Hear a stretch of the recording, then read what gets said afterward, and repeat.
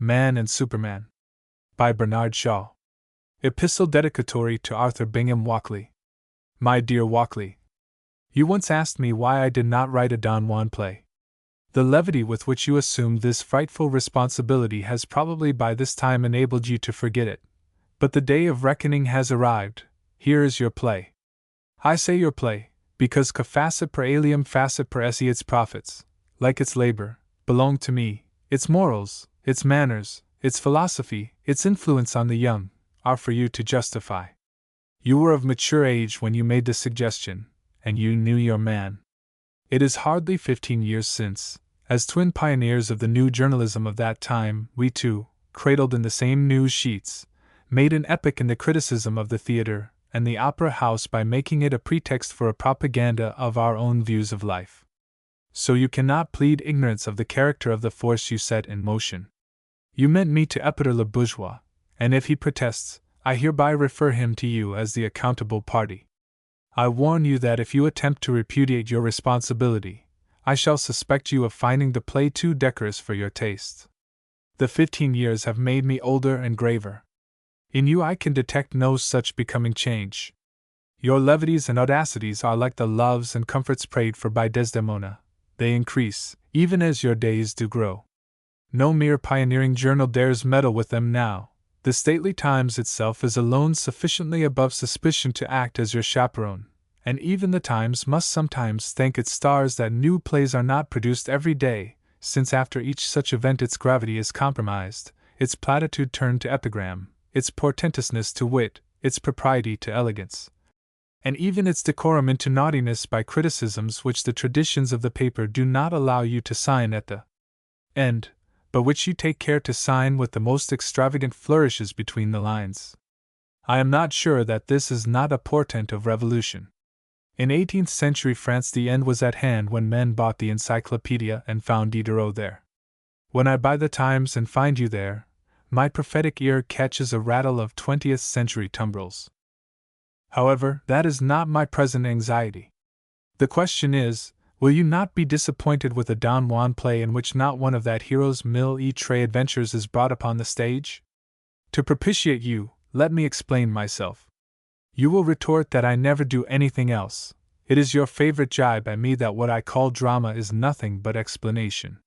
But you must not expect me to adopt your inexplicable, fantastic, petulant, fastidious ways. You must take me as I am, a reasonable, patient, consistent, apologetic, laborious person, with the temperament of a schoolmaster and the pursuits of a vestryman. No doubt that literary knack of mine which happens to amuse the British public distracts attention from my character, but the character is there none the less, solid as bricks. I have a conscience, and conscience is always anxiously explanatory. You, on the contrary, feel that a man who discusses his conscience is much like a woman who discusses her modesty.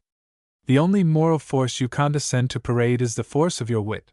The only demand you make in public is the demand of your artistic temperament for symmetry, elegance, style, grace, refinement, and the cleanliness which comes next to godliness if not before it. But my conscience is the genuine pulpit article. It annoys me to see people comfortable when they ought to be uncomfortable, and I insist on making them think in order to bring them to conviction of sin. If you don't like my preaching you must lump it. I really cannot help it. In the preface to my plays for Puritans I explained the predicament of our contemporary English drama, forced to deal almost exclusively with cases of sexual attraction, and yet forbidden to exhibit the incidents of that attraction, or even to discuss its nature.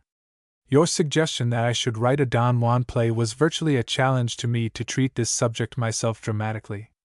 The challenge was difficult enough to be worth accepting, because, when you come to think of it, though we have plenty of dramas with heroes and heroines who are in love and must accordingly marry or perish at the end of the play, or about people whose relations with one another have been complicated by the marriage laws, not to mention the looser sort of plays which trade on the tradition that illicit love affairs are at once vicious and delightful, we have no modern English plays in which the natural attraction of the sexes for one another is made the mainspring of the action. That is why we insist on beauty in our performers, differing herein from the countries our friend William Archer holds up as examples of seriousness to our childish theaters. They're the Juliets and Isoldas, the Romeos and Tristans, might be our mothers and fathers. Not so the English actress. The heroine she impersonates is not allowed to discuss the elemental relations of men and women, all her romantic twaddle about novelet-made love, all her purely legal dilemmas as to whether she was married or betrayed, quite miss our hearts and worry our minds. To console ourselves we must just look at her. We do so, and her beauty feeds our starving emotions. Sometimes we grumble ungallantly at the lady because she does not act as well as she looks. But in a drama which, with all its preoccupation with sex, is really void of sexual interest, good looks are more desired than histrionic skill. Let me press this point on you, since you are too clever to raise the fool's cry of paradox whenever I take hold of a stick by the right instead of the wrong end. Why are our occasional attempts to deal with the sex problem on the stage so repulsive and dreary that even those who are most determined that sex questions shall be held open and their discussion kept free, cannot pretend to relish these joyless attempts at social sanitation? Is it not because at bottom they are utterly sexless? What is the usual formula for such plays? A woman has, on some past occasion, been brought into conflict with the law which regulates the relations of the sexes. A man, by falling in love with her, or marrying her, is brought into conflict with the social convention which discountenances the woman. Now the conflicts of individuals with law and convention can be dramatized like all other human conflicts, but they are purely judicial, and the fact that we are much more curious about the suppressed relations between the man and the woman than about the relations between both in our courts of law and private juries of matrons, produces that sensation of evasion, of dissatisfaction, of fundamental irrelevance, of shallowness, of useless disagreeableness, of total failure to edify and partial failure to interest, which is as familiar to you in the theaters as it was to me when I, too, frequented those uncomfortable buildings, and found our popular playwrights in the mind to, as they thought, emulate Ibsen. I take it that when you asked me for a Don Juan play you did not want that sort of thing. Nobody does. The successes such plays sometimes obtain are due to the incidental conventional melodrama with which the experienced popular author instinctively saves himself from failure. But what did you want? Owing to your unfortunate habit, you now, I hope, feel its inconvenience of not explaining yourself. I have had to discover this for myself. First, then, I have had to ask myself, what is a Don Juan? Vulgarly, a libertine. But your dislike of vulgarity is pushed to the length of a defect. Universality of character is impossible without a share of vulgarity, and even if you could acquire the taste, you would find yourself overfed from ordinary sources without troubling me. So I took it that you demanded a Don Juan in the philosophic sense. Philosophically, Don Juan is a man who, though gifted enough to be exceptionally capable of distinguishing between good and evil, follows his own instincts without regard to the common statute, or canon law, and therefore, whilst gaining the ardent sympathy of our rebellious instincts, which are flattered by the brilliancies with which Don Juan associates them, finds himself in mortal conflict with existing institutions, and defends himself by fraud and farce as unscrupulously as a farmer defends his crops by the same means against vermin. The prototypic Don Juan, invented early in the 16th century by a Spanish monk, was presented, according to the ideas of that time, as the enemy of God, the approach of whose vengeance is felt throughout the drama, growing in menace from minute to minute. No anxiety is caused on Don Juan's account by any minor antagonist. He easily eludes the police, temporal and spiritual, and when an indignant father seeks private redress with the sword, Don Juan kills him without an effort. Not until the slain father returns from heaven as the agent of God, in the form of his own statue, does he prevail against his slayer and cast him into hell. The moral is a monkish one: repent and reform now, for tomorrow it may be too late. This is really the only point on which Don Juan is skeptical, for he is a devout believer in an ultimate hell, and risks damnation only because, as he is young, it seems so far off that repentance can be postponed until he has amused himself to his heart's content. But the lesson intended by an author is hardly ever the lesson the world chooses to learn from his book. What attracts and impresses us in El Burlador de Sevilla is not the immediate urgency of repentance, but the heroism of daring to be the enemy of God. From Prometheus to my own devil's disciple, such enemies have always been popular. Don Juan became such a pet that the world could not bear his damnation. It reconciled him sentimentally to God in a second version, and clamored for his canonization for a whole century, thus treating him as English journalism has treated that comic foe of the gods, Punch. Moliere's Don Juan casts back to the original in point of impenitence, but in piety he falls off greatly. True, he also proposes to repent, but in what terms? Oui, ma foi. Il faut se amender. Encore vingt ou trente ans de cette vie ci, et plus nous songerons à nous. After Molière comes the artist and chanter, the master of masters, Mozart, who reveals the hero's spirit in magical harmonies, elfin tones, and elate darting rhythms as of summer lightning made audible. Here you have freedom in love and in morality mocking exquisitely at slavery to them, and interesting you, attracting you, tempting you, inexplicably forcing you to range the hero with his enemy the statue on a transcendent plane, leaving the prudish daughter and her priggish lover on a crockery shelf below to live piously ever after. After these completed works, Byron's fragment does not count for much philosophically. Our vagabond libertines are no more interesting from that point of view than the sailor who has a wife in every port, and Byron's hero is, after all, only a vagabond libertine. And he is dumb. He does not discuss himself with his Gennaro Leporello or with the fathers or brothers of his mistresses. He does not even, like Casanova, tell his own story. In fact, he is not a true Don Juan at all, for he is no more an enemy of God than any romantic and adventurous young sower of wild oats. Had you and I been in his place at his age, who knows whether we might not have done as he did, unless indeed your fastidiousness had saved you from the Empress Catherine. Byron was as little of a philosopher as Peter the Great. Both were instances of that rare and useful, but unedifying variation, an energetic genius born without the prejudices or superstitions of his contemporaries. The resultant and scrupulous freedom of thought made Byron a greater poet than Wordsworth, just as it made Peter a greater king than George III. But as it was, after all, only a negative qualification, it did not prevent Peter from being an appalling blackguard and an arrant poltroon, nor did it enable Byron to become a religious force like Shelley. Let us, then, leave Byron's Don Juan out of account. Mozart's is the last of the true Don Juans, for by the time he was of age, his cousin Faust had, in the hands of Goethe, taken his place and carried both his warfare and his reconciliation with the gods far beyond mere lovemaking into politics, high art, schemes for reclaiming new continents from the ocean, and recognition of an eternal womanly principle in the universe. Goethe's Faust and Mozart's Don Juan were the last words of the 18th century on the subject, and by the time the polite critics of the 19th century, ignoring William Blake as superficially as the 18 had ignored Hogarth or the 17 Bunyan, had got past the Dickens Macaulay Dumas Guizot stage and the Stendhal Meredith Turgenev stage, and were confronted with philosophic fiction by such pens as Ibsen's and Tolstoy's, Don Juan had changed his sex and become Donna Juana, breaking out of the doll's house and asserting herself as an individual instead of a mere item in a moral pageant. Now it is all very well for you at the beginning of the XX century to ask me for a Don Juan play, but you will see from the foregoing survey that Don Juan is a full century out of date for you and for me, and if there are millions of less literate people who are still in the 18th century, have they not Molière and Mozart, upon whose art no human hand can improve? You would laugh at me if at this time of day I dealt in duels and ghosts, and womanly women.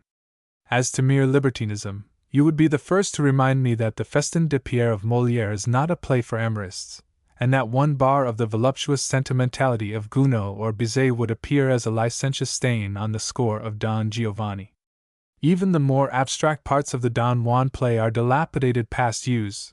For instance, Don Juan's supernatural antagonists hurled those who refused to repent into lakes of burning brimstone, there to be tormented by devils with horns and tails. Of that antagonist, and of that conception of repentance, how much is left that could be used in a play by me dedicated to you? On the other hand, those forces of middle-class public opinion which hardly existed for a Spanish nobleman in the days of the first Don Juan, are now triumphant everywhere. Civilized society is one huge bourgeoisie. No nobleman dares now shock his greengrocer. The women, marchesing, principess, camerier, citadine, and all, are become equally dangerous, The sex is aggressive, powerful. When women are wronged, they do not group themselves pathetically to sing Protega il justo cielo. They grasp formidable legal and social weapons and retaliate. Political parties are wrecked and public careers undone by a single indiscretion. A man had better have all the statues in London to supper with him, ugly as they are, than be brought to the bar of the nonconformist conscience by Donna Elvira. Excommunication has become almost as serious a business as it was in the X century. As a result, man is no longer, like Don Juan, victor in the duel of sex. Whether he has ever really been may be doubted. At all events, the enormous superiority of woman's natural position in this matter is telling with greater and greater force. As to pulling the nonconformist conscience by the beard as Don Juan plucked the beard of the commandant's statue in the convent of San Francisco, that is out of the question nowadays. Prudence and good manners alike forbid it to a hero with any mind. Besides, it is Don Juan's own beard that is in danger of plucking. Far from relapsing into hypocrisy, as Gennaro feared, he has unexpectedly discovered a moral in his immorality. The growing recognition of his new point of view is heaping responsibility on him. His former jest he has had to take as seriously as I have had to take some of the jests of Mr. W. S. Gilbert. His skepticism, once his least tolerated quality, has now triumphed so completely that he can no longer assert himself by witty negations, and must, to save himself from cipherdom, find an affirmative position. His 1003 affairs of gallantry, after becoming, at most, two immature intrigues leading to sordid and prolonged complications and humiliations, have been discarded altogether as unworthy of his philosophic dignity and compromising to his newly acknowledged position as the founder of a school. Instead of pretending to read Ovid, he does actually read Schopenhauer and Nietzsche, studies Westermarck, and is concerned for the future of the race instead of for the freedom of his own instincts. Thus his profligacy and his daredevil airs have gone the way of his sword and mandolin into the rag shop of anachronisms and superstitions. In fact, he is now more Hamlet than Don Juan, for though the lines put into the actor's mouth to indicate to the pit that Hamlet is a philosopher are for the most part mere harmonious platitude which, with a little debasement of the word music, would be proper to Pecksniff, yet if you separate the real hero, inarticulate and unintelligible to himself except in flashes of inspiration, from the performer who has to talk at any cost through 5 acts, and if you also do what you must always do in Shakespeare's tragedies, that is, dissect out the absurd sensational incidents and physical violences of the borrowed story from the genuine Shakespearean tissue, you will get a true Promethean foe of the gods, whose instinctive attitude towards women much resembles that to which Don Juan is now driven. From this point of view, Hamlet was a developed Don Juan whom Shakespeare palmed off as a reputable man just as he palmed poor Macbeth off as a murderer. Today the palming off is no longer necessary, at least on your plane and mine, because Don Juanism is no longer misunderstood as mere Casanovism.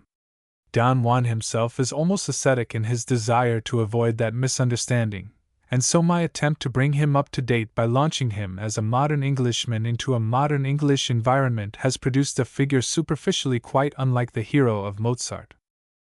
And yet I have not the heart to disappoint you wholly of another glimpse of the Mozartian Disolito Punito and his antagonist the statue. I feel sure you would like to know more of that statue, to draw him out when he is off duty, so to speak. To gratify you, I have resorted to the trick of the strolling theatrical manager who advertises the pantomime of Sinbad the Sailor with a stock of second-hand picture posters designed for Ali Baba. He simply thrusts a few oil jars into the Valley of Diamonds, and so fulfills the promise held out by the hoardings to the public eye. I have adapted this simple device to our occasion by thrusting into my perfectly modern 3-act play a totally extraneous act in which my hero, enchanted by the air of the Sierra, has a dream in which his Mozartian ancestor appears and philosophizes at great length in a Shavio-Socratic dialogue with the lady, the statue, and the devil. But this pleasantry is not the essence of the play. Over this essence I have no control. You propound a certain social substance, sexual attraction to wit, for dramatic distillation, and I distill it for you. I do not adulterate the product with aphrodisiacs nor dilute it with romance and water, for I am merely executing your commission, not producing a popular play for the market. You must therefore, unless, like most wise men, you read the play first and the preface afterwards, prepare yourself to face a trumpery story of modern London life, a life in which, as you know, the ordinary man's main business is to get means to keep up the position and habits of a gentleman, and the ordinary woman's business is to get married. In 9,999 cases out of 10,000, you can count on their doing nothing, whether noble or base, that conflicts with these ends, and that assurance is what you rely on as their religion, their morality, their principles, their patriotism, their reputation, their honor, and so forth. On the whole, this is a sensible and satisfactory foundation for society. Money means nourishment and marriage means children, and that men should put nourishment first and women children first is, broadly speaking, the law of nature and not the dictate of personal ambition. The secret of the prosaic man's success, such as it is the simplicity with which he pursues these ends. The secret of the artistic man's failure, such as that is the versatility with which he strays in all directions after secondary ideals. The artist is either a poet or a scalawag. As poet, he cannot see, as the prosaic man does, that chivalry is at bottom only romantic suicide. As scalawag, he cannot see that it does not pay to sponge and beg and lie and brag and neglect his person. Therefore do not misunderstand my plain statement of the fundamental constitution of London society as an Irishman's reproach to your nation. From the day I first set foot on this foreign soil I knew the value of the prosaic qualities of which Irishmen teach Englishmen to be ashamed, as well as I knew the vanity of the poetic qualities of which Englishmen teach Irishmen to be proud. For the Irishman instinctively disparages the quality which makes the Englishman dangerous to him, and the Englishman instinctively flatters the fault that makes the Irishman harmless and amusing to him. What is wrong with the prosaic Englishman is what is wrong with the prosaic men of all countries: stupidity. The vitality which places nourishment and children first, heaven and hell a somewhat remote second, and the health of society as an organic whole nowhere, may muddle successfully through the comparatively tribal stages of gregariousness.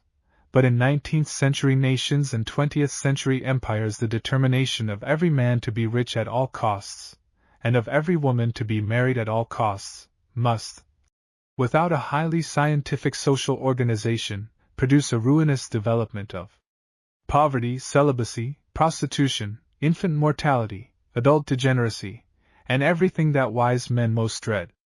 In short, there is no future for men, however brimming with crude vitality, who are either intelligent nor politically educated enough to be socialists.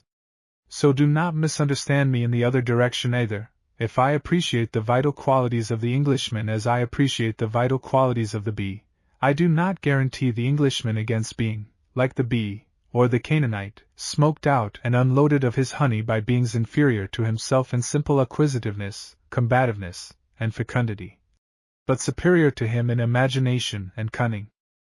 The Don Juan play, however, is to deal with sexual attraction, and not with nutrition, and to deal with it in a society in which the serious business of sex is left by men to women, as the serious business of nutrition is left by women to men. That the men, to protect themselves against the too aggressive prosecution of the women's business, have set up a feeble romantic convention that the initiative in sex business must always come from the man, is true, but the pretense is so shallow that even in the theater, that last sanctuary of unreality, it imposes only on the inexperienced. In Shakespeare's plays the woman always takes the initiative. In his problem plays and his popular plays alike the love interest is the interest of seeing the woman hunt the man down. She may do it by blandishment, like Rosalind, or by stratagem, like Mariana, but in every case the relation between the woman and the man is the same. She is the pursuer and contriver, he the pursued and disposed of.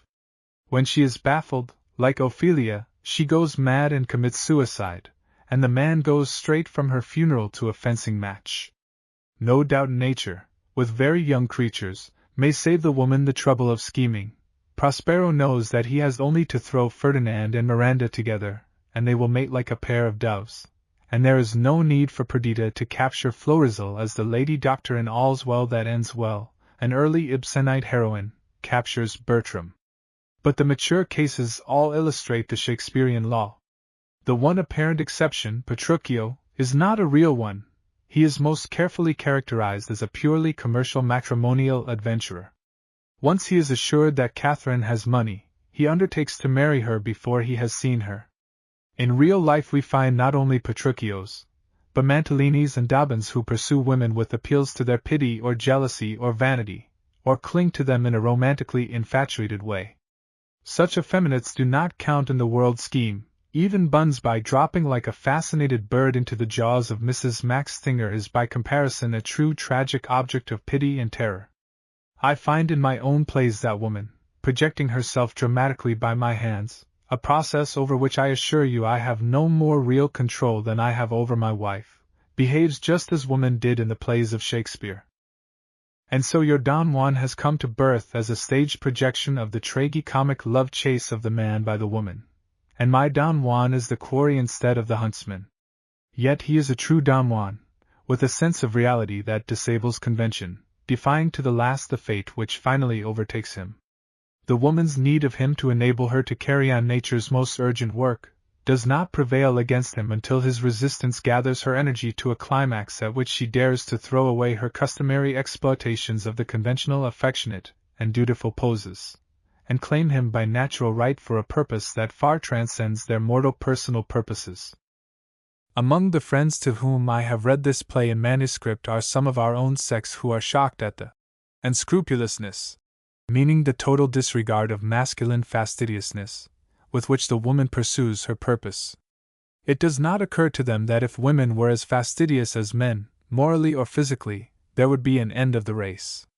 Is there anything meaner than to throw necessary work upon other people and then disparage it as unworthy and indelicate?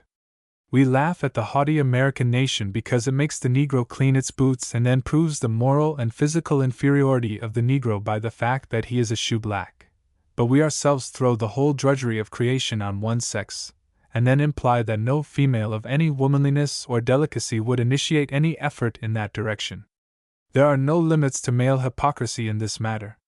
No doubt there are moments when man's sexual immunities are made acutely humiliating to him.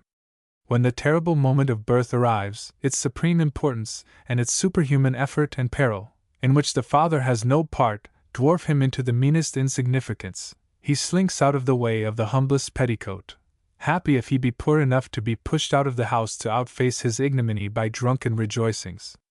But when the crisis is over he takes his revenge, swaggering as the breadwinner, and speaking of woman's sphere, with condescension, even with chivalry, as if the kitchen and the nursery were less important than the office in the city. When his swagger is exhausted he drivels into erotic poetry or sentimental uxoriousness, and the Tennysonian King Arthur posing as Guinevere becomes Don Quixote groveling before Dulcinea. You must admit that here nature beats comedy out of the field. The wildest hominist or feminist farce is insipid after the most commonplace slice of life. The pretense that women do not take the initiative is part of the farce. Why, the whole world is strewn with snares, traps, gins, and pitfalls for the capture of men by women. Give women the vote, and in 5 years there will be a crushing tax on bachelors. Men, on the other hand, attach penalties to marriage, depriving women of property, of the franchise, of the free use of their limbs, of that ancient symbol of immortality, the right to make oneself at home in the house of God by taking off the hat, of everything that he can force woman to dispense with without compelling himself to dispense with her. All in vain. Woman must marry because the race must perish without her travail. If the risk of death and the certainty of pain, danger, and unutterable discomforts cannot deter her, slavery and swaddled ankles will not.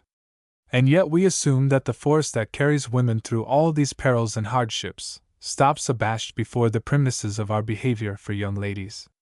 It is assumed that the woman must wait, motionless, until she is wooed.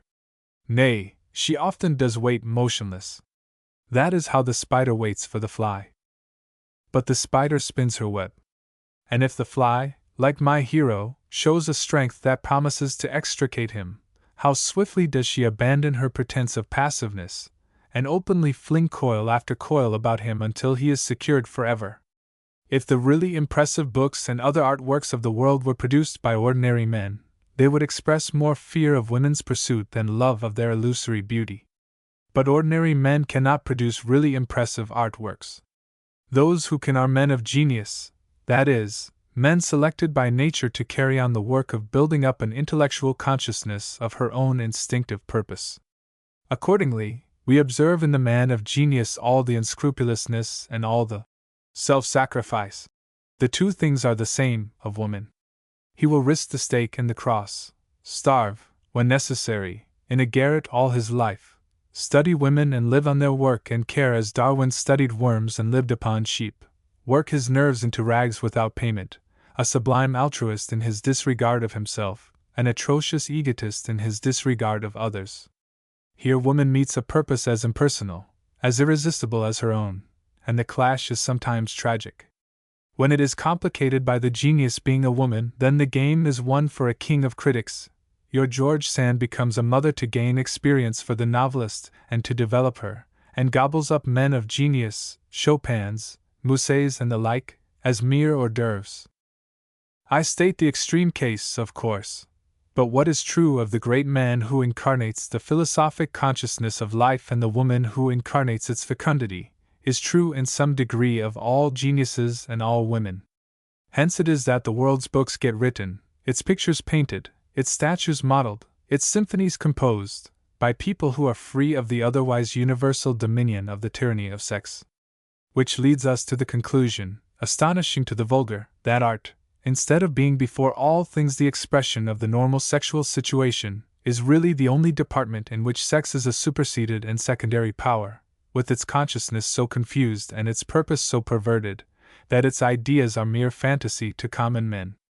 Whether the artist becomes poet or philosopher, moralist or founder of a religion, his sexual doctrine is nothing but a barren special pleading for pleasure, excitement, and knowledge when he is young, and for contemplative tranquility when he is old and satiated.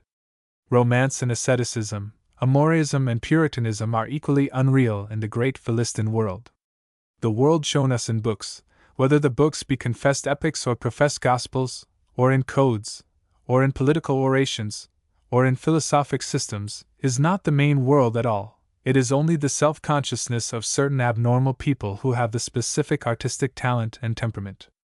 A serious matter this for you and me, because the man whose consciousness does not correspond to that of the majority is a madman, and the old habit of worshipping madmen is giving way to the new habit of locking them up.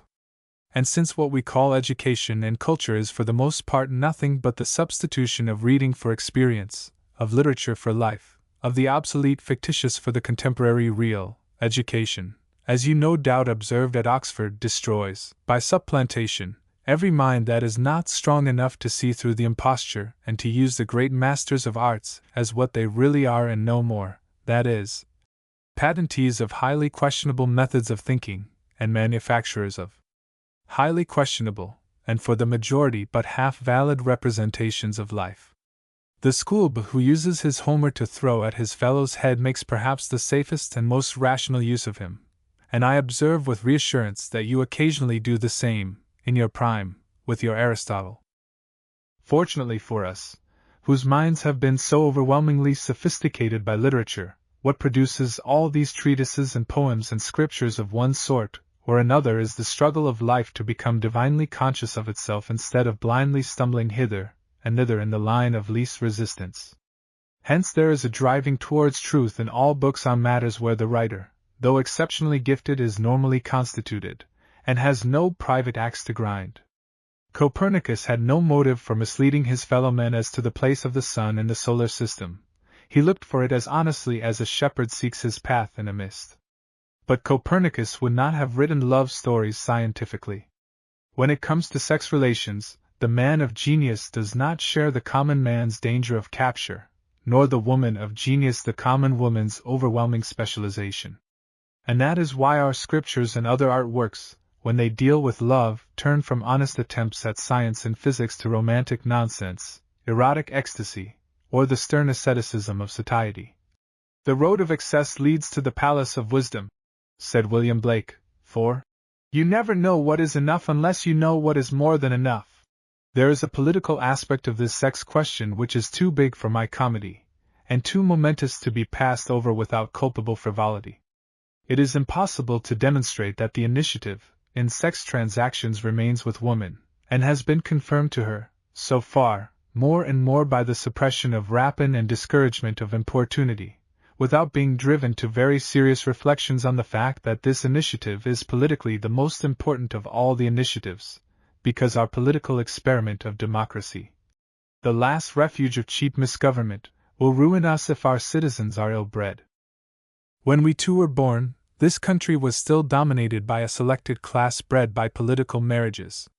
The commercial class had not then completed the first 25 years of its new share of political power, and it was itself selected by money qualification, and bred, if not by political marriage, at least by a pretty rigorous class marriage.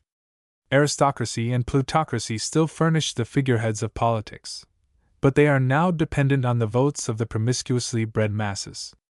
And this, if you please, at the very moment when the political problem, having suddenly ceased to mean a very limited and occasional interference, mostly by way of jobbing public appointments, in the mismanagement of a tight but parochial little island, with occasional meaningless prosecution of dynastic wars, has become the industrial reorganization of Britain, the construction of a practically international commonwealth, and the partition of the whole of Africa and perhaps the whole of Asia by the civilized powers.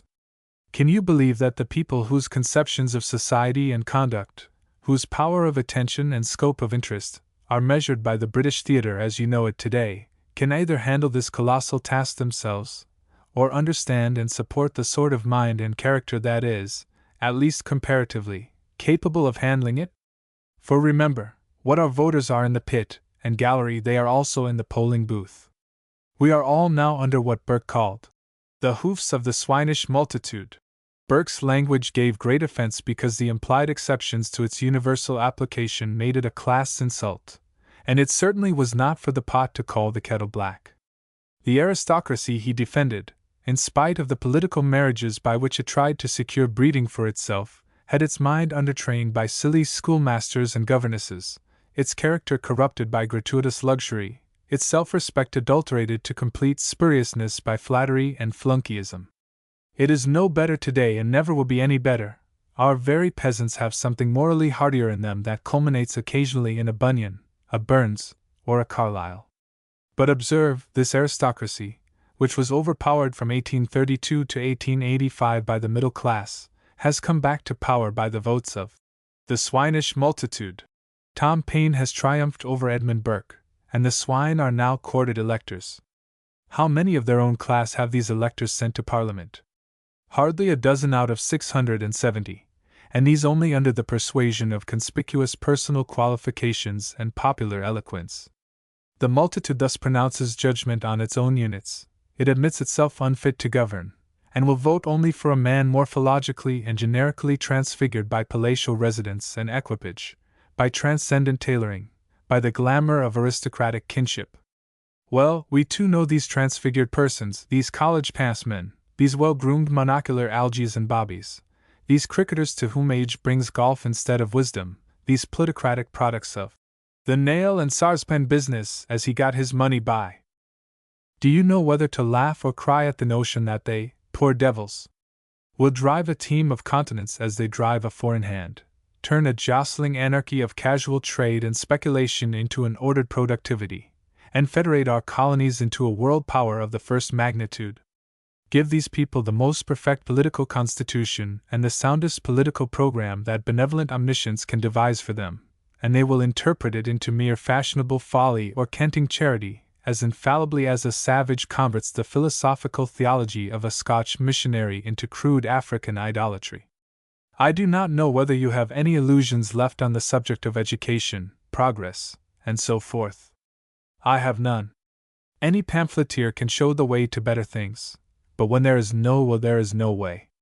My nurse was fond of remarking that you cannot make a silk purse out of a sow's ear, and the more I see of the efforts of our churches and universities and literary sages to raise the mass above its own level, the more convinced I am that my nurse was right.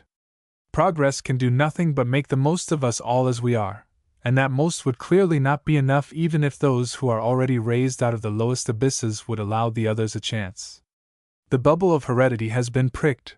The certainty that acquirements are negligible as elements in practical heredity has demolished the hopes of the educationists, as well as the terrors of the degeneracy mongers. And we know now that there is no hereditary governing class, any more than a hereditary hooliganism.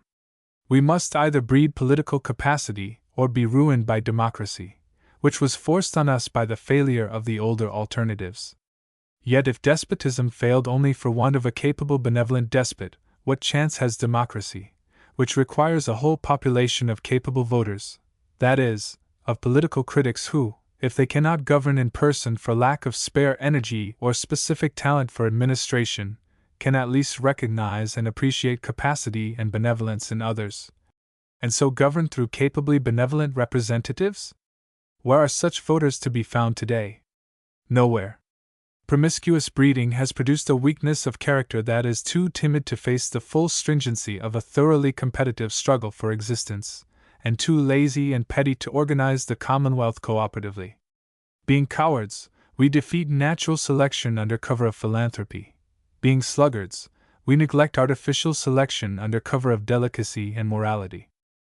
Yet we must get an electorate of capable critics or collapse as Rome and Egypt collapsed. At this moment the Roman decadent phase of panem et circenses is being inaugurated under our eyes. Our newspapers and melodramas are blustering about our imperial destiny, but our eyes and hearts turn eagerly to the American millionaire. As his hand goes down to his pocket, our fingers go up to the brims of our hats by instinct. Our ideal prosperity is not the prosperity of the industrial North, but the prosperity of the Isle of Wight, of Folkestone and Ramsgate, of Nice and Monte Carlo.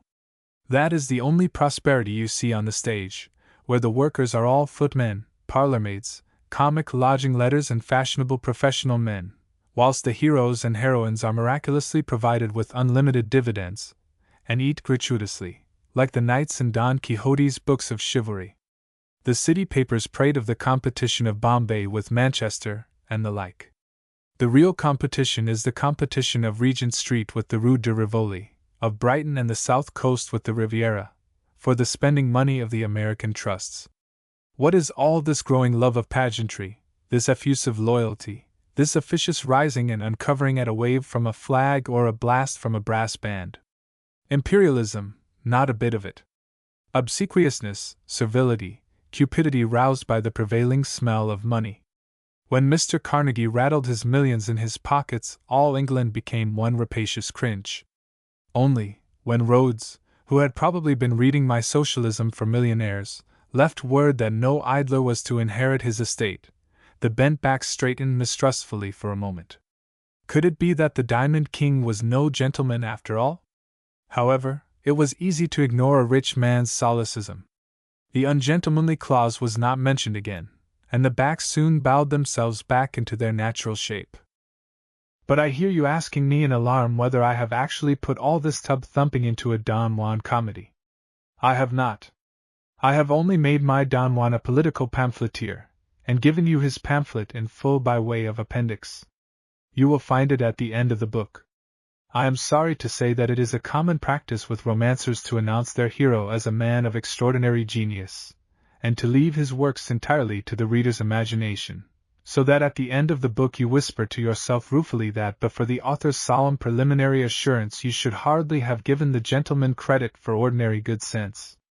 You cannot accuse me of this pitiable barrenness, this feeble evasion. I not only tell you that my hero wrote a revolutionist's handbook, I give you the handbook at full length for your edification if you care to read it.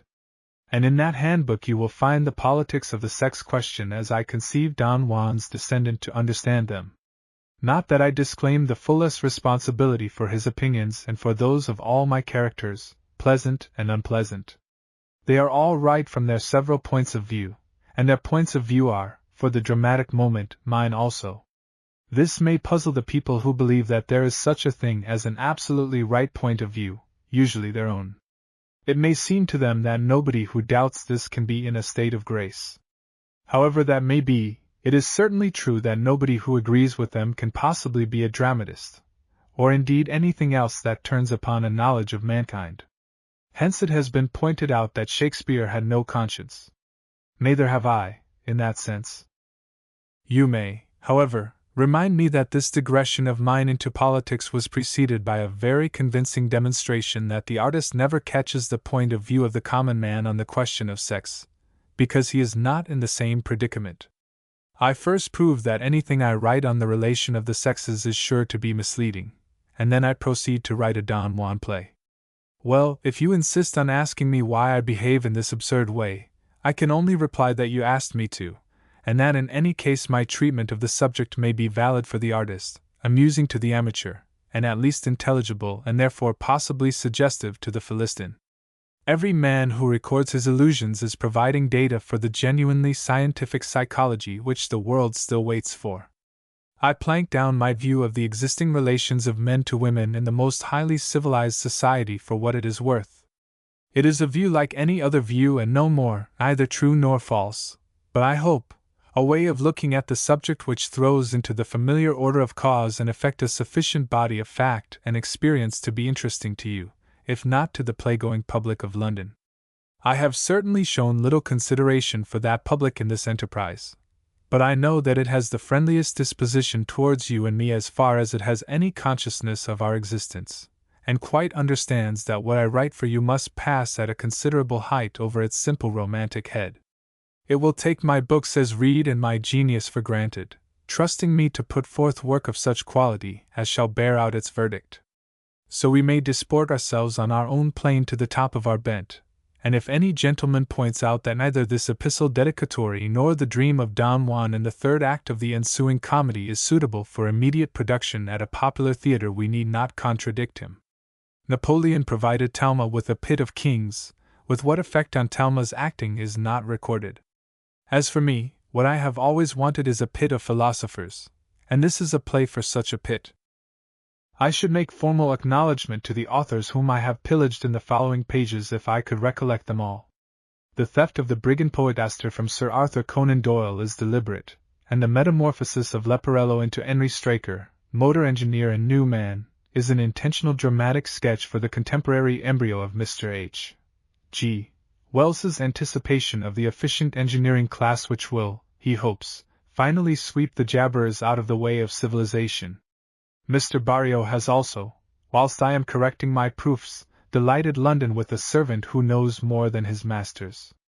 The conception of Mendoza Limited I trace back to a certain West Indian colonial secretary, who, at a period when he and I and Mr. Sidney Webb were sowing our political wild oats as a sort of Fabian Three Musketeers, without any prevision of the surprising respectability of the crop that followed, recommended Webb, the encyclopedic and inexhaustible, to form himself into a company for the benefit of the shareholders.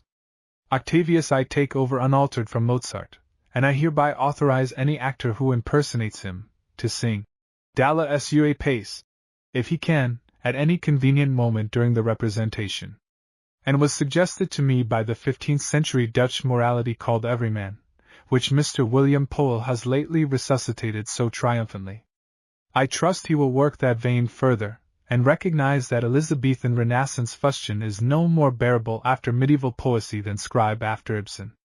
As I sat watching Everyman at the Charterhouse, I said to myself, why not every woman? And was the result, every woman is not an, but an is every woman. That the author of Everyman was no mere artist, but an artist-philosopher, and that the artist-philosophers are the only sort of artists I take quite seriously, will be no news to you. Even Plato and Boswell, as the dramatists who invented Socrates and D.R. Johnson, impress me more deeply than the romantic playwrights. Ever since, as a boy, I first breathed the air of the transcendental regions at a performance of Mozart's Zauberflöte, I have been proof against the garish splendors and alcoholic excitements of the ordinary stage combinations of Tappertitian romance with the police intelligence. Bunyan, Blake, Hogarth and Turner, these four apart, and above all the English classics, Goethe, Shelley, Schopenhauer, Wagner, Ibsen, Morris, Tolstoy, and Nietzsche are among the writers whose peculiar sense of the world I recognize as more or less akin to my own. Mark the word peculiar. I read Dickens and Shakespeare without shame or stint, but their pregnant observations and demonstrations of life are not coordinated into any philosophy or religion. On the contrary, Dickens's sentimental assumptions are violently contradicted by his observations, and Shakespeare's pessimism is only his wounded humanity. Both have the specific genius of the fictionist and the common sympathies of human feeling and thought in preeminent degree. They are often saner and shrewder than the philosophers, just as Sancho Panza was often saner and shrewder than Don Quixote. They clear away vast masses of oppressive gravity by their sense of the ridiculous, which is at bottom a combination of sound moral judgment with light-hearted good humor. But they are concerned with the diversities of the world instead of with its unities. They are so irreligious that they exploit popular religion for professional purposes without delicacy or scruple, for example, Sidney Carton and the Ghost in Hamlet. They are anarchical, and cannot balance their exposures of Angelo and Dogberry, Sir Leicester Dedlock and Mr. Tite Barnacle, with any portrait of a prophet or a worthy leader. They have no constructive ideas. They regard those who have them as dangerous fanatics. In all their fictions there is no leading thought or inspiration for which any man could conceivably risk the spoiling of his hat in a shower, much less his life. Both are alike forced to borrow motives for the more strenuous actions of their personages from the common stockpot of melodramatic plots, so that Hamlet has to be stimulated by the prejudices of a policeman and Macbeth by the cupidities of a bushranger. Dickens, without the excuse of having to manufacture motives for Hamlets and Macbeths, superfluously punt his crew down the stream of his monthly parts by mechanical devices which I leave you to describe, my own memory being quite baffled by the simplest question as to Monks and Oliver Twist, or the long-lost parentage of Smike, or the relations between the Dorrit and Clenham families so inopportunely discovered by Monsieur Rigaud Blondois. The truth is, the world was to Shakespeare a great stage of fools, on which he was utterly bewildered. He could see no sort of sense in living at all, and Dickens saved himself from the despair of the dream in the Chimes by taking the world for granted and busying himself with its details. Neither of them could do anything with a serious positive character. They could place a human figure before you with perfect verisimilitude, but when the moment came for making it live and move, they found, unless it made them laugh, that they had a puppet on their hands, and had to invent some artificial external stimulus to make it work. This is what is the matter with Hamlet all through. He has no will except in his bursts of temper. Foolish bartelaters make a virtue of this after their fashion. They declare that the play is the tragedy of irresolution.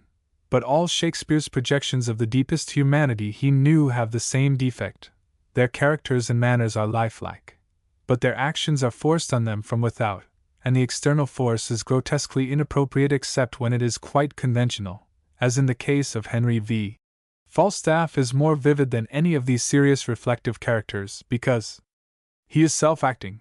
His motives are his own appetites and instincts and humors. Richard III, too, is delightful as the whimsical comedian who stops a funeral to make love to the corpse's widow. But when, in the next act, he is replaced by a stage villain who smothers babies and offs with people's heads, we are revolted at the imposture and repudiate the changeling. Falconbridge, Coriolanus, Leontes are admirable descriptions of instinctive temperaments.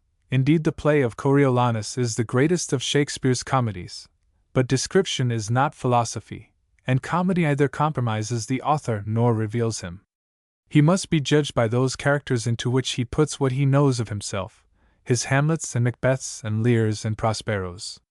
If these characters are agonizing in a void about factitious melodramatic murders and revenges and the like, whilst the comic characters walk with their feet on solid ground, vivid and amusing, you know that the author has much to show and nothing to teach. The comparison between Falstaff and Prospero is like the comparison between Micawber and David Copperfield.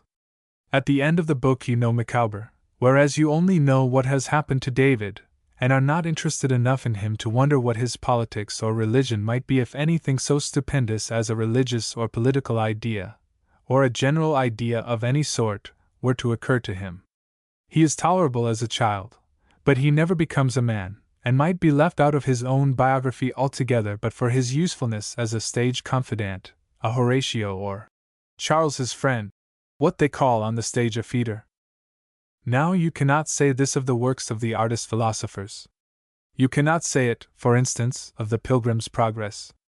Put your Shakespearean hero and coward, Henry V. in Pistol or Paroles, beside Mr. Valiant and Mr. Fearing, and you have a sudden revelation of the abyss that lies between the fashionable author who could see nothing in the world but personal aims and the tragedy of their disappointment, or the comedy of their incongruity, and the field preacher who achieved virtue and courage by identifying himself with the purpose of the world as he understood it. The contrast is enormous. Bunyan's coward stirs your blood more than Shakespeare's hero, who actually leaves you cold and secretly hostile. You suddenly see that Shakespeare, with all his flashes and divinations, never understood virtue and courage, never conceived how any man who was not a fool could, like Bunyan's hero, look back from the brink of the river of death over the strife and labor of his pilgrimage, and say, "Yet do I not repent me," or, with the panache of a millionaire, bequeath my sword to him that shall succeed me in my pilgrimage, and my courage and skill to him that can get it. This is the true joy in life, the being used for a purpose recognized by yourself as a mighty one, the being thoroughly worn out before you are thrown on the scrap heap, the being a force of nature instead of a feverish, selfish little clod of ailments and grievances complaining that the world will not devote itself to making you happy. And also the only real tragedy in life is the being used by personally minded men for purposes which you recognize to be base.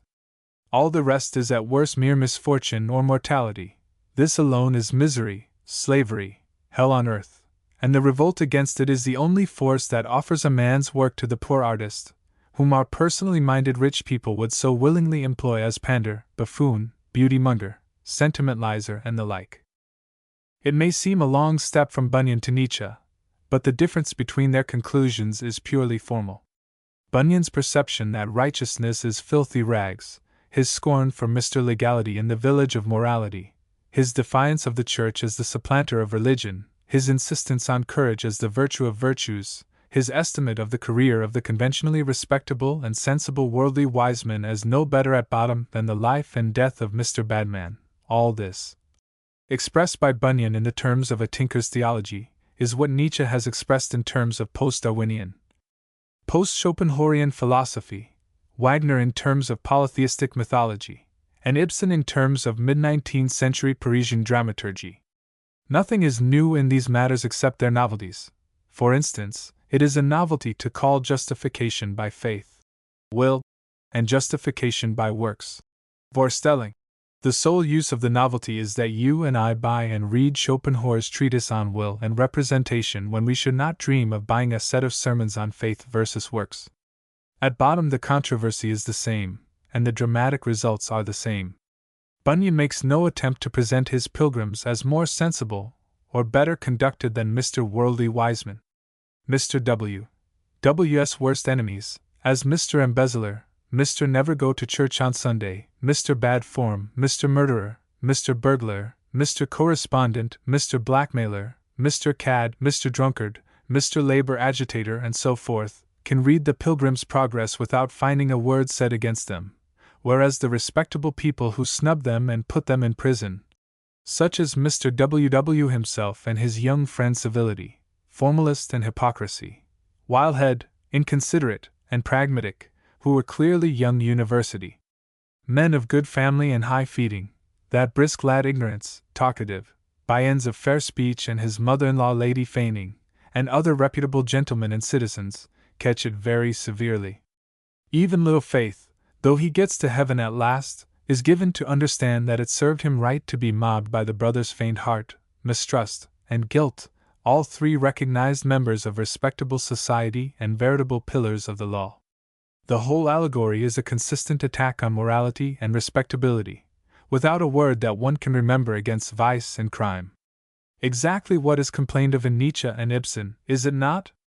And also exactly what would be complained of in all the literature which is great enough and old enough to have attained canonical rank, officially or unofficially, were it not that books are admitted to the canon by a compact which confesses their greatness in consideration of abrogating their meaning, so that the Reverend Rector can agree with the prophet Micah as to his inspired style without being committed to any complicity in Micah's furiously radical opinions. Why, even I, as I force myself, pen in hand, into recognition and civility, find all the force of my onslaught destroyed by a simple policy of non-resistance. In vain do I redouble the violence of the language in which I proclaim my heterodoxies. I rail at the theistic credulity of Voltaire, the amoristic superstition of Shelley, the revival of tribal soothsaying and idolatrous rites which Huxley called science and mistook for an advance on the Pentateuch, no less than at the welter of ecclesiastical and professional humbug which saves the face of the stupid system of violence and robbery which we call law and industry.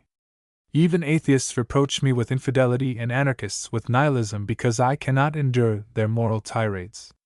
And yet, instead of exclaiming, "Send this inconceivable Satanist to the stake," the respectable newspapers pith me by announcing, "Another book by this brilliant and thoughtful writer," and the ordinary citizen, knowing that an author who is well spoken of by a respectable newspaper must be all right, reads me, as he reads Micah, with undisturbed edification from his own point of view. It is narrated that in the 1870s an old lady, a very devout Methodist, moved from Colchester to a house in the neighborhood of the City Road, in London, where, mistaking the Hall of Science for a chapel, she sat at the feet of Charles Bradlaugh for many years, entranced by his eloquence, without questioning his orthodoxy or molting a feather of her faith. I fear I small be defrauded of my just martyrdom in the same way. However, I am digressing, as a man with a grievance always does. And after all, the main thing in determining the artistic quality of a book is not the opinions it propagates, but the fact that the writer has opinions. The old lady from Colchester was right to sun her simple soul in the energetic radiance of Bradlaugh's genuine beliefs and disbeliefs rather than in the chill of such mere painting of light and heat as elocution and convention can achieve. My contempt for belles lettres, and for amateurs who become the heroes of the fanciers of literary virtuosity, is not founded on any illusion of mind as to the permanence of those forms of thought, call them opinions, by which I strive to communicate my bent to my fellows.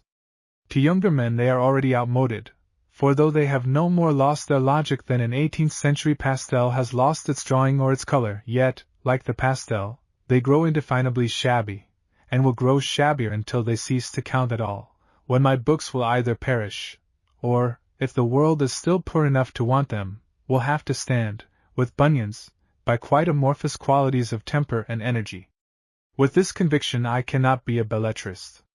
No doubt I must recognize, as even the ancient mariner did, that I must tell my story entertainingly if I am to hold the wedding guests spellbound in spite of the siren sounds of the loud bassoon. But, for art's sake, alone I would not face the toil of writing a single sentence. I know that there are men who, having nothing to say and nothing to write, are nevertheless so in love with oratory and with literature that they keep desperately repeating as much as they can understand of what others have said or written aforetime. I know that the leisurely tricks which their want of conviction leaves them free to play with the deluded and misapprehended message supply them with a pleasant parlor game which they call style. I can pity their dotage and even sympathize with their fancy. But a true original style is never achieved for its own sake. A man may pay from a shilling to a guinea, according to his means, to see, hear, or read another man's act of genius, but he will not pay with his whole life and soul to become a mere virtuoso in literature, exhibiting an accomplishment which will not even make money for him, like fiddle playing. Effectiveness of assertion is the alpha and omega of style. He who has nothing to assert has no style and can have none. He who has something to assert will go as far in power of style as its momentousness, and his conviction will carry him. Disprove his assertion after it is made, yet its style remains. Darwin has no more destroyed the style of Job nor of Handel than Martin Luther destroyed the style of Giotto. All the assertions get disproved sooner or later, and so we find the world full of a magnificent debris of artistic fossils, with the matter-of-fact credibility gone clean out of them, but the form still splendid. And that is why the old masters play the deuce with our mere susceptibles. Your Royal Academician thinks he can get the style of Giotto without Giotto's beliefs, and correct his perspective into the bargain. Your man of letters thinks he can get Bunyan's or Shakespeare's style without Bunyan's conviction or Shakespeare's apprehension, especially if he takes care not to split his infinitives. And so with your doctors of music, who, with their collections of discords duly prepared and resolved or retarded or anticipated in the manner of the great composers, think they can learn the art of Palestrina from Cherubim's treatise. All this academic art is far worse than the trade in sham antique furniture, for the man who sells me an oaken chest which he swears was made in the 13th century, though as a matter of fact he made it himself only yesterday, at least does not pretend that there are any modern ideas in it, whereas your academic copier of fossils offers them to you as the latest outpouring of the human spirit, and worst of all, kidnaps young people as pupils and persuades them that his limitations are rules, his observances dexterities, his timidities good taste, and his emptinesses purities. And when he declares that art should not be didactic, all the people who have nothing to teach and all the people who don't want to learn agree with him emphatically. I pride myself on not being one of these susceptible. If you study the electric light with which I supply you in that Bumbledonian public capacity of mine over which you make merry from time to time, you will find that your house contains a great quantity of highly susceptible copper wire which gorges itself with electricity and gives you no light whatever. But here and there occurs a scrap of intensely insusceptible, intensely resistant material, and that stubborn scrap grapples with the current and will not let it through until it has made itself useful to you as those two vital qualities of literature, light and heat. Now, if I am to be no mere copper wire amateur but a luminous author, I must also be a most intensely refractory person, liable to go out and to go wrong at inconvenient moments, and with incendiary possibilities. These are the faults of my qualities, and I assure you that I sometimes dislike myself so much that when some irritable reviewer chances at that moment to pitch into me with zest, I feel unspeakably relieved and obliged. But I never dream of reforming, knowing that I must take myself as I am and get what work I can out of myself. All this you will understand, for there is community of material between us. We are both critics of life as well as of art, and you have perhaps said to yourself when I have passed your windows, "There, but for the grace of God go I." An awful and chastening reflection, which shall be the closing cadence of this immoderately long letter from yours faithfully, G. Bernard Shaw. Woking, 1903. Act 1. Roebuck Ramsden is in his study, opening the morning letters. The study, handsomely and solidly furnished, proclaims the man of means. Not a speck of dust is visible. It is clear that there are at least 2 housemaids and a parlor maid downstairs, and a housekeeper upstairs who does not let them spare elbow grease. Even the top of Roebuck's head is polished. On a sunshiny day he could heliograph his orders to distant camps by merely nodding. In no other respect, however, does he suggest the military man. It is in active civil life that men get his broad air of importance, his dignified expectation of deference, his determinate mouth disarmed and refined since the hour of his success by the withdrawal of opposition and the concession of comfort and precedence and power.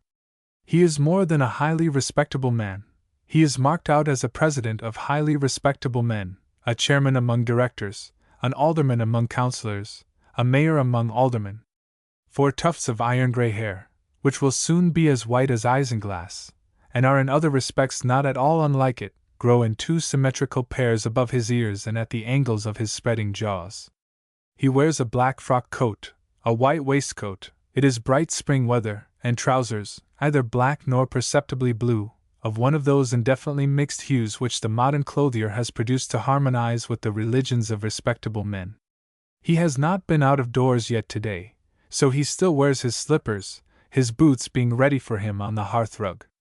Surmising that he has no valet, and seeing that he has no secretary with a shorthand notebook and a typewriter, one meditates on how little our great Burgess domesticity has been disturbed by new fashions and methods, or by the enterprise of the railway and hotel companies which sell you a Saturday to Monday of life at Folkestone as a real gentleman for 2 guineas, first-class fares both ways included. How old is Roebuck? The question is important on the threshold of a drama of ideas, for under such circumstances everything depends on whether his adolescence belonged to the 60s or to the 80s. He was born, as a matter of fact, in 1839, and was a Unitarian and free trader from his boyhood, and an evolutionist from the publication of The Origin of Species. Consequently, he has always classed himself as an advanced thinker and fearlessly outspoken reformer. Sitting at his writing table, he has on his right the windows giving on Portland Place. Through these, as through a proscenium, The curious spectator may contemplate his profile as well as the blinds will permit. On his left is the inner wall, with a stately bookcase, and the door not quite in the middle, but somewhat further from him. Against the wall opposite him are two busts on pillars, one, to his left, of John Bright, the other, to his right, of Mr. Herbert Spencer.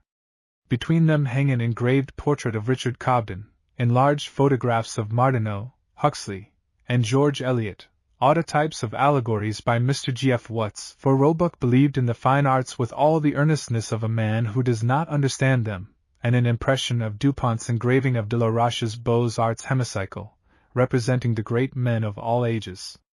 On the wall behind him, above the mantelshelf, is a family portrait of impenetrable obscurity. A chair stands near the writing table for the convenience of business visitors. Two other chairs are against the wall between the busts. A parlor maid enters with a visitor's card. Roebuck takes it, and nods, pleased. Evidently a welcome caller. Ramsden. Show him up. The parlor maid goes out and returns with the visitor. The maid. Mr. Robinson. Mr. Robinson is really an uncommonly nice-looking young fellow. He must, one thinks, be the jeune premier, for it is not in reason to suppose that a second such attractive male figure should appear in one story. The slim, shapely frame, the elegant suit of new mourning, the small head and regular features, the pretty little mustache, the frank clear eyes, the wholesome bloom and the youthful complexion, the well-brushed glossy hair, not curly, but of fine texture and good dark color, the arch of good nature in the eyebrows, the erect forehead and neatly pointed chin, all announce the man who will love and suffer later on. And that he will not do so without sympathy is guaranteed by an engaging sincerity and eager modest serviceableness which stamp him as a man of amiable nature. The moment he appears, Ramsden's face expands into fatherly liking and welcome, an expression which drops into one of decorous grief as the young man approaches him with sorrow in his face as well as in his black clothes. Ramsden seems to know the nature of the bereavement. As the visitor advances silently to the writing table, the old man rises and shakes his hand across it without a word, a long, affectionate shake which tells the story of a recent sorrow common to both. Ramsden. Concluding the handshake and cheering up, well, Octavius, it's the common lot. We must all face it someday. Sit down. Octavius takes the visitor's chair. Ramsden replaces himself in his own. Octavius. Yes, we must face it, Mr. Ramsden. But I owed him a great deal. He did everything for me that my father could have done if he had lived. Ramsden. He had no son of his own, you see. Octavius. But he had daughters, and yet he was as good to my sister as to me. And his death was so sudden. I always intended to thank him, to let him know that I had not taken all his care of me as a matter of course, as any boy takes his father's care. But I waited for an opportunity, and now he is dead, dropped without a moment's warning. He will never know what I felt.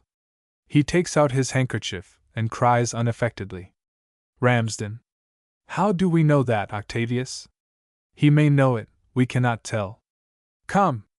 Don't grieve. Octavius masters himself, and puts up his handkerchief. That's right. Now let me tell you something to console you. The last time I saw him, it was in this very room, he said to me. Tavy is a generous lad and the soul of honor, and when I see how little consideration other men get from their sons, I realize how much better than a son he's been to me. There. Doesn't that do you good? Octavius. Mr. Ramsden, he used to say to me that he had met only one man in the world who was the soul of honor, and that was Roebuck Ramsden. Ramsden. Oh, that was his partiality. We were very old friends, you know. But there was something else he used to say about you. I wonder whether I ought to tell you or not. Octavius. You know best. Ramsden. It was something about his daughter.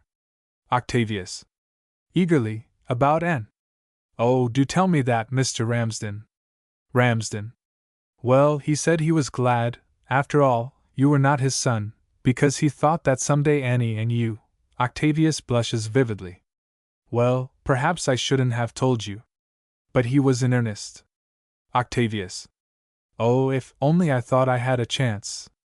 You know, Mr. Ramsden, I don't care about money or about what people call position, and I can't bring myself to take an interest in the business of struggling for them.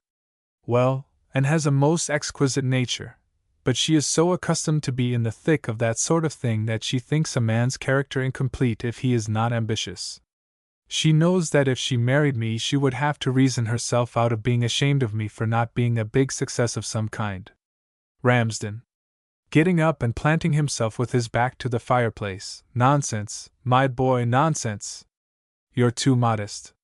What does she know about the real value of men at her age? More seriously, besides, she's a wonderfully dutiful girl. Her father's wish would be sacred to her. Do you know that since she grew up to years of discretion, I don't believe she has ever once given her own wish as a reason for doing anything or not doing it. It's always, "Father wishes me to," or "Mother wouldn't like it." It's really almost a fault in her. I have often told her she must learn to think for herself.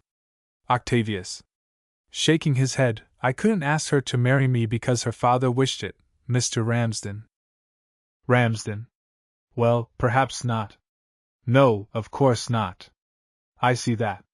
No, you certainly couldn't. But when you win her on your own merits, it will be a great happiness to her to fulfill her father's desire as well as her own. Eh? Come. You'll ask her, won't you? Octavius, with sad gaiety, at all events I promise you I shall never ask anyone else. Ramsden. Oh, you shan't need to.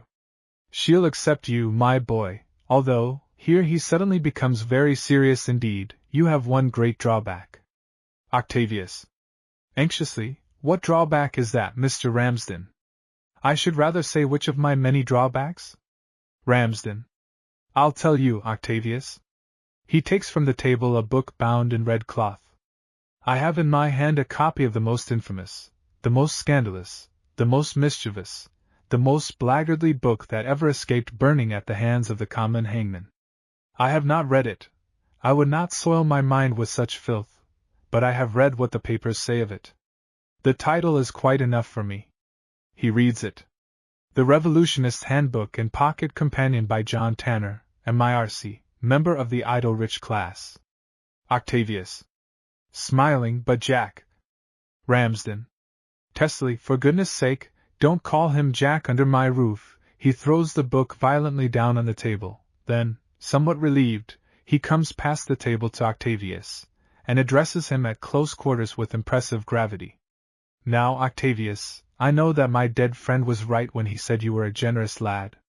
I know that this man was your schoolfellow, and that you feel bound to stand by him because there was a boyish friendship between you. But I ask you to consider the altered circumstances.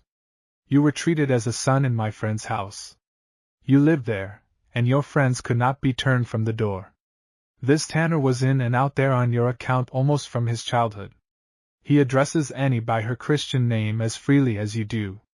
Well, while her father was alive, that was her father's business, not mine. This man Tanner was only a boy to him.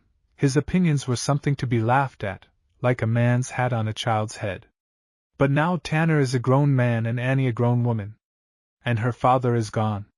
We don't as yet know the exact terms of his will, but he often talked it over with me, and I have no more doubt than I have that you're sitting there that the will appoints me Annie's trustee and guardian.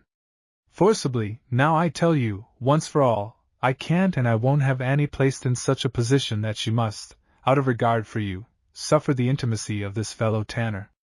It's not fair, it's not right, it's not kind. What are you going to do about it? Octavius. But Anne herself has told Jack that whatever his opinions are, he will always be welcome because he knew her dear father. Ramsden. Out of patience, that girl's mad about her duty to her parents. He starts off like a goaded ox in the direction of John Bright, in whose expression there is no sympathy for him. As he speaks, he fumes down to Herbert Spencer, who receives him still more coldly. Excuse me, Octavius, but there are limits to social toleration. You know that I am not a bigoted or prejudiced man. You know that I am plain Roebuck Ramsden when other men who have done less have got handles to their names, because I have stood for equality and liberty of conscience while they were truckling to the church and to the aristocracy. Whitefield and I lost chance after chance through our advanced opinions.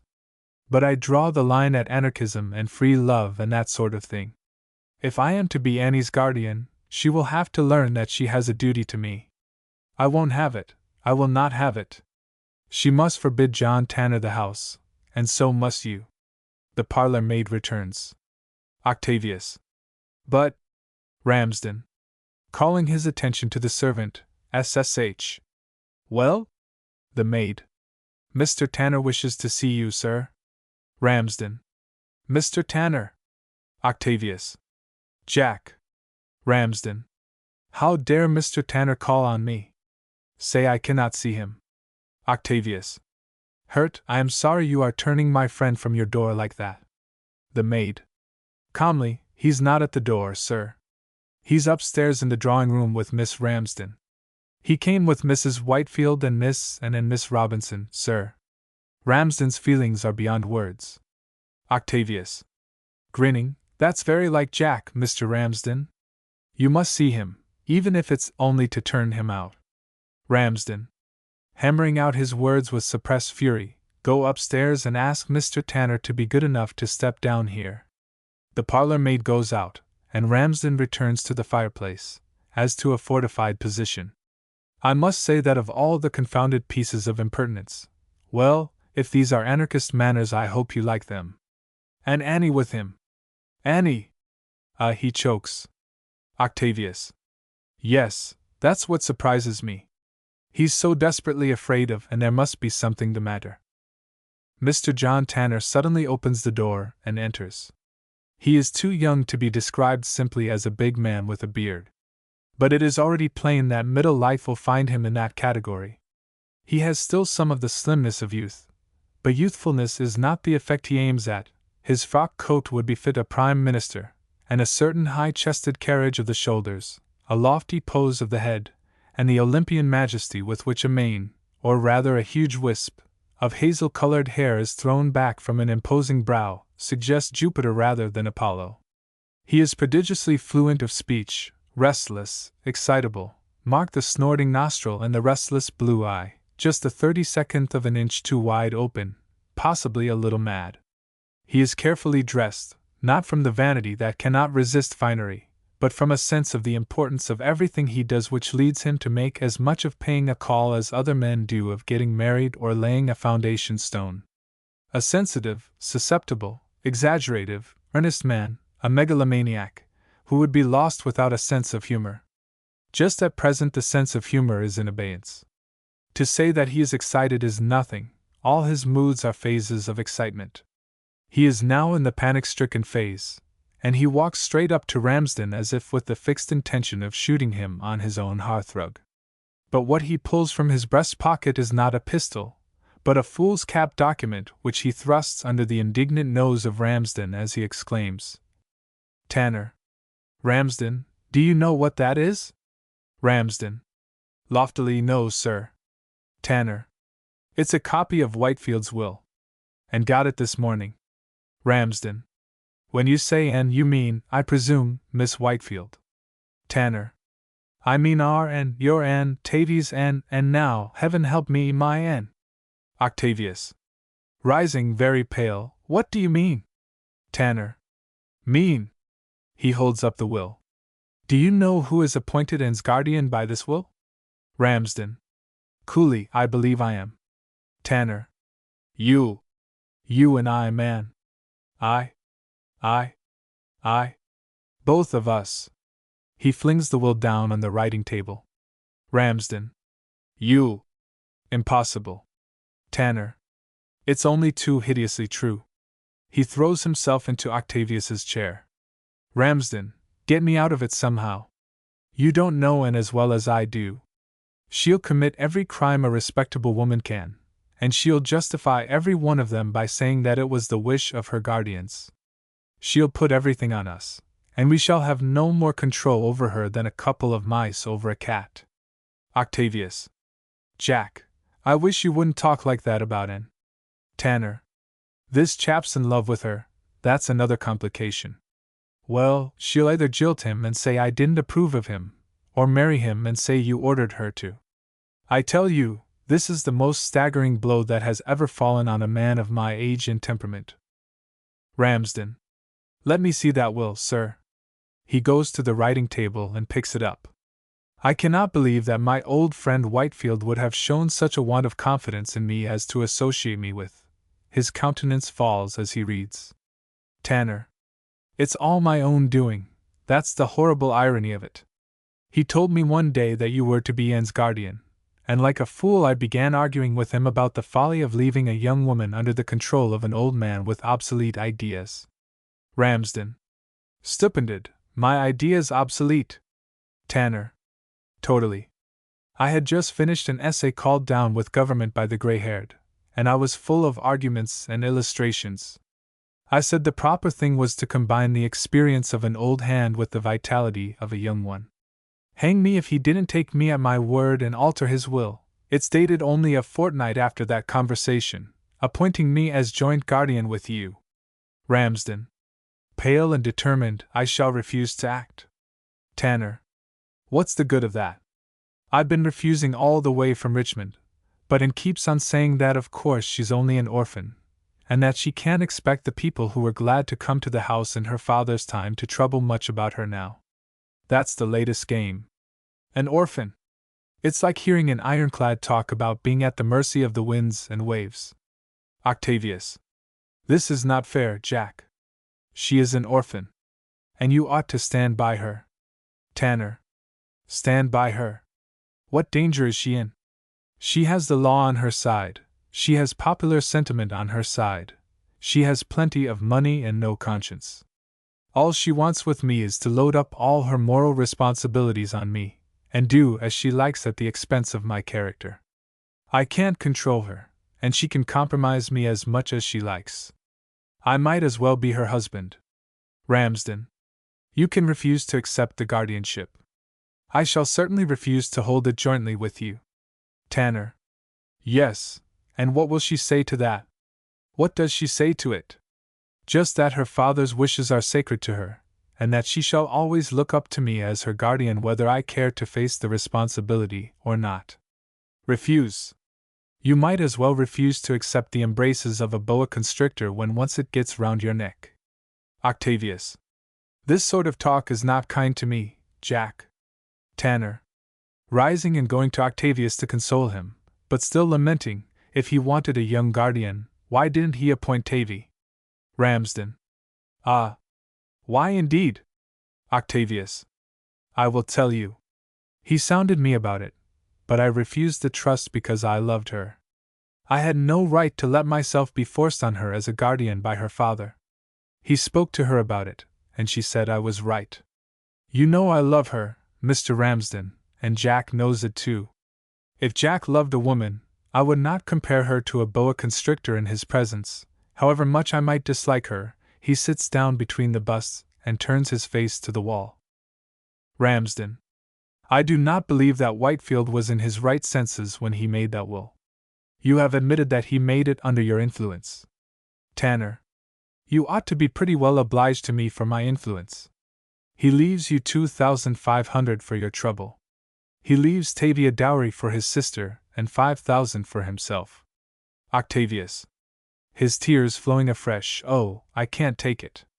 He was too good to us. Tanner. You won't get it, my boy, if Ramsden upsets the will. Ramsden.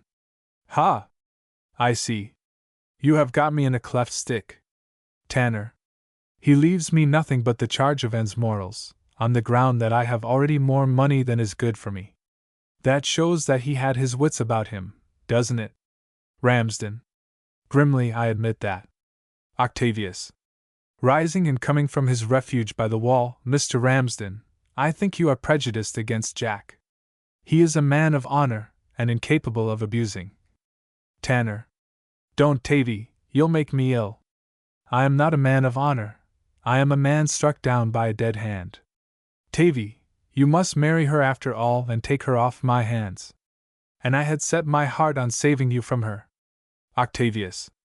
Oh, Jack, you talk of saving me from my highest happiness. Tanner. Yes, a lifetime of happiness. If it were only the first half-hour's happiness, Tavy, I would buy it for you with my last penny. But a lifetime of happiness! No man alive could bear it, it would be hell on earth. Ramsden. Violently stuff, sir. Talk sense, or else go and waste someone else's time. I have something better to do than listen to your fooleries. He positively kicks his way to his table and resumes his seat. Tanner. You hear him, Tavy? Not an idea in his head later than 1860. We can't leave and with no other guardian to turn to. Ramsden. I am proud of your contempt for my character and opinions, sir. Your own are set forth in that book, I believe. Tanner. Eagerly going to the table. What? You've got my book. What do you think of it? Ramsden. Do you suppose I would read such a book, sir? Tanner. Then why did you buy it? Ramsden. I did not buy it, sir. It has been sent me by some foolish lady who seems to admire your views. I was about to dispose of it when Octavius interrupted me. I shall do so now, with your permission. He throws the book into the waste paper basket with such vehemence that Tanner recoils under the impression that it is being thrown at his head. Tanner. You have no more manners than I have myself. However, that saves ceremony between us. He sits down again. What do you intend to do about this will? Octavius. May I make a suggestion? Ramsden. Certainly, Octavius. Octavius. Aren't we forgetting that, and herself may have some wishes in this matter? Ramsden. I quite intend that Annie's wishes shall be consulted in every reasonable way. But she is only a woman, and a young and inexperienced woman at that. Tanner. Ramsden, I begin to pity you. Ramsden. Hotly, I don't want to know how you feel towards me, Mr. Tanner. Tanner. And we'll do just exactly what she likes. And what's more, she'll force us to advise her to do it, and she'll put the blame on us if it turns out badly. So, as Tavy is longing to see her. Octavius. Shyly, I am not, Jack. Tanner. You lie, Tavy, you are. So let's have her down from the drawing-room and ask her what she intends us to do. Off with you, Tavy, and fetch her. Tavy turns to go. And don't be long, for the strained relations between myself and Ramsden will make the interval rather painful. Ramsden compresses his lips, but says nothing. Octavius. Never mind him, Mr. Ramsden. He's not serious. He goes out. Ramsden, very deliberately, Mr. Tanner, you are the most impudent person I have ever met. Tanner. Seriously, I know it, Ramsden. Yet even I cannot wholly conquer shame. We live in an atmosphere of shame. We are ashamed of everything that is real about us, ashamed of ourselves, of our relatives, of our incomes, of our accents, of our opinions, of our experience, just as we are ashamed of our naked skins. Good Lord, my dear Ramsden, we are ashamed to walk, ashamed to ride in an omnibus, ashamed to hire a hansom instead of keeping a carriage, ashamed of keeping one horse instead of two and a groom gardener instead of a coachman and footman. The more things a man is ashamed of, the more respectable he is. Why, you're ashamed to buy my book, ashamed to read it. The only thing you're not ashamed of is to judge me for it without having read it, and even that only means that you're ashamed to have heterodox opinions. Look at the effect I produce because my fairy godmother withheld from me this gift of shame. I have every possible virtue that a man can have except. Ramsden. I am glad you think so well of yourself. Tanner.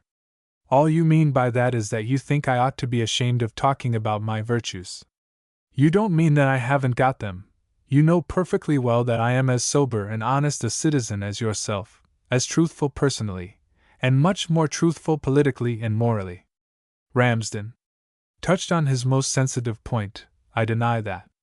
I will not allow you or any man to treat me as if I were a mere member of the British public. I detest its prejudices. I scorn its narrowness. I demand the right to think for myself. You pose as an advanced man. Let me tell you that I was an advanced man before you were born. Tanner. I knew it was a long time ago. Ramsden. I am as advanced as ever I was. I defy you to prove that I have ever hauled down the flag. I am more advanced than ever I was. I grow more advanced every day.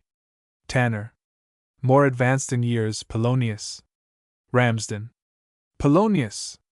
So you are Hamlet, I suppose? Tanner. No, I am only the most impudent person you've ever met. That's your notion of a thoroughly bad character. When you want to give me a piece of your mind, you ask yourself, as a just and upright man, what is the worst you can fairly say of me? Thief, liar, forger, adulterer, perjurer, glutton, drunkard? Not one of these names fit me. You have to fall back on my deficiency in shame. Well, I admit it. I even congratulate myself, for if I were ashamed of my real self, I should cut as stupid a figure as any of the rest of you. Cultivate a little impudence, Ramsden, and you will become quite a remarkable man. Ramsden. I have no. Tanner. You have no desire for that sort of notoriety. Bless you, I knew that answer would come as well as I know that a box of matches will come out of an automatic machine when I put a penny in the slot. You would be ashamed to say anything else. The crushing retort for which Ramsden has been visibly collecting his forces is lost forever, for at this point Octavius returns with Miss and Whitefield and her mother, and Ramsden springs up and hurries to the door to receive them. Whether Anne is good-looking or not depends upon your taste, also and perhaps chiefly on your age and sex. To Octavius she is an enchantingly beautiful woman, in whose presence the world becomes transfigured, and the puny limits of individual consciousness are suddenly made infinite by a mystic memory of the whole life of the race to its beginnings in the East, or even back to the paradise from which it fell. She is to him the reality of romance, the leaner good sense of nonsense, the unveiling of his eyes, the freeing of his soul, the abolition of time, place and circumstance, the etherealization of his blood into rapturous rivers of the very water of life itself, the revelation of all the mysteries and the sanctification of all the dogmas. To her mother she is, to put it as moderately as possible, nothing whatever of the kind. Not that Octavius's admiration is in any way ridiculous or discreditable. Anne is a well-formed creature, as far as that goes, and she is perfectly ladylike, graceful, and comely, with ensnaring eyes and hair. Besides, instead of making herself an eyesore like her mother, she has devised a mourning costume of black and violet silk which does honor to her late father and reveals the family tradition of brave unconventionality by which Ramsden sets such store. But all this is beside the point as an explanation of Anne's charm. Turn up her nose, give a cast to her eye, replace her black and violet confection by the apron and feathers of a flower girl, strike all the H's out of her speech, and Anne would still make men dream. Vitality is as common as humanity, but, like humanity, it sometimes rises to genius, and Anne is one of the vital geniuses. Not at all, if you please, an oversexed person, that is a vital defect, not a true excess. She is a perfectly respectable, perfectly self-controlled woman, and looks it, though her pose is fashionably frank and impulsive.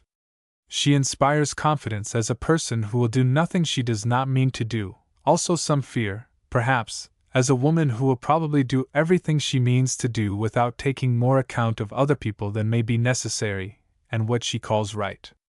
In short, what the weaker of her own sex sometimes call a cat. Nothing can be more decorous than her entry and her reception by Ramsden, whom she kisses. The late Mr. Whitefield would be gratified almost to impatience by the long faces of the men, except Tanner, who is fidgety, the silent hand grasps, the sympathetic placing of chairs, the sniffing of the widow, and the liquid eye of the daughter, whose heart, apparently, will not let her control her tongue to speech. Ramsden and Octavius take the 2 chairs from the wall, and place them for the 2 ladies.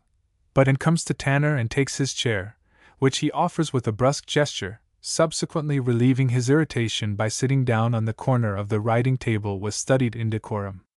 Octavius gives Mrs. Whitefield a chair next Anne, and himself takes the vacant one which Ramsden has placed under the nose of the effigy of Mr. Herbert Spencer. Mrs. Whitefield, by the way, is a little woman, whose faded flaxen hair looks like straw on an egg. She has an expression of muddled shrewdness, a squeak of protest in her voice, and an odd air of continually elbowing away some larger person who is crushing her into a corner. One guesses her as one of those women who are conscious of being treated as silly and negligible, and who, without having strength enough to assert themselves effectually, at any rate never submit to their fate. There is a touch of chivalry in Octavius's scrupulous attention to her, even whilst his whole soul is absorbed by Anne. Ramsden goes solemnly back to his magisterial seat at the writing table, ignoring Tanner, and opens the proceedings. Ramsden: I am sorry, Annie, to force business on you at a sad time like the present. But your poor dear father's will has raised a very serious question.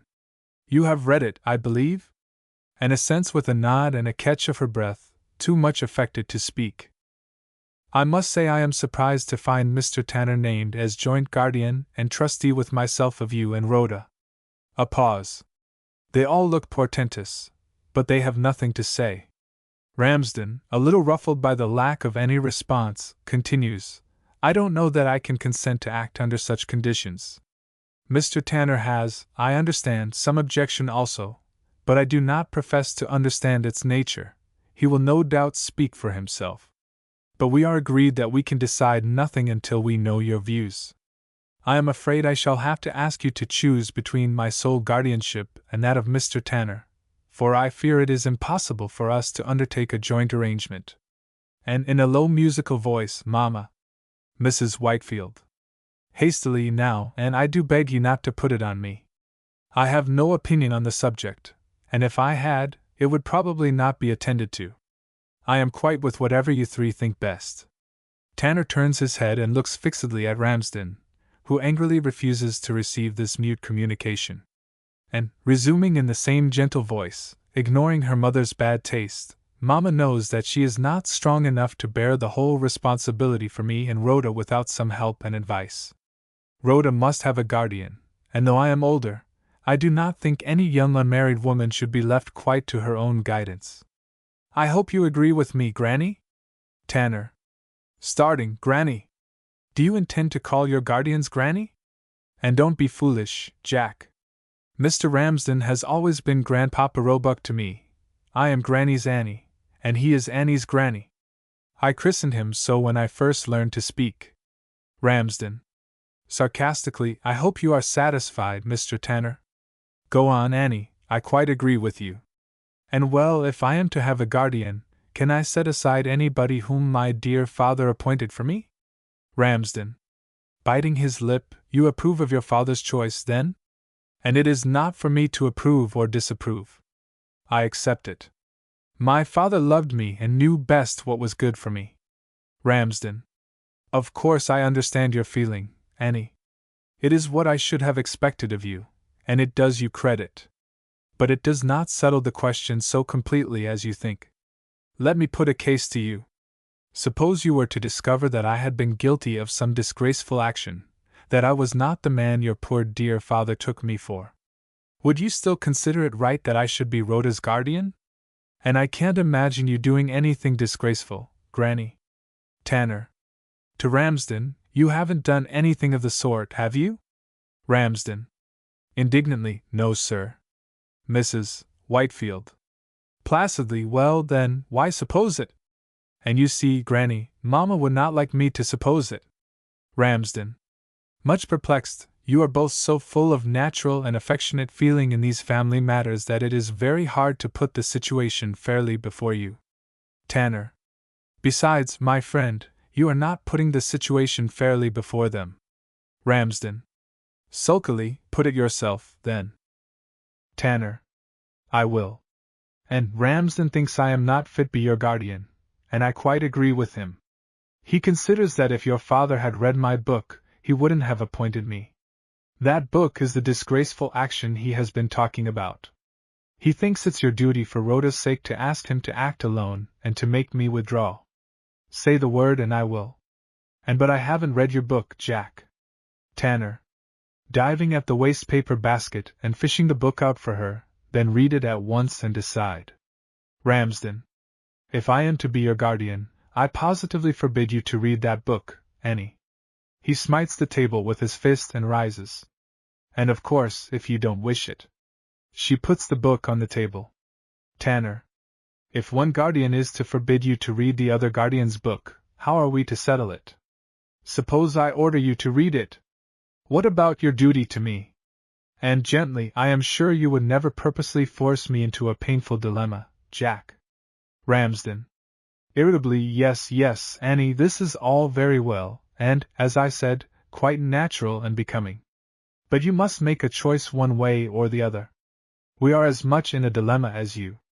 And I feel that I am too young, too inexperienced to decide. My father's wishes are sacred to me. Mrs. Whitefield. If you two men won't carry them out, I must say it is rather hard that you should put the responsibility on, and it seems to me that people are always putting things on other people in this world. Ramsden. I am sorry you take it that way. And, touchingly, do you refuse to accept me as your ward, Granny? Ramsden. No, I never said that. I greatly object to act with Mr. Tanner, that's all. Mrs. Whitefield. Why? What's the matter with poor Jack? Tanner. My views are too advanced for him. Ramsden. Indignantly, they are not. I deny it. And of course not. What nonsense! Nobody is more advanced than Granny. I am sure it is Jack himself who has made all the difficulty. Come, Jack. Be kind to me in my sorrow. You don't refuse to accept me as your ward, do you? Tanner. Gloomily, no. I let myself in for it, so I suppose I must face it. He turns away to the bookcase, and stands there, moodily studying the titles of the volumes. And, rising and expanding with subdued but gushing delight, then we are all agreed, and my dear father's will is to be carried out. You don't know what a joy that is to me and to my mother. She goes to Ramsden and presses both his hands, saying, and I shall have my dear Granny to help and advise me. She casts a glance at Tanner over her shoulder. And Jack the giant killer. She goes past her mother to Octavius.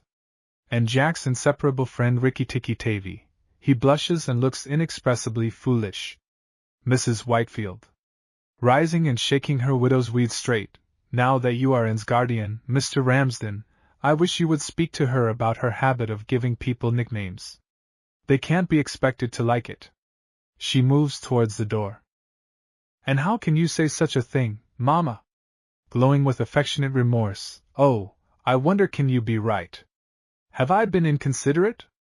She turns to Octavius, who is sitting astride his chair with his elbows on the back of it. Putting her hand on his forehead, she turns his face up suddenly. Do you want to be treated like a grown-up man? Must I call you Mr. Robinson in future? Octavius. Earnestly, oh please call me Rikki-Tikki-Tavi. Mr. Robinson would hurt me cruelly. She laughs and pats his cheek with her finger, then comes back to Ramsden. You know I'm beginning to think that Granny is rather a piece of impertinence. But I never dreamt of its hurting you. Ramsden. Breezily, as he pats her affectionately on the back, my dear Annie, nonsense. I insist on Granny. I won't answer to any other name than Annie's Granny. And gratefully, you all spoil me, except Jack. Tanner. Over his shoulder, from the bookcase, I think you ought to call me Mr. Tanner. And gently, no you don't, Jack. That's like the things you say on purpose to shock people. Those who know you pay no attention to them. But if you like, I'll call you after your famous ancestor Don Juan. Ramsden. Don Juan. And innocently, oh, is there any harm in it? I didn't know. Then I certainly won't call you that. May I call you Jack until I can think of something else? Tanker. Oh, for heaven's sake, don't try to invent anything worse. I capitulate. I consent to Jack. I embrace Jack. Here in death my first and last attempt to assert my authority. And you see, Mamma, they all really like to have pet names. Mrs. Whitefield. Well, I think you might at least drop them until we are out of mourning. And, reproachfully, stricken to the soul, oh, how could you remind me, Mother? She hastily leaves the room to conceal her emotion. Mrs. Whitefield. Of course. My fault as usual. She follows Anne. Tanner. Coming from the bookcase, Ramsden, we're beaten, smashed, nonentitized like her mother. Ramsden. Stuff, sir. He follows Mrs. Whitefield out of the room. Tanner. Left alone with Octavius, stares whimsically at him. Tavy, do you want to count for something in the world? Octavius. I want to count for something as a poet, I want to write a great play. Tanner. With and as the heroine? Octavius. Yes, I confess it. Tanner.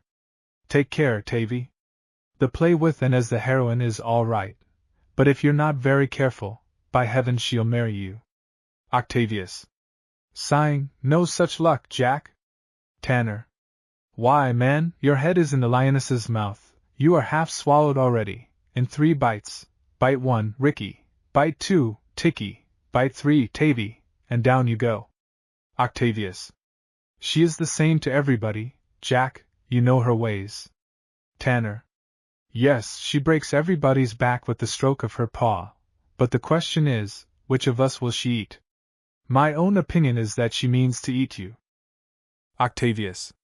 Rising, pettishly, it's horrible to talk like that about her when she is upstairs crying for her father. But I do so want her to eat me that I can bear your brutalities because they give me hope. Tanner. Tavy, that's the devilish side of a woman's fascination. She makes you will your own destruction. Octavius. But it's not destruction, it's fulfillment. Tanner. Yes, of her purpose, and that purpose is neither her happiness nor yours, but nature's. Vitality in a woman is a blind fury of creation. She sacrifices herself to it. Do you think she will hesitate to sacrifice you? Octavius. Why, it is just because she is self-sacrificing that she will not sacrifice those she loves. Tanner. That is the profoundest of mistakes, Tavy. It is the self-sacrificing women that sacrifice others most recklessly. Because they are unselfish, they are kind in little things. Because they have a purpose which is not their own purpose, but that of the whole universe, a man is nothing to them but an instrument of that purpose. Octavius. Don't be ungenerous, Jack. They take the tenderest care of us. Tanner. Yes, as a soldier takes care of his rifle or a musician of his violin. But do they allow us any purpose or freedom of our own? Will they lend us to one another? Can the strongest man escape from them when once he is appropriated? They tremble when we are in danger, and weep when we die. But the tears are not for us, but for a father wasted, a son's breeding thrown away. They accuse us of treating them as a mere means to our pleasure. But how can so feeble and transient a folly as a man's selfish pleasure enslave a woman as the whole purpose of nature embodied in a woman can enslave a man? Octavius. What matter, if the slavery makes us happy? Tanner. No matter at all if you have no purpose of your own, and are, like most men, a mere breadwinner. But you, Tavy, are an artist, that is, you have a purpose as absorbing and as unscrupulous as a woman's purpose. Octavius. Not unscrupulous. Tanner. Quite unscrupulous. The true artist will let his wife starve, his children go barefoot, his mother drudge for his living at 70, sooner than work at anything but his art. To women he is half vivisector, half vampire. He gets into intimate relations with them to study them, to strip the mask of convention from them, to surprise their inmost secrets, knowing that they have the power to rouse his deepest creative energies, to rescue him from his cold reason, to make him see visions and dream dreams, to inspire him, as he calls it. He persuades women that they may do this for their own purpose whilst he really means them to do it for his. He steals the mother's milk and blackens it to make printer's ink to scoff at her and glorify ideal women with. He pretends to spare her the pangs of childbearing so that he may have for himself the tenderness and fostering that belong of right to her children. Since marriage began, the great artist has been known as a bad husband. But he is worse, he is a child robber, a bloodsucker, a hypocrite and a cheat. Perish the race and wither 1,000 women if only the sacrifice of them enable him to act Hamlet better, to paint a finer picture, to write a deeper poem, a greater play, a profounder philosophy. For mark you, Tavy, the artist's work is to show us ourselves as we really are. Our minds are nothing but this knowledge of ourselves, and he who adds a jot to such knowledge creates new mind as surely as any woman creates new men. In the rage of that creation he is as ruthless as the woman, as dangerous to her as she to him, and as horribly fascinating. Of all human struggles there is none so treacherous and remorseless as the struggle between the artist man and the mother woman. Which shall use up the other? That is the issue between them. And it is all the deadlier because, in your romanticist cant, they love one another. Octavius. Even if it were so, and I don't admit it for a moment, it is out of the deadliest struggles that we get the noblest characters. Tanner. Remember that the next time you meet a grizzly bear or a Bengal tiger, Tavy. Octavius. I meant where there is love, Jack. Tanner. Oh, the tiger will love you. There is no love sincerer than the love of food. I think and loves you that way. She patted your cheek as if it were a nicely underdone chop. Octavius. You know, Jack, I should have to run away from you if I did not make it a fixed rule not to mind anything you say. You come out with perfectly revolting things sometimes. Ramsden returns, followed by and they come in quickly, with their former leisurely air of decorous grief changed to one of genuine concern, and, on Ramsden's part, of worry. He comes between the two men, intending to address Octavius, but pulls himself up abruptly as he sees Tanner. Ramsden. I hardly expected to find you still here, Mr. Tanner. Tanner. Am I in the way? Good morning, fellow guardian. He goes towards the door. And stop, Jack. Granny, he must know, sooner or later. Ramsden. Octavius. I have a very serious piece of news for you. It is of the most private and delicate nature, of the most painful nature too, I am sorry to say. Do you wish Mr. Tanner to be present whilst I explain? Octavius. Turning pale, I have no secrets from Jack. Ramsden. Before you decide that finally, let me say that the news concerns your sister, and that it is terrible news. Octavius. Violet. What has happened? Is she dead? Ramsden. I am not sure that it is not even worse than that. Octavius. Is she badly hurt? Has there been an accident? Ramsden. No, nothing of that sort. Tanner. And will you have the common humanity to tell us what the matter is? And, half whispering, I can't. Violet has done something dreadful. We shall have to get her away somewhere.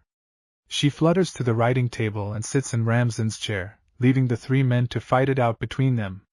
Octavius. Enlightened, is that what you meant, Mr. Ramsden? Ramsden. Yes. Octavius sinks upon a chair, crushed. I am afraid there is no doubt that Violet did not really go to Eastbourne 3 weeks ago, when we thought she was with the Perry Whitefields. And she called on a strange doctor yesterday with a wedding ring on her finger. Mrs. Perry Whitefield met her there by chance, and so the whole thing came out. Octavius. Rising with his fists clenched, who is the scoundrel? And she won't tell us. Octavius. Collapsing upon his chair again, what a frightful thing! Tanner. With angry sarcasm, dreadful. Appalling. Worse than death, as Ramsden says. He comes to Octavius.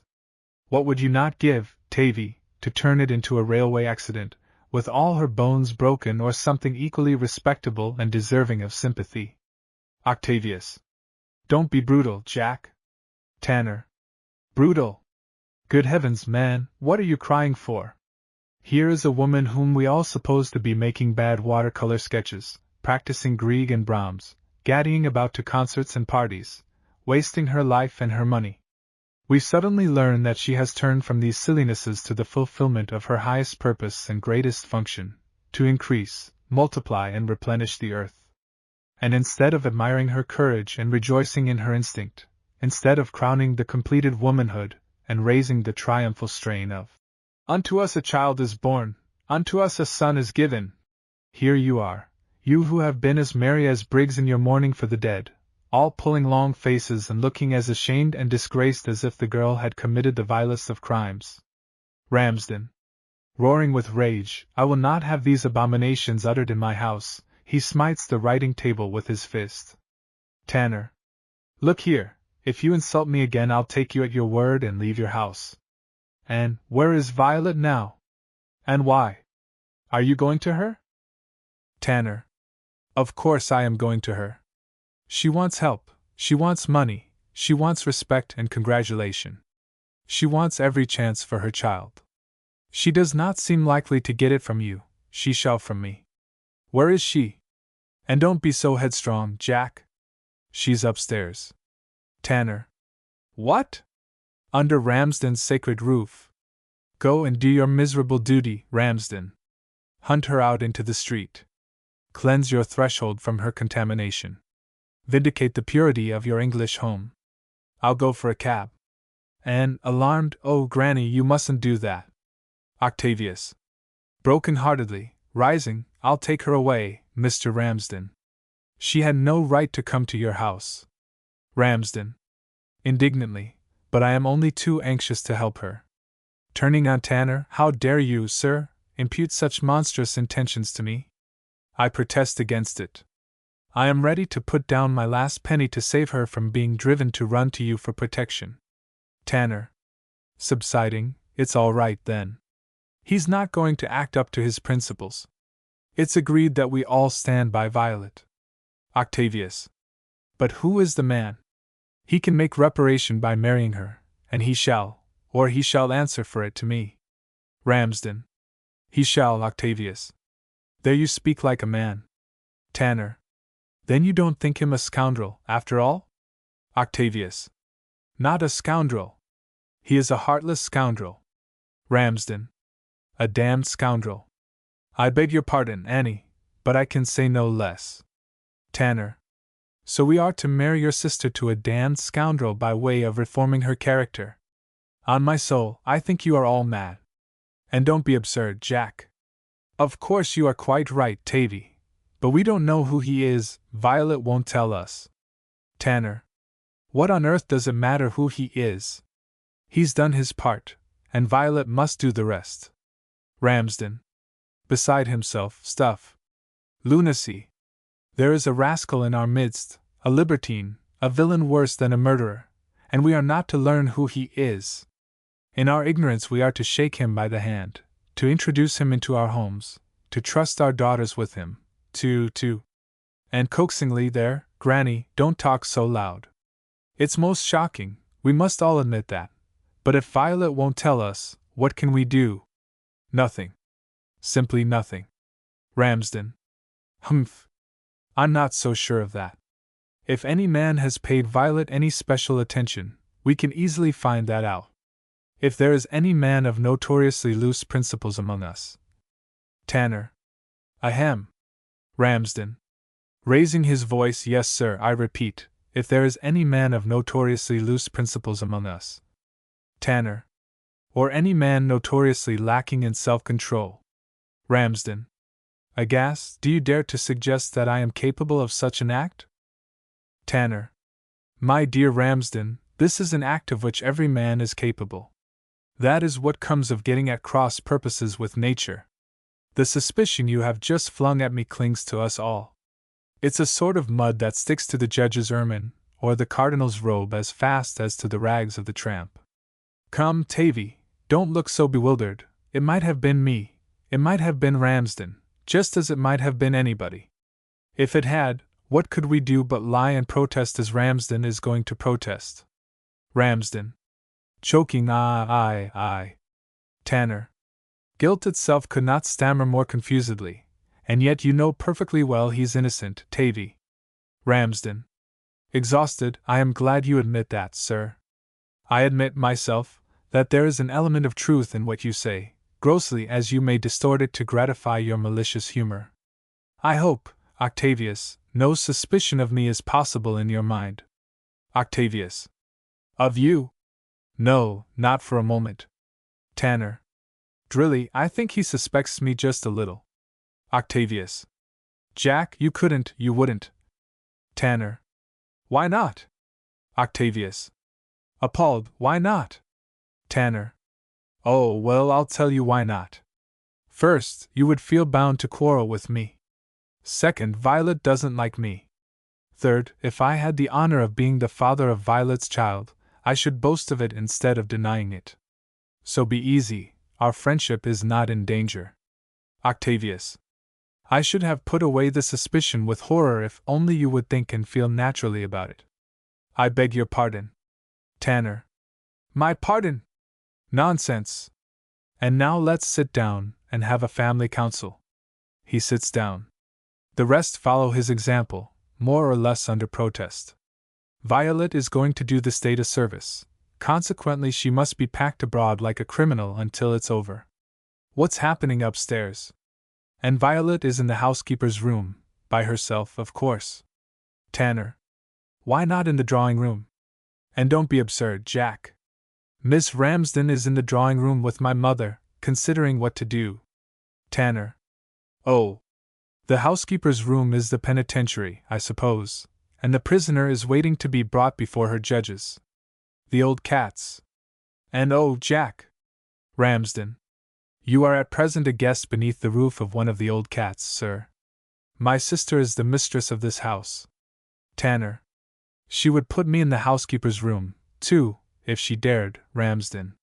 However, I withdraw cats. Cats would have more sense. And, as your guardian, I order you to go to Violet at once and be particularly kind to her. And I have seen her, Jack. And I am sorry to say I am afraid she is going to be rather obstinate about going abroad. I think Tavy ought to speak to her about it. Octavius. How can I speak to her about such a thing? He breaks down. And don't break down, Ricky. Try to bear it for all our sakes. Ramsden. Life is not all plays and poems, Octavius. Come. Face it like a man. Tanner. Chafing again. Poor dear brother. Poor dear friends of the family. Poor dear Tabbies and Grimalkins. Poor dear everybody except the woman who is going to risk her life to create another life. Tavy, don't you be a selfish ass. Away with you and talk to Violet, and bring her down here if she cares to come. Octavius rises. Tell her we'll stand by her. Ramsden. Rising, no, sir. Tanner. Rising also and interrupting him. Oh, we understand, it's against your conscience, but still you'll do it. Octavius. I assure you all, on my word, I never meant to be selfish. It's so hard to know what to do when one wishes earnestly to do right. Tanner. My dear Tavy, your pious English habit of regarding the world as a moral gymnasium built expressly to strengthen your character in, occasionally leads you to think about your own confounded principles when you should be thinking about other people's necessities. The need of the present hour is a happy mother and a healthy baby. Bend your energies on that, and you will see your way clearly enough. Octavius, much perplexed, goes out. Ramsden. Facing Tanner impressively, and morality, sir? What is to become of that? Tanner. Meaning a weeping Magdalene and an innocent child branded with her shame. Not in our circle, thank you. Morality can go to its father the devil. Ramsden. I thought so, sir. Morality sent to the devil to please our libertines, male and female. That is to be the future of England, is it? Tanner. Oh, England will survive your disapproval. Meanwhile, I understand that you agree with me as to the practical course we are to take? Ramsden. Not in your spirit, sir. Not for your reasons. Tanner. You can explain that if anybody calls you to account, here or hereafter. He turns away, and plants himself in front of Mr. Herbert Spencer, at whom he stares gloomily. And, rising and coming to Ramsden, Granny, hadn't you better go up to the drawing-room and tell them what we intend to do? Ramsden. Looking pointedly at Tanner, I hardly like to leave you alone with this gentleman. Will you not come with me? And Miss Ramsden would not like to speak about it before me, Granny. I ought not to be present. Ramsden. You are right, I should have thought of that. You are a good girl, Annie. He pats her on the shoulder. She looks up at him with beaming eyes and he goes out, much moved. Having disposed of him, she looks at Tanner. His back being turned to her, she gives a moment's attention to her personal appearance, then softly goes to him and speaks almost into his ear. And Jack, he turns with a start, are you glad that you are my guardian? You don't mind being made responsible for me, I hope. Tanner. The latest addition to your collection of scapegoats, eh? And oh, that stupid old joke of yours about me. Do please drop it. Why do you say things that you know must pain me? I do my best to please you, Jack. I suppose I may tell you so now that you are my guardian. You will make me so unhappy if you refuse to be friends with me. Tanner. Studying her as gloomily as he studied the dust, you need not go begging for my regard. How unreal our moral judgments are! You seem to me to have absolutely no conscience, only hypocrisy, and you can't see the difference, yet there is a sort of fascination about you. I always attend to you, somehow. I should miss you if I lost you. And tranquilly slipping her arm into his and walking about with him. But isn't that only natural, Jack? We have known each other since we were children. Do you remember? Tanner. Abruptly breaking loose, stop. I remember everything. And oh, I dare say we were often very silly, but… Tanner. I won't have it, and I am no more that schoolboy now than I am the dotard of 90 I shall grow into if I live long enough. It is over, let me forget it. And wasn't it a happy time? She attempts to take his arm again. Tanner. Sit down and behave yourself. He makes her sit down in the chair next the writing table. No doubt it was a happy time for you. You were a good girl and never compromised yourself. And yet the wickedest child that ever was slapped could hardly have had a better time. I can understand the success with which you bullied the other girls, your virtue imposed on them. But tell me this, did you ever know a good boy? And of course, all boys are foolish sometimes, but Tavy was always a really good boy. Tanner. Struck by this, yes, you're right. For some reason you never tempted Tavy. And tempted Jack. Tanner. Yes, my dear Lady Mephistopheles, tempted. You were insatiably curious as to what a boy might be capable of, and diabolically clever at getting through his guard and surprising his inmost secrets. And what nonsense! All because you used to tell me long stories of the wicked things you had done, silly boys' tricks. And you call such things inmost secrets. Boys' secrets are just like men's, and you know what they are. Tanner. Obstinately, no, I don't. What are they, pray? And why, the things they tell everybody, of course. Tanner. Now I swear I told you things I told no one else. You lured me into a compact by which we were to have no secrets from one another. We were to tell one another everything. I didn't notice that you never told me anything. And you didn't want to talk about me, Jack. You wanted to talk about yourself. Tanner. Ah, true, horribly true. But what a devil of a child you must have been to know that weakness and to play on it for the satisfaction of your own curiosity. I wanted to brag to you, to make myself interesting. And I found myself doing all sorts of mischievous things simply to have something to tell you about. I fought with boys I didn't hate. I lied about things I might just as well have told the truth about. I stole things I didn't want. I kissed little girls I didn't care for. It was all bravado, passionless, and therefore unreal. And I never told of you, Jack? Tanner. No, but if you had wanted to stop me you would have told of me. You wanted me to go on. And flashing out, oh, that's not true, it's not true, Jack. I never wanted you to do those dull, disappointing, brutal, stupid, vulgar things. I always hoped that it would be something really heroic at last. Recovering herself, excuse me, Jack, but the things you did were never a bit like the things I wanted you to do. They often gave me great uneasiness, but I could not tell on you and get you into trouble. And you were only a boy. I knew you would grow out of them. Perhaps I was wrong. Tanner. Sardonically, do not give way to remorse, and at least 19/20ths of the exploits I confessed to you were pure lies. I soon noticed that you didn't like the true stories. And of course I knew that some of the things couldn't have happened. But, Tanner, you are going to remind me that some of the most disgraceful ones did. And fondly, to his great terror, I don't want to remind you of anything. But I knew the people they happened to, and heard about them. Tanner. Yes, but even the true stories were touched up for telling.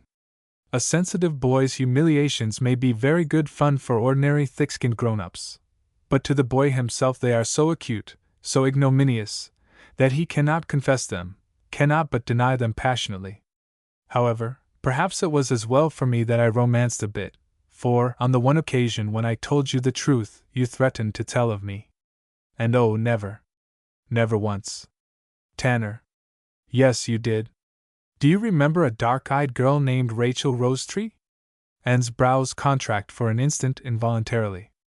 I got up a love affair with her, and we met one night in the garden and walked about very uncomfortably with our arms round one another, and kissed at parting, and were most conscientiously romantic. If that love affair had gone on, it would have bored me to death, but it didn't go on, for the next thing that happened was that Rachel cut me because she found out that I had told you. How did she find it out? From you. You went to her and held the guilty secret over her head, leading her a life of abject terror and humiliation by threatening to tell on her. And a very good thing for her, too. It was my duty to stop her misconduct, and she is thankful to me for it now. Tanner. Is she? And she ought to be, at all events. Tanner. It was not your duty to stop my misconduct, I suppose? And I did stop it by stopping her. Tanner. Are you sure of that? You stopped my telling you about my adventures. But how do you know that you stopped the adventures? And do you mean to say that you went on in the same way with other girls? Tanner. No, I had enough of that sort of romantic tomfoolery with Rachel. And unconvinced, then why did you break off our confidences and become quite strange to me? Tanner. Enigmatically, it happened just then that I got something that I wanted to keep all to myself instead of sharing it with you. And I am sure I shouldn't have asked for any of it if you had grudged it. Tanner. It wasn't a box of sweets, and it was something you'd never have let me call my own. And incredulously, what? Tanner. My soul. And oh, do be sensible, Jack. You know you're talking nonsense. Tanner. The most solemn earnest, and you didn't notice at that time that you were getting a soul too. But you were. It was not for nothing that you suddenly found you had a moral duty to chastise and reform Rachel. Up to that time you had traded pretty extensively in being a good child, but you had never set up a sense of duty to others. Well, I set one up too. Up to that time I had played the boy buccaneer with no more conscience than a fox in a poultry farm. But now I began to have scruples, to feel obligations, to find that veracity and honor were no longer goody-goody expressions in the mouths of grown-up people, but compelling principles in myself. And quietly, yes, I suppose you're right. You were beginning to be a man, and I to be a woman. Tanner. Are you sure it was not that we were beginning to be something more? What does the beginning of manhood and womanhood mean in most people's mouths? You know, it means the beginning of love. But love began long before that for me. Love played its part in the earliest dreams and follies and romances I can remember. May I say the earliest follies and romances we can remember? Though we did not understand it at the time.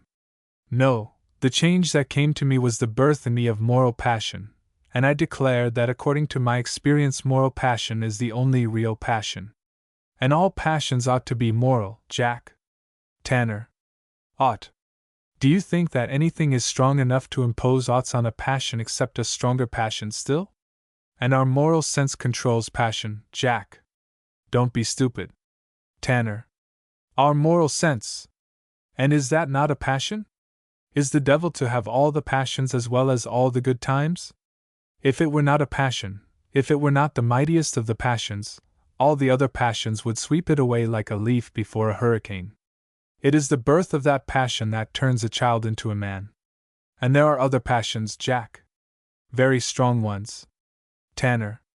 All the other passions were in me before, but they were idle and aimless, mere childish greedinesses and cruelties, curiosities and fancies, habits and superstitions, grotesque and ridiculous to the mature intelligence. When they suddenly began to shine like newly lit flames, it was by no light of their own, but by the radiance of the dawning moral passion. That passion dignified them, gave them conscience and meaning, found them a mob of appetites and organized them into an army of purposes and principles. My soul was born of that passion. And I noticed that you got more sense. You were a dreadfully destructive boy before that. Tanner. Destructive? Stuff. I was only mischievous. And oh, Jack, you were very destructive. You ruined all the young fir trees by chopping off their leaders with a wooden sword. You broke all the cucumber frames with your catapult. You set fire to the common.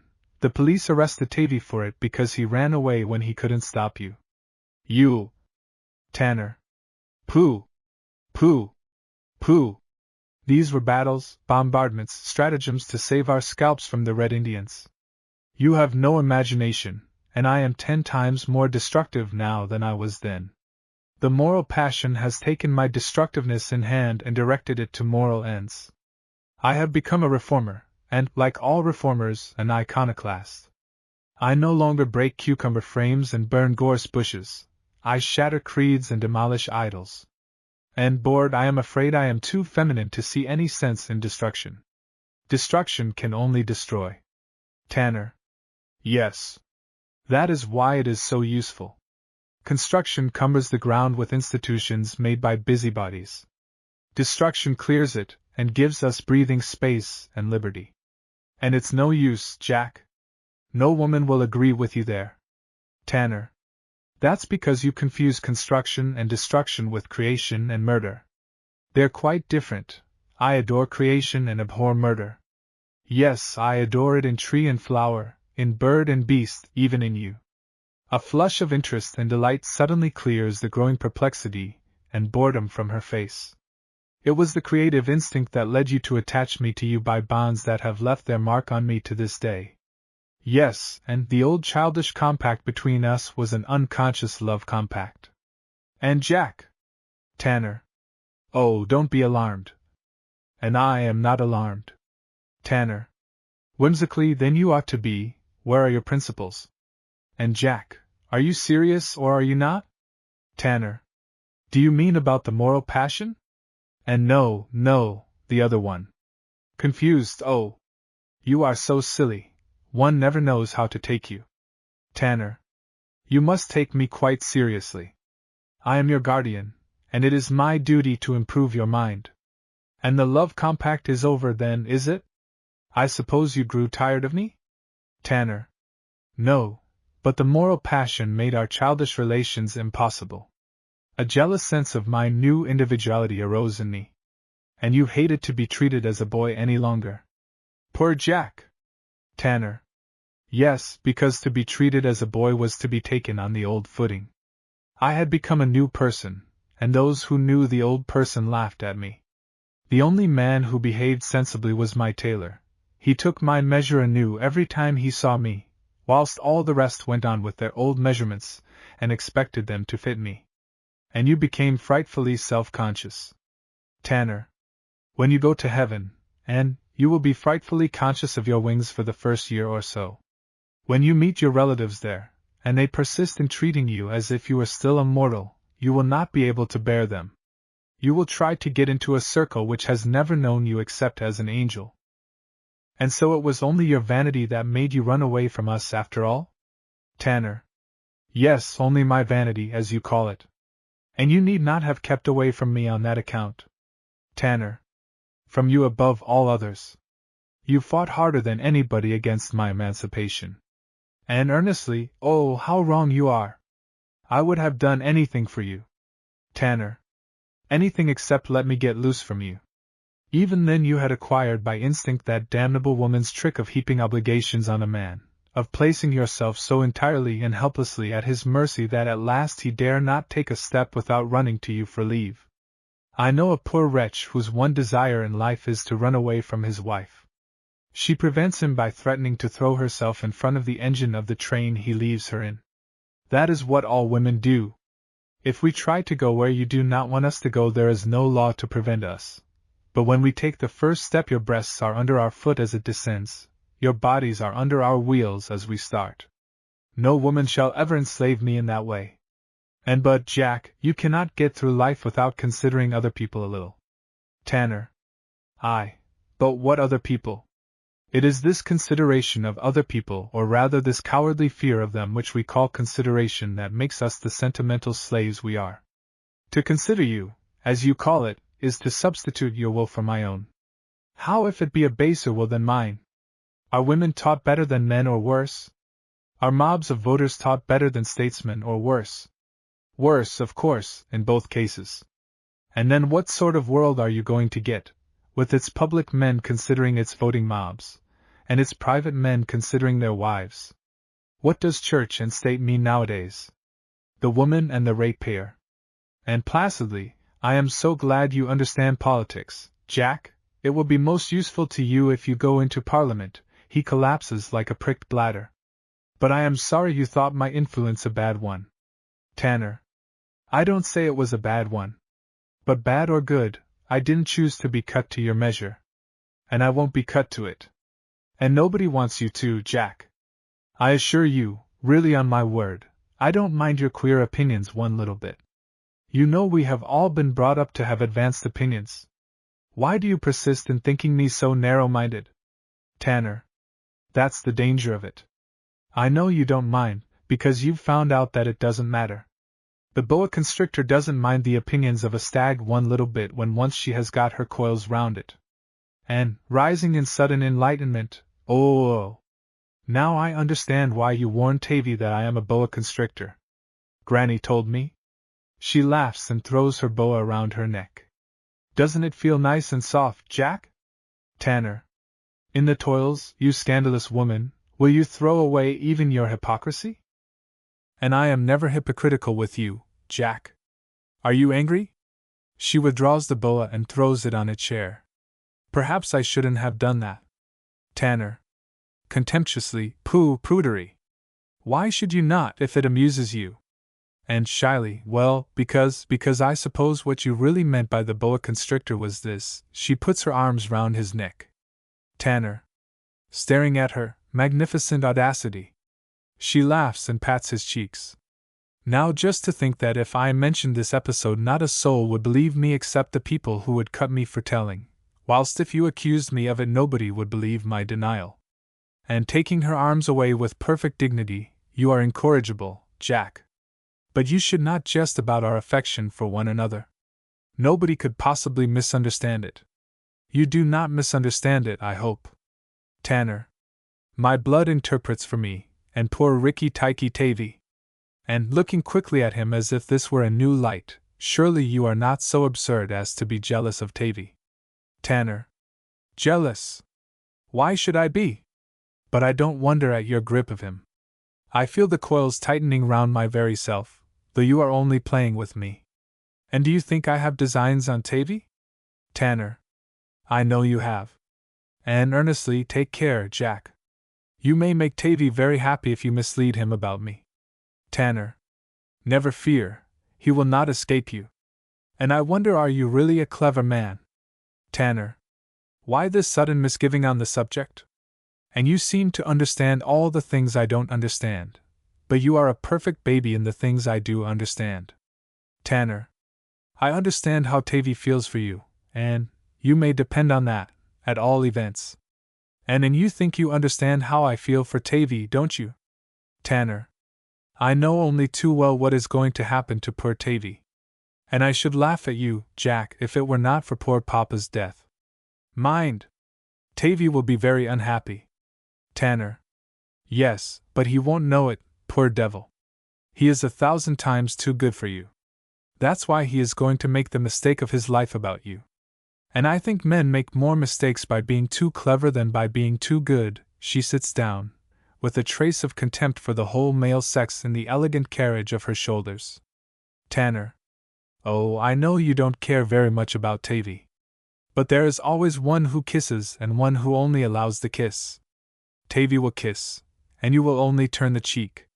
And you will throw him over if anybody better turns up. And, offended, you have no right to say such things, Jack. They are not true, and not delicate. If you and Tavy choose to be stupid about me, that is not my fault. Tanner.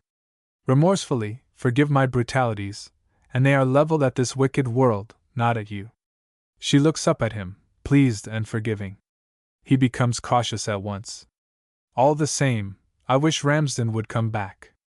I never feel safe with you, there is a devilish charm, or no, not a charm, a subtle interest, she laughs. Just so, you know it, and you triumph in it. Openly and shamelessly triumph in it. And what a shocking flirt you are, Jack! Tanner. A flirt?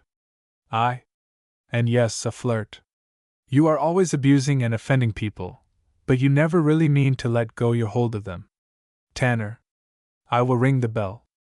This conversation has already gone further than I intended. Ramsden and Octavius come back with Miss Ramsden, A hard-headed old maiden lady in a plain brown silk gown, with enough rings, chains and brooches to show that her plainness of dress is a matter of principle, not of poverty. She comes into the room very determinedly, the two men, perplexed and downcast, following her, and rises and goes eagerly to meet her. Tanner retreats to the wall between the busts and pretends to study the pictures. Ramsden goes to his table as usual, and Octavius clings to the neighborhood of Tanner. Miss Ramsden, almost pushing an aside as she comes to Mr. Whitefield's chair and plants herself there resolutely. I wash my hands of the whole affair. Octavius. Very wretched. I know you wish me to take Violet away, Miss Ramsden. I will. He turns irresolutely to the door. Ramsden. No, no. Miss Ramsden. What is the use of saying no, Roebuck? Octavius knows that I would not turn any truly contrite and repentant woman from your doors. But when a woman is not only wicked, but intends to go on being wicked, she and I part company. And oh, Miss Ramsden, what do you mean? What has Violet said? Ramsden. Violet is certainly very obstinate. She won't leave London. I don't understand her. Miss Ramsden. I do. It's as plain as the nose on your face, Roebuck, that she won't go because she doesn't want to be separated from this man, whoever he is. And oh, surely, surely. Octavius, did you speak to her? Octavius. She won't tell us anything. She won't make any arrangement until she has consulted somebody. It can't be anybody else than the scoundrel who has betrayed her. Tanner. To Octavius, well, let her consult him. He will be glad enough to have her sent abroad. Where is the difficulty? Miss Ramsden. Taking the answer out of Octavius's mouth. The difficulty, Mr. Jack, is that when he offered to help her I didn't offer to become her accomplice in her wickedness. She either pledges her word never to see that man again, or else she finds some new friends, and the sooner the better. The parlor maid appears at the door, and hastily resumes her seat, and looks as unconcerned as possible. Octavius instinctively imitates her. The maid. The cab is at the door, ma'am. Miss Ramsden. What cab? The maid. For Miss Robinson. Miss Ramsden. Oh. Recovering herself, all right. The maid withdraws. She has sent for a cab. Tanner. I wanted to send for that cab half an hour ago. Miss Ramsden. I am glad she understands the position she has placed herself in. Ramsden. I don't like her going away in this fashion, Susan. We had better not do anything harsh. Octavius. No, thank you again and again, but Miss Ramsden is quite right. Violet cannot expect to stay. And hadn't you better go with her, Tavy? Octavius. She won't have me. Miss Ramsden. Of course she won't. She's going straight to that man. Tanner. As a natural result of her virtuous reception here. Ramsden. Much troubled there, Susan. You hear. And there's some truth in it. I wish you could reconcile it with your principles to be a little patient with this poor girl. She's very young, and there's a time for everything. Miss Ramsden. Oh, she would get all the sympathy she wants from the men. I'm surprised at you, Roebuck. Tanner. So am I, Ramsden, most favorably. Violet appears at the door. She is as impenitent and self-assured a young lady as one would desire to see among the best behaved of her sex. Her small head and tiny resolute mouth and chin, her haughty crispness of speech and trimness of carriage, the ruthless elegance of her equipment, which includes a very smart hat with a dead bird in it, mark a personality which is as formidable as it is exquisitely pretty. She is not a siren, like, and admiration comes to her without any compulsion or even interest on her part. Besides, there is some fun in but in this woman none, perhaps no mercy either. If anything restrains her, it is intelligence and pride, not compassion. Her voice might be the voice of a schoolmistress addressing a class of girls who had disgraced themselves, as she proceeds with complete composure and some disgust to say what she has come to say. Violet. I have only looked in to tell Miss Ramsden that she will find her birthday present to me, the filigree bracelet, in the housekeeper's room. Tanner. Do come in, Violet, and talk to us sensibly. Violet. Thank you. I have had quite enough of the family conversation this morning. So has your mother, and she has gone home crying. But at all events, I have found out what some of my pretended friends are worth. Goodbye. Tanner. No, one moment. I have something to say which I beg you to hear. She looks at him without the slightest curiosity, but waits, apparently as much to finish getting her glove on as to hear what he has to say. I am altogether on your side in this matter. I congratulate you, with the sincerest respect, on having the courage to do what you have done. You are entirely in the right, and the family is entirely in the wrong. Sensation. And then Miss Ramsden rise and turn toward the two. Violet, more surprised than any of the others, forgets her glove, and comes forward into the middle of the room, both puzzled and displeased. Octavius alone does not move or raise his head. He is overwhelmed with shame. And, pleading to Tanner to be sensible, Jack. Miss Ramsden. Outraged, well, I must say. Violet. Sharply to Tanner, who told you? Tanner. Why, Ramsden and Tavy, of course. Why should they not? Violet. But they don't know. Tanner. Don't know what? Violet. They don't know that I am in the right, I mean. Tanner. Oh, they know it in their hearts, though they think themselves bound to blame you by their silly superstitions about morality and propriety, and so forth. But I know, and the whole world really knows, though it dare not say so, that you were right to follow your instinct, that vitality and bravery are the greatest qualities a woman can have, and motherhood her solemn initiation into womanhood, and that the fact of your not being legally married matters not one scrap either to your own worth or to our real regard for you. Violet. Flushing with indignation, oh! You think me a wicked woman, like the rest. You think I have not only been vile, but that I share your abominable opinions. Miss Ramsden, I have borne your hard words because I knew you would be sorry for them when you found out the truth. But I won't bear such a horrible insult as to be complimented by Jack on being one of the wretches of whom he approves. I have kept my marriage a secret for my husband's sake. But now I claim my right as a married woman not to be insulted. Octavius. Raising his head with inexpressible relief, you are married. Violet. Yes, and I think you might have guessed it.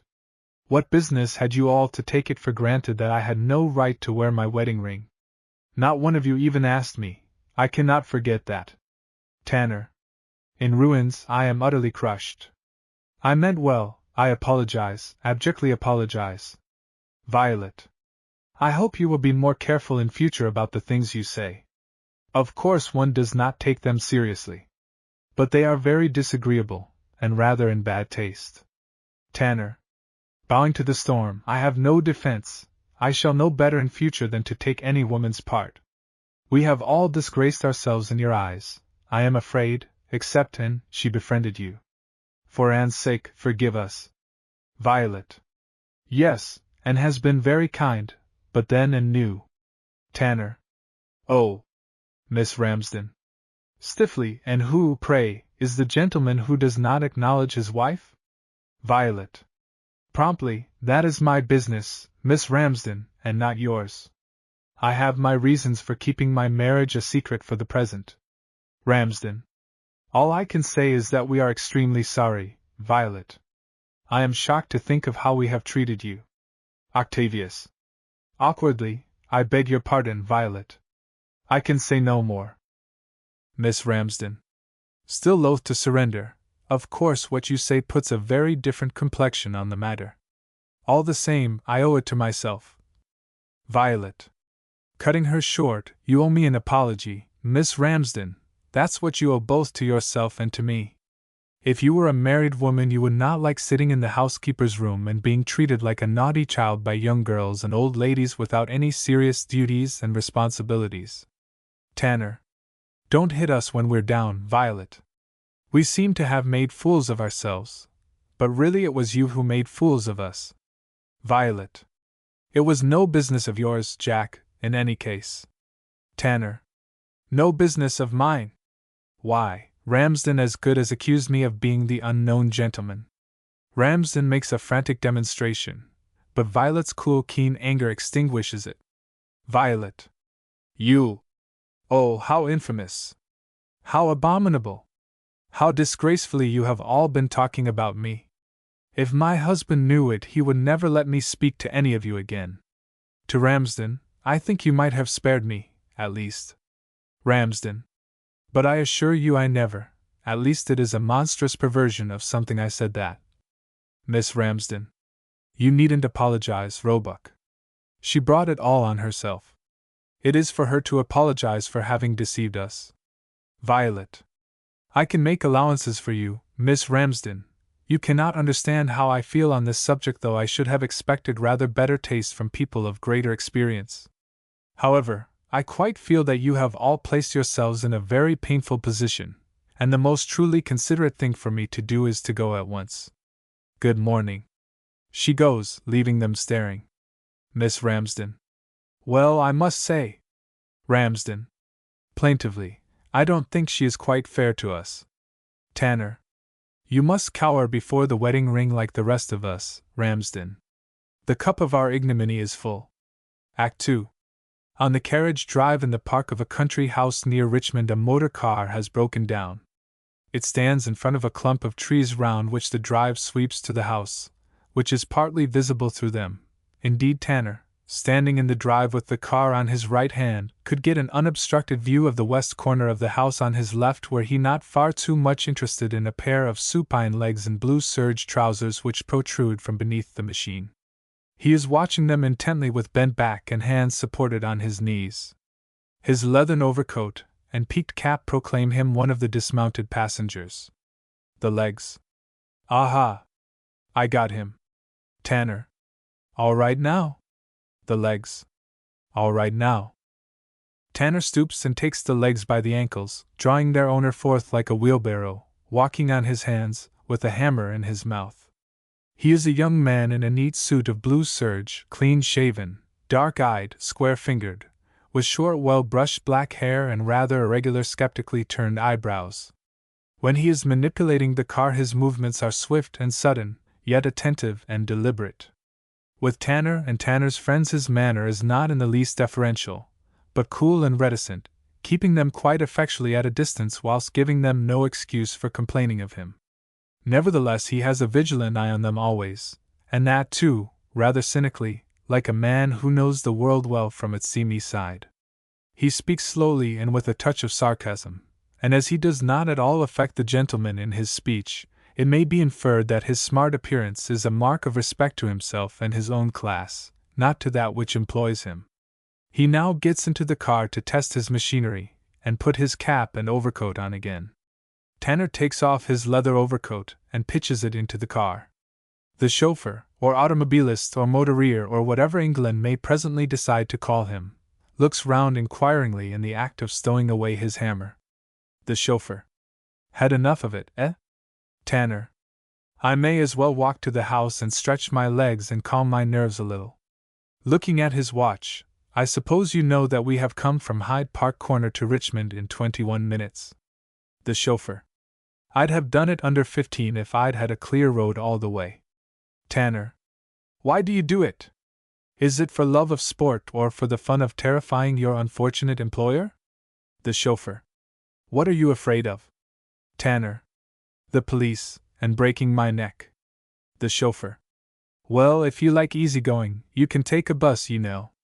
It's cheaper. You pay me to save your time and give you the value of your £1,000 car. He sits down calmly. Tanner. I am the slave of that car and of you too. I dream of the accursed thing at night. The chauffeur. You'll get over that. If you're going up to the house, may I ask how long you're going to stay there? Because if you mean to put in the whole morning talking to the ladies, I'll put the car in the stables and make myself comfortable. If not, I'll keep the car on the go about here till you come. Tanner. Better wait here. We shan't be long. There's a young American gentleman, a Mr. Malone, who is driving Mr. Robinson down in his new American steam car. The chauffeur. Springing up and coming hastily out of the car to Tanner. American steam car. What? Racing us down from London. Tanner. Perhaps they're here already. The chauffeur. If I'd known it. With deep reproach, why didn't you tell me, Mr. Tanner? Tanner. Because I've been told that this car is capable of 84 miles an hour, and I already know what you are capable of when there is a rival car on the road. No, Henry, there are things it is not good for you to know, and this was one of them. However, cheer up, we are going to have a day after your own heart. The American is to take Mr. Robinson and his sister, and Miss Whitefield. We are to take Miss Rhoda. The chauffeur. Consoled, and musing on another matter, that's Miss Whitefield's sister, isn't it? Tanner. Yes. The chauffeur. And Miss Whitefield herself is going in the other car? Not with you? Tanner. Why the devil should she come with me? Mr. Robinson will be in the other car. The chauffeur looks at Tanner with cool incredulity, and turns to the car, whistling a popular air softly to himself. Tanner, a little annoyed, is about to pursue the subject when he hears the footsteps of Octavius on the gravel. Octavius is coming from the house, dressed for motoring, but without his overcoat. We've lost the race, thank heaven, here's Mr. Robinson. Well, Tavy, is the steam car a success? Octavius. I think so. We came from Hyde Park Corner here in 17 minutes. The chauffeur, furious, kicks the car with a groan of vexation. How long were you? Tanner. Oh, about 3/4 of an hour or so. The chauffeur. Remonstrating, now, Mr. Tanner, come now. We could ha' done it easy under 15. Tanner. By the way, let me introduce you. Mr. Octavius Robinson, Mr. Henry Straker. Straker. Pleased to meet you, sir. Mr. Tanner is gettin' at you with his Henry Straker, you know. You call it Henry. But I don't mind, bless you. Tanner. You think it's simply bad taste in me to chaff him, Tavy. But you're wrong. This man takes more trouble to drop his H's than ever his father did to pick them up. It's a mark of caste to him. I have never met anybody more swollen with the pride of class than Henry is. Straker. Easy, easy. A little moderation, Mr. Tanner. Tanner. A little moderation, Tavy, you observe. You would tell me to draw it mild, but this chap has been educated.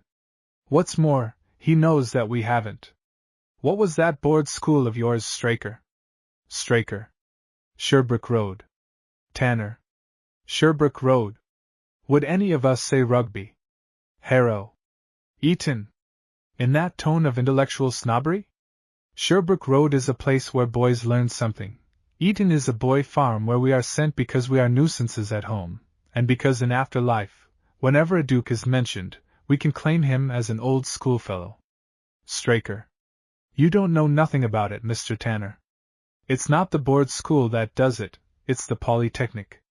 Tanner. His university, Octavius. Not Oxford, Cambridge, Durham, Dublin or Glasgow. Not even those nonconformist holes in Wales. No, Tavy. Regent Street, Chelsea, the Borough. I don't know half their confounded names. These are his universities, not mere shops for selling class limitations like ours. You despise Oxford, Henry, don't you? Straker. No, I don't.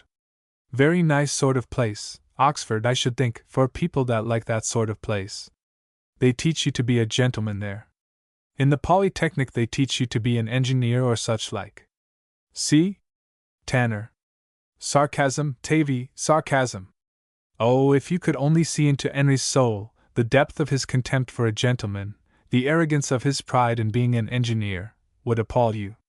He positively likes the car to break down because it brings out my gentlemanly helplessness, and his workmanlike skill and resource. Straker. Never you mind him, Mr. Robinson. He likes to talk. We know him, don't we? Octavius. Earnestly, but there's a great truth at the bottom of what he says. I believe most intensely in the dignity of labor. Straker. Unimpressed, that's because you never done any, Mr. Robinson. My business is to do away with labor. You'll get more out of me and a machine than you will out of 20 laborers, and not so much to drink either. Tanner. For heaven's sake, Tavy, don't start him on political economy. He knows all about it, and we don't. You're only a poetic socialist, Tavy, he's a scientific one. Straker. Unperturbed, yes. Well, this conversation is very improving, but I've got to look after the car, and you two want to talk about your ladies. I know. He retires to busy himself about the car, and presently saunters off towards the house. Tanner. That's a very momentous social phenomenon. Octavius. What is?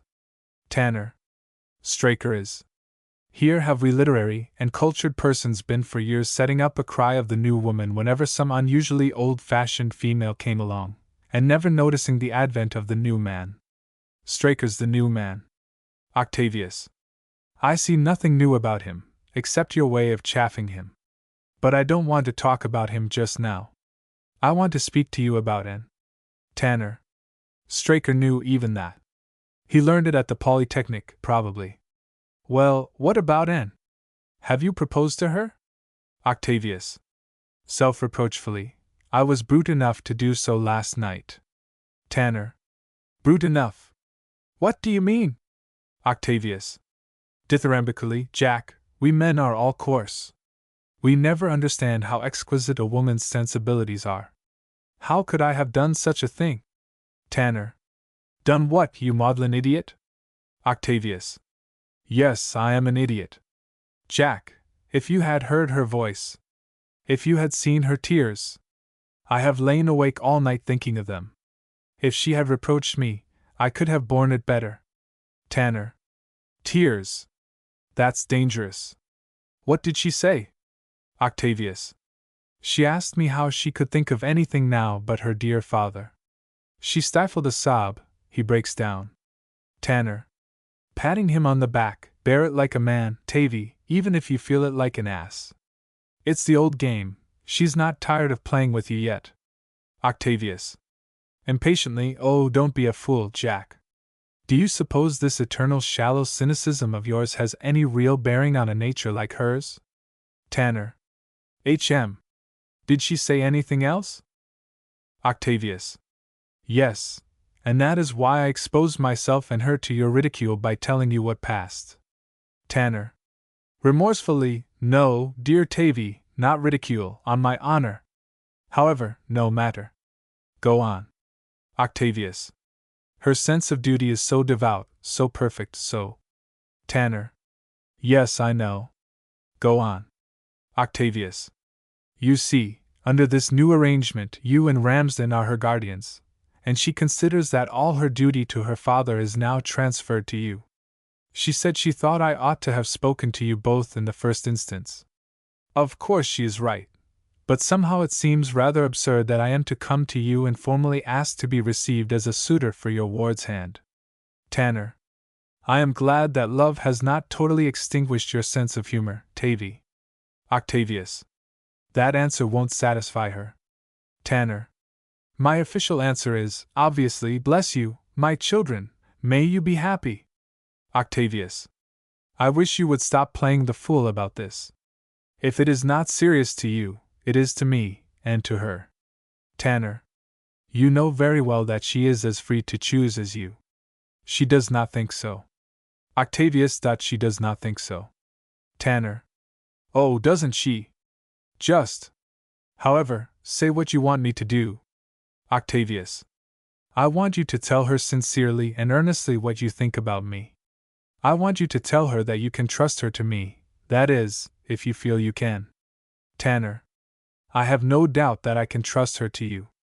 What worries me is the idea of trusting you to her. Have you read Maeterlinck's book about the bee? Octavius. Keeping his temper with difficulty. I am not discussing literature at present. Tanner. Be just a little patient with me. I am not discussing literature. The book about the bee is natural history. It's an awful lesson to mankind. You think that you are Anne's suitor, that you are the pursuer and she the pursued, that it is your part to woo, to persuade, to prevail, to overcome. Fool, it is you who are the pursued, the marked-down quarry, the destined prey. You need not sit looking longingly at the bait through the wires of the trap. The door is open, and will remain so until it shuts behind you forever. Octavius. I wish I could believe that, vilely as you put it. Tanner. Why, man, what other work has she in life but to get a husband, It is a woman's business to get married as soon as possible, and a man's to keep unmarried as long as he can. You have your poems and your tragedies to work at, and has nothing. Octavius. I cannot write without inspiration. And nobody can give me that except Anne. Tanner. Well, hadn't you better get it from her at a safe distance? Petrarch didn't see half as much of Laura, nor Dante of Beatrice, as you see of Anne now, and yet they wrote first-rate poetry, at least so I'm told. They never exposed their idolatry to the test of domestic familiarity, and it lasted them to their graves. Marry Anne, and at the end of a week you'll find no more inspiration than in a plate of muffins. Octavius. You think I shall tire of her? Tanner. Not at all, you don't get tired of muffins. But you don't find inspiration in them, and you won't in her when she ceases to be a poet's dream and becomes a solid 11-stone wife. You'll be forced to dream about somebody else, and then there will be a row. Octavius. This sort of talk is no use, Jack. You don't understand.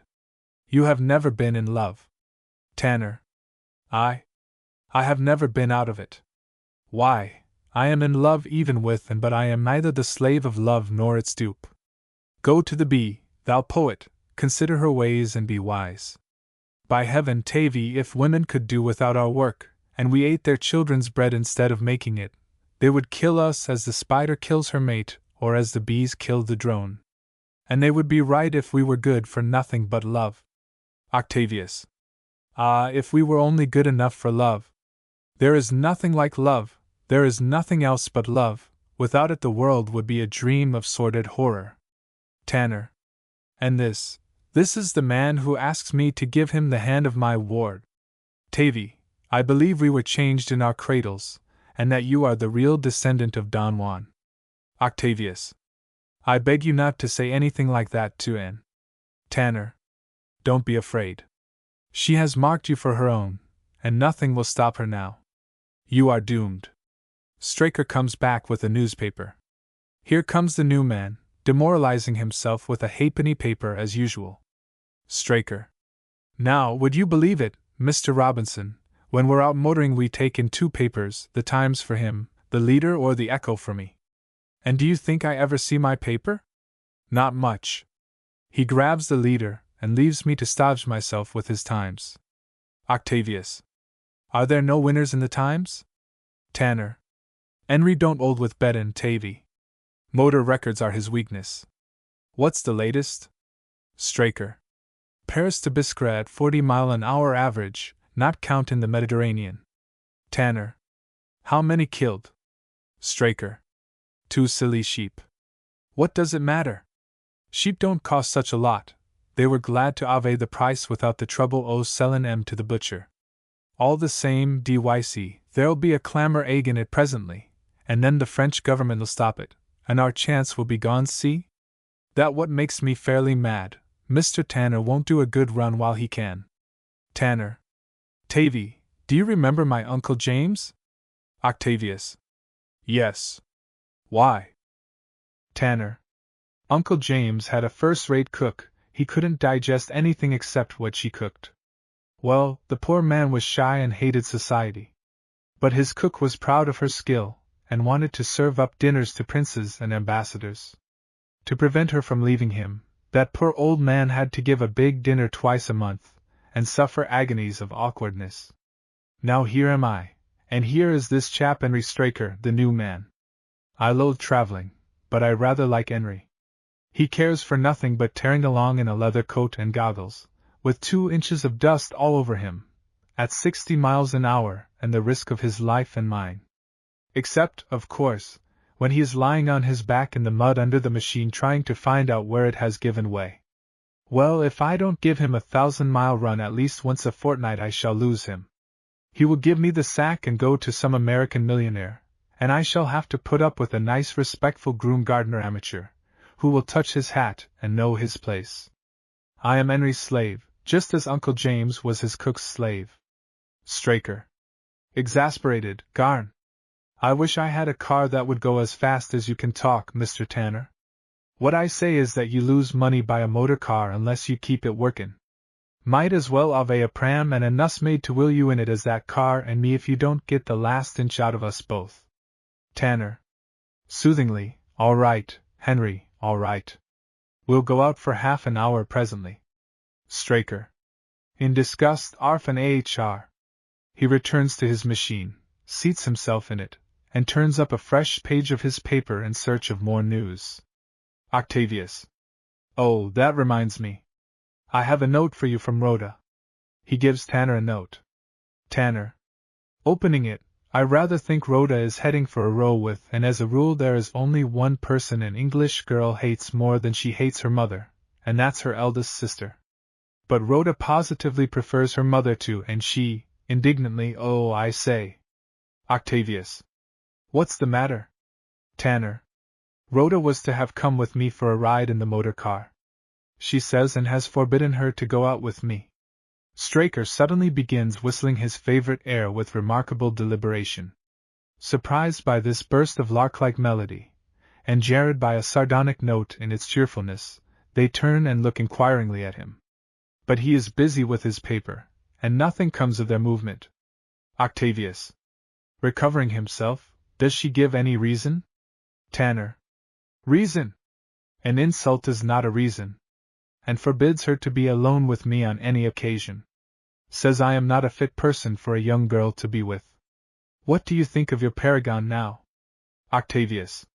You must remember that she has a very heavy responsibility now that her father is dead. Mrs. Whitefield is too weak to control Rhoda. Tanner. Staring at him, in short, you agree with N? Octavius. No, but I think I understand her. You must admit that your views are hardly suited for the formation of a young girl's mind and character. Tanner. I admit nothing of the sort. I admit that the formation of a young lady's mind and character usually consists in telling her lies. But I object to the particular lie that I am in the habit of abusing the confidence of girls. Octavius. And doesn't say that, Jack? Tanner. What else does she mean? Straker. Catching sight of and coming from the house, Miss Whitefield, gentlemen. He dismounts and strolls away down the avenue with the air of a man who knows he is no longer wanted. And, coming between Octavius and Tanner. Good morning, Jack.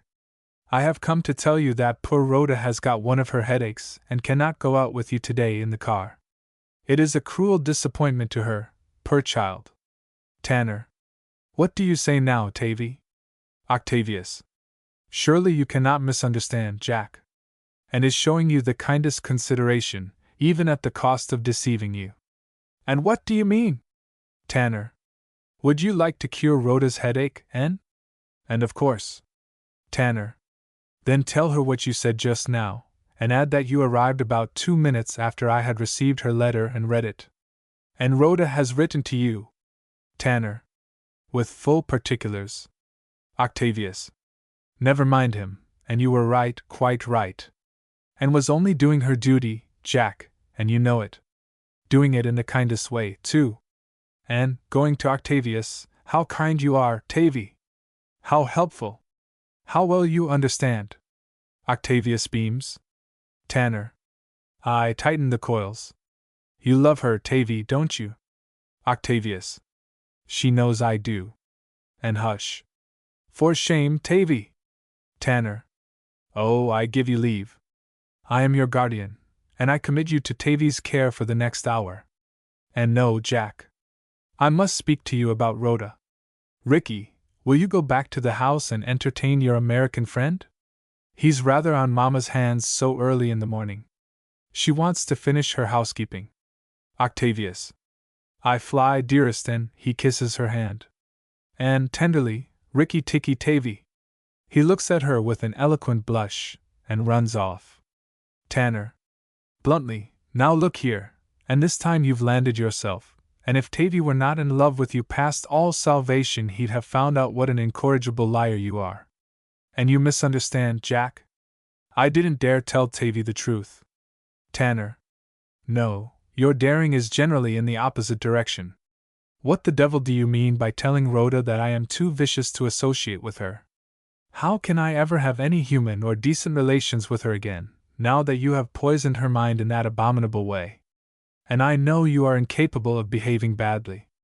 Tanner. Then why did you lie to her? And I had to. Tanner. Had to. And Mother made me. Tanner. His eye flashing. Ha! I might have known it. The mother! Always the mother! And it was that dreadful book of yours. You know how timid Mother is. All timid women are conventional. We must be conventional, Jack, or we are so cruelly, so vilely misunderstood. Even you, who are a man, cannot say what you think without being misunderstood and vilified. Yes, I admit it, I have had to vilify you. Do you want to have poor Rhoda misunderstood and vilified to the same way? Would it be right for Mother to let her expose herself to such treatment before she is old enough to judge for herself? Tanner. In short, the way to avoid misunderstanding is for everybody to lie and slander and insinuate and pretend as hard as they can. That is what obeying your mother comes to. And I love my mother, Jack. Tanner. Working himself up into a sociological rage, is that any reason why you are not to call your soul your own? Oh, I protest against this vile abjection of youth to age. Look at fashionable society as you know it. What does it pretend to be? An exquisite dance of nymphs. What is it? A horrible procession of wretched girls, each in the claws of a cynical, cunning, avaricious, disillusioned, ignorantly experienced, foul-minded old woman whom she calls mother, and whose duty it is to corrupt her mind and sell her to the highest bidder. Why do these unhappy slaves marry anybody, however old and vile, sooner than not marry at all? Because marriage is their only means of escape from these decrepit fiends who hide their selfish ambitions, their jealous hatreds of the young rivals who have supplanted them, under the mask of maternal duty and family affection. Such things are abominable. The voice of nature proclaims for the daughter a father's care and for the son a mother's. The law for father and son and mother and daughter is not the law of love, it is the law of revolution, of emancipation, of final supersession of the old and worn out by the young and capable. I tell you, the first duty of manhood and womanhood is a declaration of independence. The man who pleads his father's authority is no man. The woman who pleads her mother's authority is unfit to bear citizens to a free people. And watching him with quiet curiosity, I suppose you will go in seriously for politics some day, Jack. Tanner. Heavily let down, eh? What? W.H.? Collecting his scattered wits, what has that got to do with what I have been saying? And you talk so well. Tanner. Talk. Talk. It means nothing to you but talk. Well, go back to your mother, and help her to poison Rhoda's imagination as she has poisoned yours. It is the tame elephants who enjoy capturing the wild ones. And I am getting on.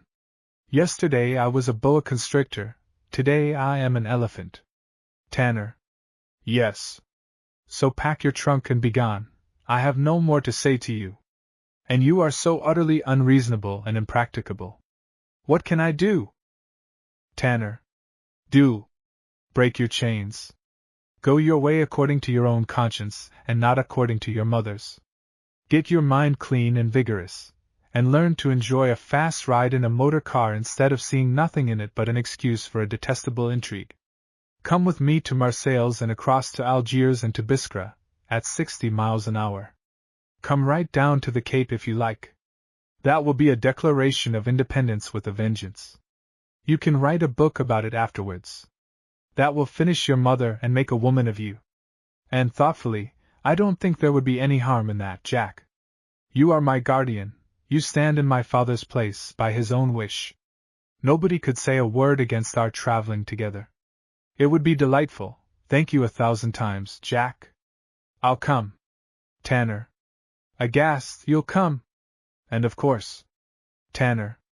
But he stops, utterly appalled, then resumes feebly, No, look here, and, if there's no harm in it there's no point in doing it.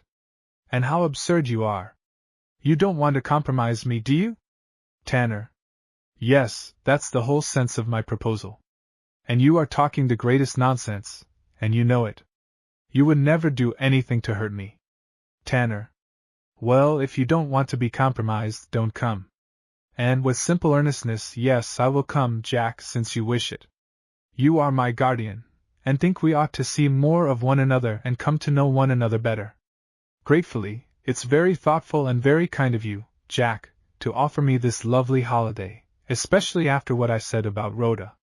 You really are good, much better than you think. When do we start?" Tanner. But the conversation is interrupted by the arrival of Mrs. Whitefield from the house. She is accompanied by the American gentleman, and followed by Ramsden and Octavius. Hector Malone is an Eastern American, but he is not at all ashamed of his nationality. This makes English people of fashion think well of him, as of a young fellow who is manly enough to confess to an obvious disadvantage without any attempt to conceal or extenuate it.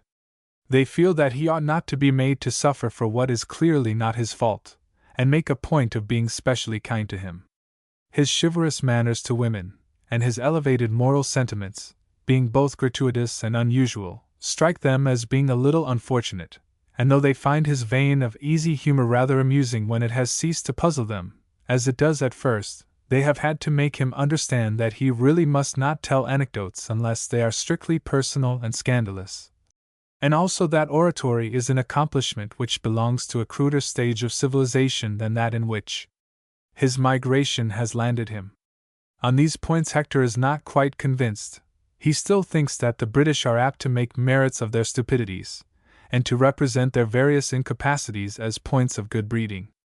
English life seems to him to suffer from a lack of edifying rhetoric, which he calls moral tone, English behavior to show a want of respect for womanhood, English pronunciation to fail very vulgarly in tackling such words as world, girl, bird, etc., English society to be plain spoken to an extent which stretches occasionally to intolerable coarseness, and English intercourse to need enlivening by games and stories and other pastimes, so he does not feel called upon to acquire these defects. After taking great paths to cultivate himself in a first-rate manner before venturing across the Atlantic, to this culture he finds English people either totally indifferent, as they very commonly are to all culture, or else politely evasive, the truth being that Hector's culture is nothing but a state of saturation with our literary exports of 30 years ago, re-imported by him to be unpacked at a moment's notice and hurled at the head of English literature, science and art, at every conversational opportunity. The dismay set up by these sallies encourages him in his belief that he is helping to educate England. When he finds people chattering harmlessly about Anatole France and Nietzsche, he devastates them with Matthew Arnold, the autocrat of the breakfast table, and even Macaulay, and as he is devoutly religious at bottom, he first leads the unwary, by humorous irreverences, to waive popular theology out of account in discussing moral questions with him, and then scatters them in confusion by demanding whether the carrying out of his ideals of conduct was not the manifest object of God Almighty in creating honest men and pure women. The engaging freshness of his personality and the dumbfounding staleness of his culture make it extremely difficult to decide whether he is worth knowing, for whilst his company is undeniably pleasant and enlivening, there is intellectually nothing new to be got out of him, especially as he despises politics, and is careful not to talk commercial shop, in which department he is probably much in advance of his English capitalist friends. He gets on best with romantic Christians of the amoristic sect, hence the friendship which has sprung up between him and Octavius. In appearance Hector is a neatly built young man of 24, with a short, smartly trimmed black beard, clear, well-shaped eyes, and an ingratiating vivacity of expression. He is, from the fashionable point of view, faultlessly dressed. As he comes along the drive from the house with Mrs. Whitefield he is sedulously making himself agreeable and entertaining, and thereby placing on her slender wit a burden it is unable to bear. An Englishman would let her alone, accepting boredom and indifference of their common lot, and the poor lady wants to be either let alone or let prattle about the things that interest her. Ramsden strolls over to inspect the motor car. Octavius joins Hector, and pouncing on her mother joyously, "Oh, Mama, what do you think? Jack is going to take me to Nice in his motor car. Isn't it lovely? I am the happiest person in London." Tanner. Desperately, Mrs. Whitefield objects. I am sure she objects. Doesn't she, Ramsden? Ramsden. I should think it very likely indeed. And you don't object, do you, Mother? Mrs. Whitefield. I object. Why should I? I think it will do you good, and, trotting over to Tanner, I meant to ask you to take Rhoda out for a run occasionally. She is too much in the house. But it will do when you come back. Tanner. Abyss beneath abyss of perfidy. And, hastily, to distract attention from this outburst, oh, I forgot, you have not met Mr. Malone. Mr. Tanner, my guardian, Mr. Hector Malone. Hector. Pleased to meet you, Mr. Tanner. I should like to suggest an extension of the traveling party to Nice, if I may. And oh, we're all coming. That's understood, isn't it? Hector. I also am the modest possessor of a motor car. If Miss Robinson will allow me the privilege of taking her, my car is at her service. Octavius. Violet. General constraint. And subduedly, come, Mother, we must leave them to talk over the arrangements. I must see to my traveling kit. Mrs. Whitefield looks bewildered, and draws her discreetly away, and they disappear round the corner towards the house. Hector. I think I may go so far as to say that I can depend on Miss Robinson's consent. Continued embarrassment. Octavius. I'm afraid we must leave Violet behind. There are circumstances which make it impossible for her to come on such an expedition. Hector. Amused and not at all convinced, too American, eh? Must the young lady have a chaperone? Octavius. It's not that, Malone, at least not altogether. Hector. Indeed. May I ask what other objection applies? Tanner. Impatiently, oh, tell him, tell him. We shall never be able to keep the secret unless everybody knows what it is. Mr. Malone, if you go to Nice with Violet, you go with another man's wife. She is married. Hector. Thunderstruck, you don't tell me so. Tanner. We do. In confidence. Ramsden. With an air of importance, lest Malone should suspect a misalliance, her marriage has not yet been made known. She desires that it shall not be mentioned for the present. Hector. I shall respect the lady's wishes. Would it be indiscreet to ask who her husband is, in case I should have an opportunity of consulting him about this trip? Tanner. We don't know who he is. Hector. Retiring into his shell in a very marked manner, in that case, I have no more to say. They become more embarrassed than ever. Octavius. You must think this very strange. Hector. A little singular. Pardon me for saying so. Ramsden. Half apologetic, half huffy, the young lady was married secretly, and her husband has forbidden her, it seems, to declare his name. It is only right to tell you, since you are interested in in Violet. Octavius. Sympathetically, I hope this is not a disappointment to you. Hector. Softened, coming out of his shell again, well, it is a blow. I can hardly understand how a man can leave a wife in such a position. Surely it's not customary. It's not manly. It's not considerate. Octavius. We feel that, as you may imagine, pretty deeply. Ramsden. Testily, it is some young fool who has not enough experience to know what mystifications of this kind lead to. Hector. With strong symptoms of moral repugnance, I hope so. A man need be very young and pretty foolish too to be excused for such conduct. You take a very lenient view, Mr. Ramsden. Too lenient to my mind. Surely marriage should ennoble a man. Tanner. Sardonically, ha! Hector. Am I to gather from that cachinnation that you don't agree with me, Mr. Tanner? Tanner. Drilly, get married and try. You may find it delightful for a while, you certainly won't find it ennobling. The greatest common measure of a man and a woman is not necessarily greater than the man's single measure. Hector. Well, we think in America that a woman's moral number is higher than a man's, and that the purer nature of a woman lifts a man right out of himself, and makes him better than he was. Octavius. With conviction, so it does. Tanner. No wonder American women prefer to live in Europe. It's more comfortable than standing all their lives on an altar to be worshipped. Anyhow, Violet's husband has not been ennobled. So what's to be done? Hector. Shaking his head, I can't dismiss that man's conduct as lightly as you do, Mr. Tanner. However, I'll say no more. Whoever he is, he's Miss Robinson's husband, and I should be glad for her sake to think better of him. Octavius. Touched, for he divines a secret sorrow. I'm very sorry, Malone. Very sorry. Hector. Gratefully, you're a good fellow, Robinson, thank you. Tanner. Talk about something else. Violet's coming from the house. Hector. I should esteem it a very great favor, men, if you would take the opportunity to let me have a few words with the lady alone.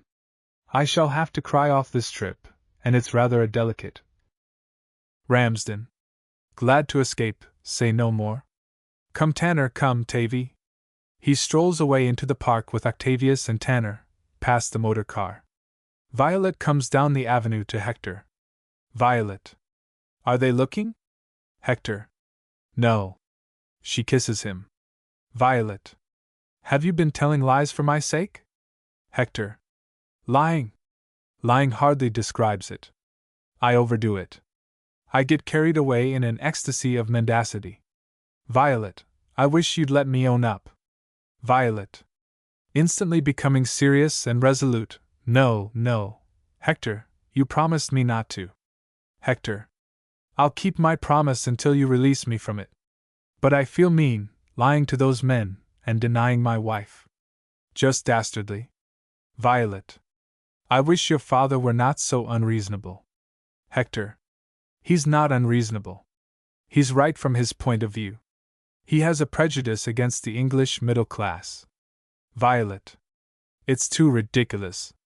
You know how I dislike saying such things to you, Hector. But if I were to, oh, well, no matter. Hector. I know. If you were to marry the son of an English manufacturer of office furniture, your friends would consider it a misalliance. And here's my silly old dad, who is the biggest office furniture man in the world, would show me the door for marrying the most perfect lady in England merely because she has no handle to her name. Of course it's just absurd. But I tell you, Violet, I don't like deceiving him. I feel as if I was stealing his money. Why won't you let me own up? Violet. We can't afford it. You can be as romantic as you please about love, Hector, but you mustn't be romantic about money. Hector. Divided between his uxoriousness and his habitual elevation of moral sentiment, that's very English. Appealing to her impulsively, Violet, Dad's bound to find us out some day. Violet. Oh yes, later on of course. But don't let's go over this every time we meet, dear. You promise? Hector. All right, I. Violet. Not to be silenced, it is I and not you who suffer by this concealment, and as to facing a struggle and poverty, and all that sort of thing, I simply will not do it. It's too silly. Hector. You shall not. I'll sort of borrow the money from my dad until I get on my own feet, and then I can own up and pay up at the same time. Violet. Alarmed and indignant, do you mean to work? Do you want to spoil our marriage? Hector. Well, I don't mean to let marriage spoil my character. Your friend Mr. Tanner has got the laugh on me a bit already about that, and… Violet. The beast. I hate Jack Tanner. Hector. Magnanimously, oh, he's all right, he only needs the love of a good woman to ennoble him. Besides, he's proposed a motoring trip to Nice, and I'm going to take you. Violet. How jolly! Hector. Yes, but how are we going to manage? You see, they've warned me off going with you, so to speak. They've told me in confidence that you're married. That's just the most overwhelming confidence I've ever been honored with. Tanner returns with Straker, who goes to his car. Tanner. Your car is a great success, Mr. Malone. Your engineer is showing it off to Mr. Ramsden. Hector. Eagerly, forgetting himself, let's come, 6. Violet. Coldly, warning him with her eyes, I beg your pardon, Mr. Malone, I did not quite catch. Hector. Recollecting himself, I asked to be allowed the pleasure of showing you my little American steam car, Miss Robinson. Violet. I shall be very pleased. They go off together down the avenue. Tanner. About this trip, Straker. Straker. Preoccupied with the car, yes? Tanner. Miss Whitefield is supposed to be coming with me. Straker. So I gather. Tanner. Mr. Robinson is to be one of the party. Straker. Yes. Tanner. Well, if you can manage so as to be a good deal occupied with me, and leave Mr. Robinson a good deal occupied with Miss Whitefield, he will be deeply grateful to you. Straker. Looking round at him, evidently. Tanner. Evidently. Your grandfather would have simply winked. Straker. My grandfather would have touched his hat. Tanner. And I should have given your good nice respectful grandfather a sovereign. Straker. 5 shillings, more likely. He leaves the car and approaches Tanner. What about the lady's views? Tanner. She is just as willing to be left to Mr. Robinson as Mr. Robinson is to be left to her. Straker looks at his principal with cool skepticism, then turns to the car whistling his favorite air. Stop that aggravating noise. What do you mean by it? Straker calmly resumes the melody and finishes it. Tanner politely hears it out before he again addresses Straker, this time with elaborate seriousness. Henry, I have ever been a warm advocate of the spread of music among the masses, but I object to your obliging the company whenever Miss Whitefield's name is mentioned. You did it this morning, too? Straker. Obstinately, it's not a bit o' use. Mr. Robinson may as well give it up first as last. Tanner. Why? Straker. Garn. You know why. Course it's not my business, but you needn't start kidding me about it. Tanner. I am not kidding. I don't know why. Straker. Cheerfully sulky, oh, very well. All right. It ain't my business. Tanner. Impressively, I trust, Henry, that, as between employer and engineer, I shall always know how to keep my proper distance, and not intrude my private affairs on you. Even our business arrangements are subject to the approval of your trade union. But don't abuse your advantages. Let me remind you that Voltaire said that what was too silly to be said could be sung. Straker. It wasn't Voltaire, it was Beaumarchais. Tanner. I stand corrected, Beaumarchais, of course. Now you seem to think that what is too delicate to be said can be whistled. Unfortunately, your whistling, though melodious, is unintelligible. Come! There's nobody listening, neither my genteel relatives nor the secretary of your confounded union. As man to man, Henry, why do you think that my friend has no chance with Miss Whitefield? Straker. 'Cause she's arter someone else. Tanner. Bosh. Who else? Straker. You. Tanner. Me. Straker. Mean to tell me you didn't know? Oh, come, Mr. Tanner. Tanner. In fierce earnest, are you playing the fool, or do you mean it? Straker. With a flash of temper, I'm not playin' no fool. More coolly, why, it's as plain as the nose on your face. If you ain't spotted that, you don't know much about these sort of things. Serene again, excuse me, you know, Mr. Tanner, but you asked me as man to man, and I told you as man to man. Tanner. Wildly appealing to the heavens, then I am the bee, the spider, the marked down victim, the destined prey. Straker. I dunno about the bee and the spider.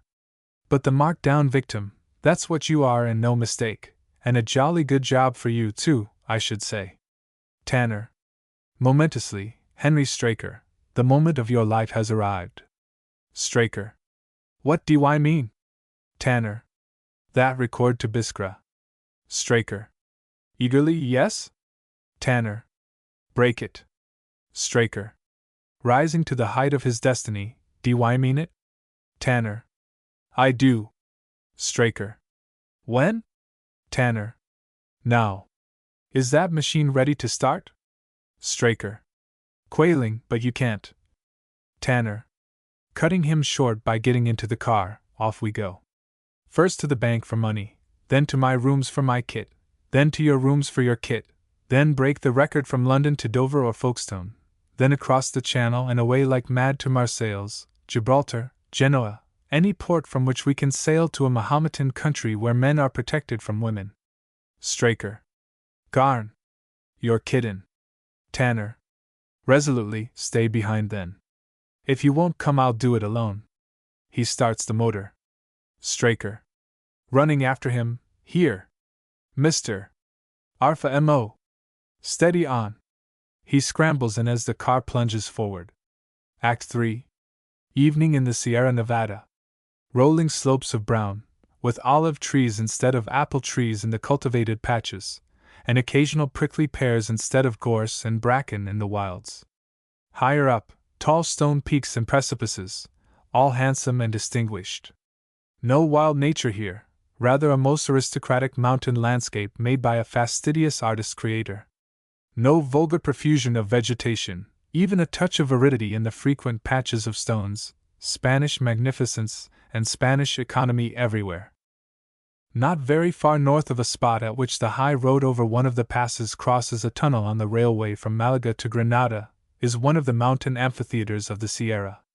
Looking at it from the wide end of the horseshoe, one sees, a little to the right, in the face of the cliff, a romantic cave which is really an abandoned quarry, and towards the left a little hill, commanding a view of the road, which skirts the amphitheater on the left, maintaining its higher level on embankments and on an occasional stone arch on the hill. Watching the road is a man who is either a Spaniard or a Scotchman. Probably a Spaniard, since he wears the dress of a Spanish goatherd and seems at home in the Sierra Nevada, but very like a Scotchman for all that. In the hollow, on the slope leading to the quarry cave, are about a dozen men who, as they recline at their cave round a heap of smoldering white ashes of dead leaf and brushwood, have an air of being conscious of themselves as picturesque scoundrels honoring the Sierra by using it as an effective pictorial background. As a matter of artistic fact, they are not picturesque, and the mountains tolerate them as lions tolerate lice. An English policeman or poor law guardian would recognize them as a selected band of tramps and able-bodied paupers. This description of them is not wholly contemptuous. Whoever has intelligently observed the tramp, or visited the able-bodied ward of a workhouse, will admit that our social failures are not all drunkards and weaklings. Some of them are men who do not fit the class they were born into. Precisely the same qualities that make the educated gentleman an artist may make an uneducated manual laborer an able-bodied pauper.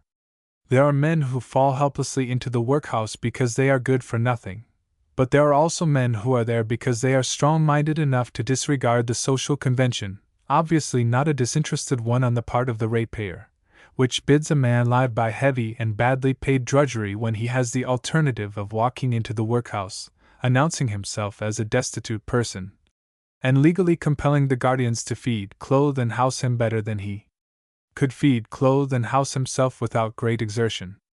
When a man who is born a poet refuses a stool in a stockbroker's office, and starves in a garret, sponging on a poor landlady or on his friends and relatives rather than work against his grain, or when a lady, because she is a lady, will face any extremity of parasitic dependence rather than take a situation as cook or parlor maid, we make large allowances for them. To such allowances the able-bodied pauper and his nomadic variant the tramp are equally entitled. Further, the imaginative man, if his life is to be tolerable to him, must have leisure to tell himself stories, and a position which lends itself to imaginative decoration. The ranks of unskilled labor offer no such positions. We misuse our laborers horribly, and when a man refuses to be misused, we have no right to say that he is refusing honest work. Let us be frank in this matter before we go on with our play, so that we may enjoy it without hypocrisy. If we were reasoning, far-sighted people, 4/5 of us would go straight to the guardians for relief, and knock the whole social system to pieces with most beneficial reconstructive results. The reason we do not do this is because we work like bees or ants, by instinct or habit, not reasoning about the matter at all. Therefore, when a man comes along who can and does reason, and who, applying the Kantian test to his conduct, can truly say to us, if everybody did as I do, the world would be compelled to reform itself industrially, and abolish slavery and squalor, which exist only because everybody does as you do, let us honor that man and seriously consider the advisability of following his example. Such a man is the able-bodied, able-minded pauper. Were he a gentleman doing his best to get a pension or a sinecure instead of sweeping a crossing, nobody would blame him, for deciding that so long as the alternative lies between living mainly at the expense of the community and allowing the community to live mainly at his, it would be folly to accept what is to him personally the greater of the two evils. We may therefore contemplate the tramps of the Sierra without prejudice, admitting cheerfully that our objects, briefly, to be gentlemen of fortune, are much the same as theirs, and the difference in our position and methods merely accidental. One or two of them, perhaps, it would be wiser to kill without malice in a friendly and frank manner, for there are bipeds, just as there are quadrupeds, who are too dangerous to be left unchained and unmuzzled, and these cannot fairly expect to have other men's lives wasted in the work of watching them. But as society has not the courage to kill them, and when it catches them, simply wreaks on them some superstitious expiatory rites of torture and degradation, and then lets them loose with heightened qualifications for mischief, it is just as well that they are at large in the Sierra, and in the hands of a chief who looks as if he might possibly, on provocation, order them to be shot. This chief, seated in the center of the group on a squared block of stone from the quarry, is a tall, strong man, with a striking cockatoo nose, glossy black hair, pointed beard, upturned mustache, and a Mephistophelian affectation which is fairly imposing, perhaps because the scenery admits of a larger swagger than Piccadilly. Perhaps because of a certain sentimentality in the man which gives him that touch of grace which alone can excuse deliberate picturesqueness. His eyes and mouth are by no means rascally. He has a fine voice and a ready wit, and whether he is really the strongest man in the party, or not, he looks it. He is certainly the best fed, the best dressed, and the best trained. The fact that he speaks English is not unexpected in spite of the Spanish landscape, for with the exception of one man who might be guessed as a bullfighter ruined by drink and one unmistakable Frenchman, they are all Cockney or American. Therefore, in a land of cloaks and sombreros, they mostly wear seedy overcoats, woolen mufflers, hard hemispherical hats, and dirty brown gloves. Only a very few dress after their leader, whose broad sombrero with a cock's feather in the band, and voluminous cloak descending to his high boots, are as un-English as possible. None of them are armed, and the unloved ones keep their hands in their pockets because it is their national belief that it must be dangerously cold in the open air with the night coming on. It is as warm an evening as any reasonable man could desire. Except the bullfighting inebriate, there is only one person in the company who looks more than, say, 33. He is a small man with reddish whiskers, weak eyes, and the anxious look of a small tradesman in difficulties. He wears the only tall hat visible.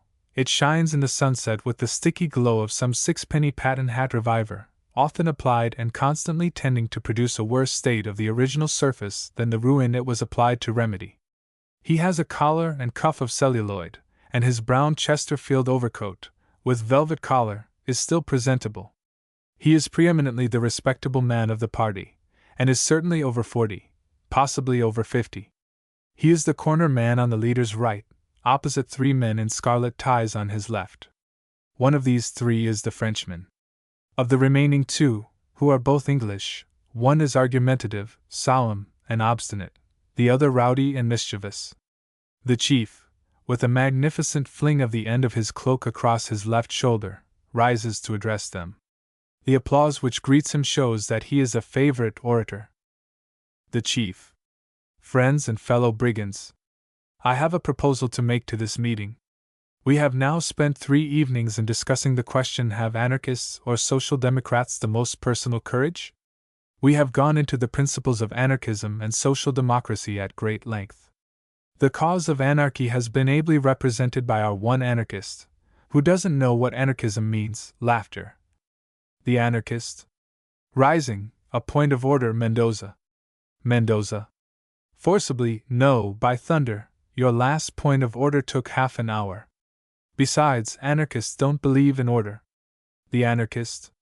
Mild, polite, but persistent, he is, in fact, the respectable-looking elderly man in the celluloid collar and cuffs. That is a vulgar error. I can prove. Mendoza. Order, order. The others, shouting, order, order. Sit down. Chair. Shut up. The anarchist is suppressed. Mendoza. On the other hand, we have 3 social democrats among us.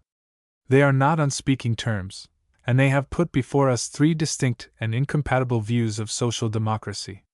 The majority. Shouting assent here, here. So we are. Right. The rowdy social democrat. Smarting under oppression, you ain't no Christian. You're a sheeny, you are. Mendoza.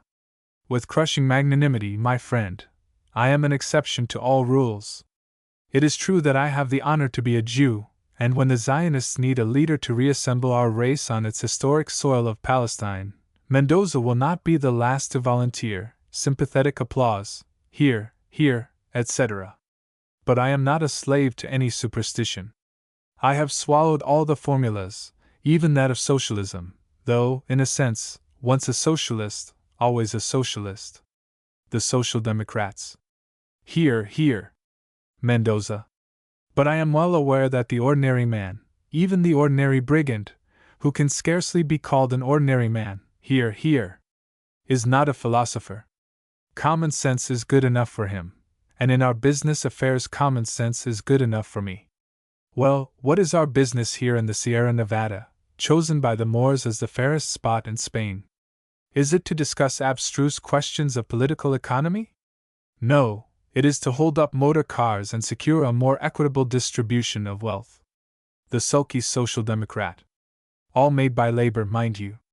Mendoza. Urbanely, undoubtedly.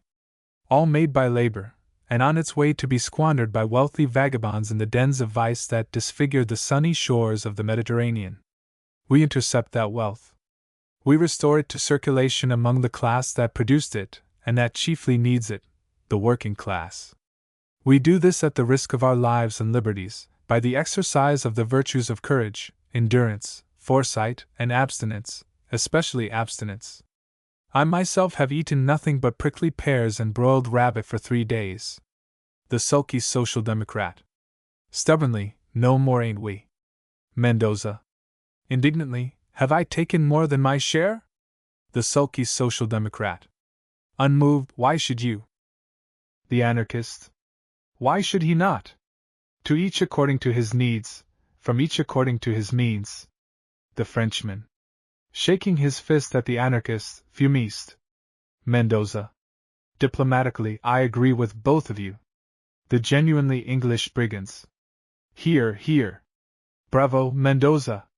Mendoza. What I say is, let us treat one another as gentlemen, and strive to excel in personal courage only when we take the field. The rowdy social democrat. Derisively, Shakespeare. A whistle comes from the goatherd on the hill. He springs up and points excitedly forward along the road to the north. The goatherd. Automobile. Automobile. He rushes down the hill and joins the rest, who all scramble to their feet. Mendoza. In ringing tones, to arms. Who has the gun? The sulky social democrat. Handing a rifle to Mendoza, here. Mendoza. Have the nails been strewn in the road? The rowdy social democrat. 2 ounces of them. Mendoza. Good. To the Frenchman, with me, Duval. If the nails fail, puncture their tires with a bullet. He gives the rifle to Duval, who follows him up the hill. Mendoza produces an opera glass. The others hurry across to the road and disappear to the north. Mendoza. On the hill, using his glass too only, a capitalist and his chauffeur. They look English. Duval. English? Oh yes. Cochons. Handling the rifle, faux tire, and SC pas? Mendoza. No, the nails have gone home. Their tire is down, they stop. Duval. Shouting to the others, Fonda sérieux, nom de Dieu. Mendoza. Rebuking his excitement, do calm, Duval, keep your hair on. They take it quietly. Let us descend and receive them. Mendoza descends, passing behind the fire and coming forward, whilst Tanner and Straker, in their motoring goggles, leather coats, and caps, are led in from the road by brigands. Tanner. Is this the gentleman you describe as your boss? Does he speak English? The rowdy social democrat. Course he does. Why don't suppose we Englishmen lets ourselves be bossed by a bloomin' Spaniard, do you? Mendoza. With dignity, allow me to introduce myself, Mendoza, president of the League of the Sierra. Posing loftily, I am a brigand, I live by robbing the rich. Tanner. Promptly, I am a gentleman, I live by robbing the poor. Shake hands. The English Social Democrats. Hear, hear. General laughter and good humor. Tanner and Mendoza shake hands. The brigands drop into their former places. Straker. Where do I come in? Tanner. Introducing my friend and chauffeur. The sulky Social Democrat. Suspiciously, well, which is he? Friend or chauffeur? It makes all the difference, you know. Mendoza. Explaining, we should expect ransom for a friend. A professional chauffeur is free of the mountains. He even takes a trifling percentage of his principal's ransom if he will honor us by accepting it. Straker. I see. Just to encourage me to come this way again. Well, I'll think about it. Duval. Impulsively rushing across to Straker, mon frère. He embraces him rapturously and kisses him on both cheeks. Straker. Disgusted air, get out, don't be silly. Who are you, pray? Duval. Social Democrat. Straker. Oh, you're a Social Democrat, are you? The anarchist. He means that he has sold out to the parliamentary humbugs and the bourgeoisie. Compromise. That is his faith. Duval. Furiously, I understand what he say. He say boudoir. He say compromise. Jamais de la vie. Miserable mente. Straker. See here, Captain Mendoza, how much o' this sort o' thing do you put up with here? Are we even a pleasure trip in the mountains, or are we at a socialist meetin'? The majority. Hear, hear. Shut up. Chuck it. Sit down, etc., etc. The Social Democrats and the anarchists are hurtled into the background. Straker, after superintending this proceeding with satisfaction, places himself on Mendoza's left, Tanner being on his right. Mendoza. Can we offer you anything? Broiled rabbit and prickly pears. Tanner. Thank you, we have dined. Mendoza. To his followers, gentlemen, business is over for the day. Go as you please until morning. The brigands disperse into groups lazily. Some go into the cave. Others sit down or lie down to sleep in the open. A few produce a pack of cards and move off towards the road, for it is now starlight, and they know that motor cars have lamps which can be turned to account for lighting a card party. Straker. Calling after them, don't none of you go fooling with that car, d'ye hear? Mendoza. No fear, monsieur le chauffeur. The first one we captured cured us of that. Straker. Interested, what did it do? Mendoza. It carried 3 brave comrades of ours, who did not know how to stop it, into Granada, and capsized them opposite the police station. Since then we never touch one without sending for the chauffeur. Shall we chat at our ease? Tanner. By all means. Tanner, Mendoza, and Straker sit down on the turf by the fire. Mendoza delicately waves his presidential dignity, of which the right to sit on the squared stone block is the appanage, by sitting on the ground like his guests, and using the stone only as a support for his back. Mendoza. It is the custom in Spain always to put off business until tomorrow. In fact, you have arrived out of office hours. However, if you would prefer to settle the question of ransom at once, I am at your service. Tanner. Tomorrow will do for me. I am rich enough to pay anything in reason. Mendoza. Respectfully, much struck by this admission, you are a remarkable man, sir. Our guests usually describe themselves as miserably poor. Tanner. Pooh! Miserably poor people don't own motor cars. Mendoza. Precisely what we say to them. Tanner. Treat us well, we shall not prove ungrateful. Straker. No prickly pears and broiled rabbits, you know. Don't tell me you can't do us a bit better than that if you like. Mendoza. Wine, kids, milk, cheese, and bread can be procured for ready money. Straker. Graciously, now you're talking. Tanner. Are you all socialists here, may I ask? Mendoza. Repudiating this humiliating misconception, oh no, nothing of the kind, I assure you. We naturally have modern views as to the justice of the existing distribution of wealth, otherwise we should lose our self-respect. But nothing that you could take exception to, except 2 or 3 faddists. Tanner. I had no intention of suggesting anything discreditable. In fact, I am a bit of a socialist myself. Straker. Drilly, most rich men are, I notice. Mendoza. Quite so. It has reached us, I admit. It is in the air of the century. Straker. Socialism must be looking up a bit if your chaps are taking to it. Mendoza. That is true, sir. A movement which is confined to philosophers and honest men can never exercise any real political influence. There are too few of them. Until a movement shows itself capable of spreading among brigands, it can never hope for a political majority. Tanner. But are your brigands any less honest than ordinary citizens? Mendoza. Sir, I will be frank with you. Brigandage is abnormal. Abnormal professions attract 2 classes: those who are not good enough for ordinary bourgeois life and those who are too good for it.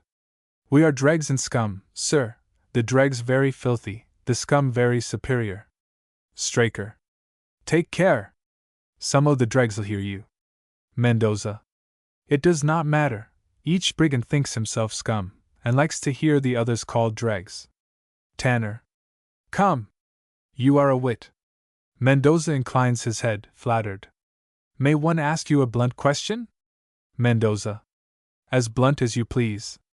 Tanner. How does it pay a man of your talent to shepherd such a flock as this on broiled rabbit and prickly pears? I have seen men less gifted, and I'll swear less honest, supping at the Savoy on foie gras and champagne. Mendoza. Pooh! They have all had their turn at the broiled rabbit, just as I shall have my turn at the Savoy. Indeed, I have had a turn there already, as waiter. Tanner. A waiter? You astonish me. Mendoza. Reflectively, yes, I, Mendoza of the Sierra, was a waiter. Hence, perhaps, my cosmopolitanism. With sudden intensity, shall I tell you the story of my life? Straker. Apprehensively, if it ain't too long, old chap. Tanner. Interrupting him, tshsh, you are a Philistine, Henry, you have no romance in you. To Mendoza, you interest me extremely, President. Never mind Henry, he can go to sleep. Mendoza. The woman I loved. Straker. Oh, this is a love story, is it? Right you are.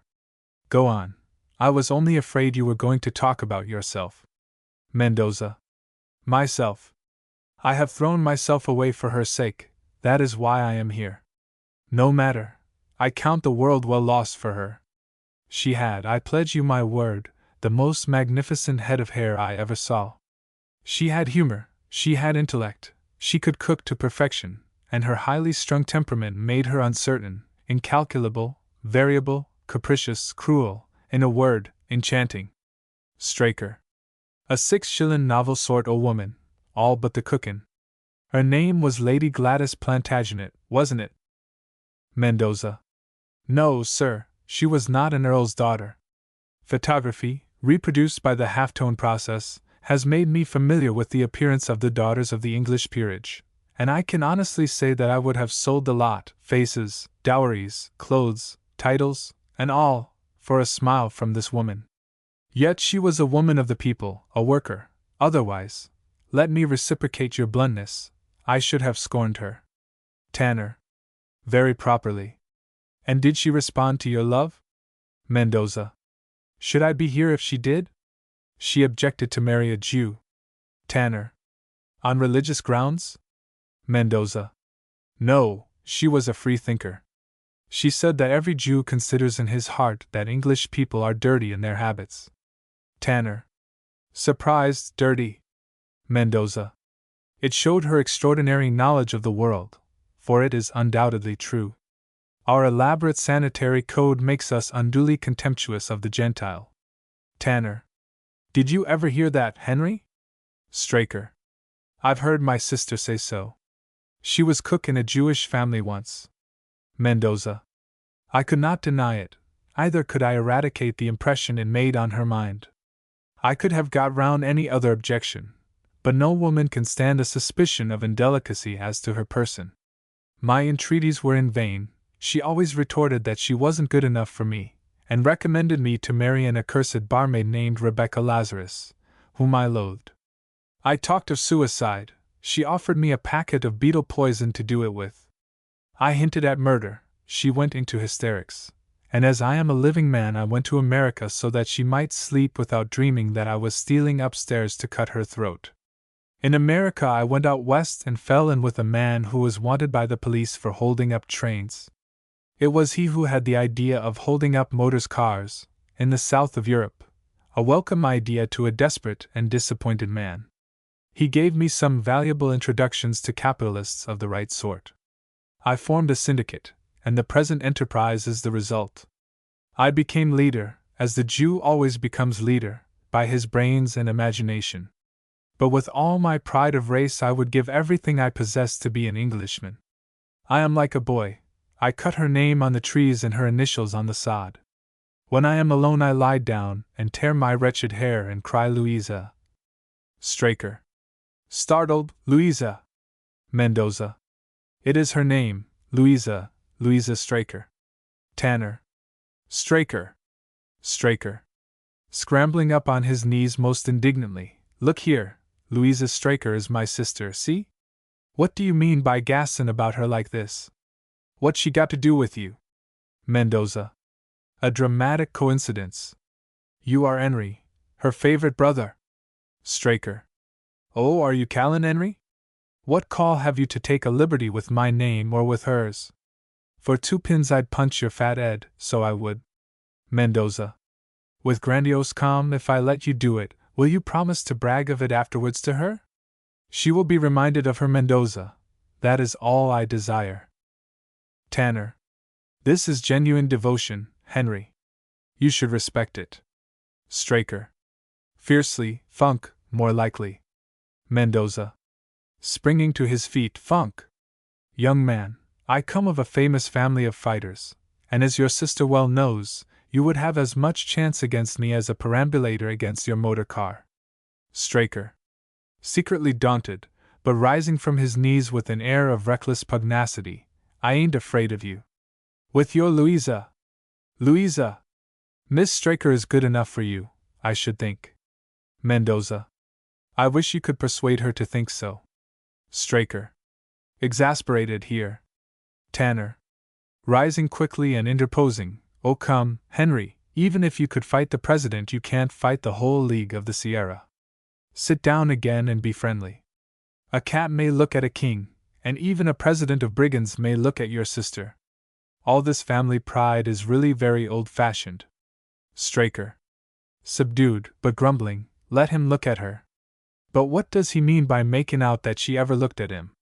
Reluctantly resuming his couch on the turf, hear him talk, one UD thinks she was keepin' company with him. He turns his back on them and composes himself to sleep. Mendoza. To Tanner, becoming more confidential as he finds himself virtually alone with a sympathetic listener in the still starlight of the mountains. For all the rest are asleep by this time. It was just so with her, sir. Her intellect reached forward into the 20th century. Her social prejudices and family affections reached back into the Dark Ages. Ah, sir, how the words of Shakespeare seem to fit every crisis in our emotions. And so on. I forget the rest. Call it madness if you will, infatuation. I am an able man, a strong man. In 10 years I should have owned a first-class hotel. I met her, and you see, I am a brigand and outcast. Even Shakespeare cannot do justice to what I feel for Louisa. Let me read you some lines that I have written about her myself. However slight their literary merit may be, they express what I feel better than any casual words can. He produces a packet of hotel bills scrawled with manuscript, and kneels at the fire to decipher them, poking it with a stick to make it glow. Tanner. Clapping him rudely on the shoulder, put them in the fire, President. Mendoza. Startled, eh? Tanner. You are sacrificing your career to a monomania. Mendoza. I know it. Tanner. No, you don't. No man would commit such a crime against himself if he really knew what he was doing. How can you look round at these august hills, look up at this divine sky, taste this finely tempered air, and then talk like a literary hack on a second floor in Bloomsbury? Mendoza. Shaking his head, the Sierra is no better than Bloomsbury when once the novelty has worn off. Besides, these mountains make you dream of women with magnificent hair. Tanner. Of Louisa, in short. They will not make me dream of women, my friend. I am heart-whole. Mendoza. Do not boast until morning, sir. This is a strange country for dreams. Tanner. Well, we shall see. Good night. He lies down, and composes himself to sleep. Mendoza, with a sigh, follows his example, and for a few moments there is peace in the Sierra. Then Mendoza sits up suddenly and says pleadingly to Tanner, Mendoza. Just allow me to read a few lines before you go to sleep. I should really like your opinion of them. Tanner. Drowsily, go on. I am listening. Mendoza. I saw thee first in Whitsun week, Louisa, Louisa. Tanner. Roaring himself, my dear President, Louisa is a very pretty name, but it really doesn't rhyme well to Whitsun week. Mendoza. Of course not. Louisa is not the rhyme, but the refrain. Tanner. Subsiding, the refrain. I beg your pardon. Go on. Mendoza. Perhaps you do not care for that one, I think you will like this better. He recites, in rich soft tones, and to slow time. Affected, there is no merit in producing beautiful lines upon such a name. Louisa is an exquisite name, is it not? Tanner. All but asleep, responds with a faint groan. Mendoza. That is real poetry, from the heart of hearts. Don't you think it will move her? No answer. Resignedly, asleep, as usual. Doggerel to all the world. Heavenly music to me. Idiot that I am to wear my heart on my sleeve! He composes himself to sleep, murmuring, Louisa, I love thee, Louisa, Louisa, Louisa, Louisa, I. Straker snores, rolls over on his side, and relapses into sleep. Stillness settles on the Sierra, and the darkness deepens. The fire has again buried itself in white ash and ceased to glow. The peaks show unfathomably dark against the starry firmament, but now the stars dim and vanish, and the sky seems to steal away out of the universe. Instead of the Sierra there is nothing, omnipresent nothing. No sky, no peaks, no light, no sound, no time nor space, utter void. Then somewhere the beginning of a pallor, and with it a faint throbbing buzz as of a ghostly violoncello palpitating on the same note endlessly. A couple of ghostly violins presently take advantage of this space. A staff of music is supplied here. And therewith the pallor reveals a man in the void, an incorporeal but visible man, seated, absurdly enough, on nothing. For a moment he raises his head as the music passes him by. Then, with a heavy sigh, he droops in utter dejection, and the violins, discouraged, retrace their melody in despair and at last give it up, extinguished by wailings from uncanny wind instruments, thus. More music. It is all very odd. One recognizes the Mozartian strain, and on this hint, and by the aid of certain sparkles of violet light in the pallor, the man's costume explains itself as that of a Spanish nobleman of the 15th to 16th century. Don Juan, of course, but where? Why? How? Besides, in the brief lifting of his face, now hidden by his hat brim, there was a curious suggestion of Tanner.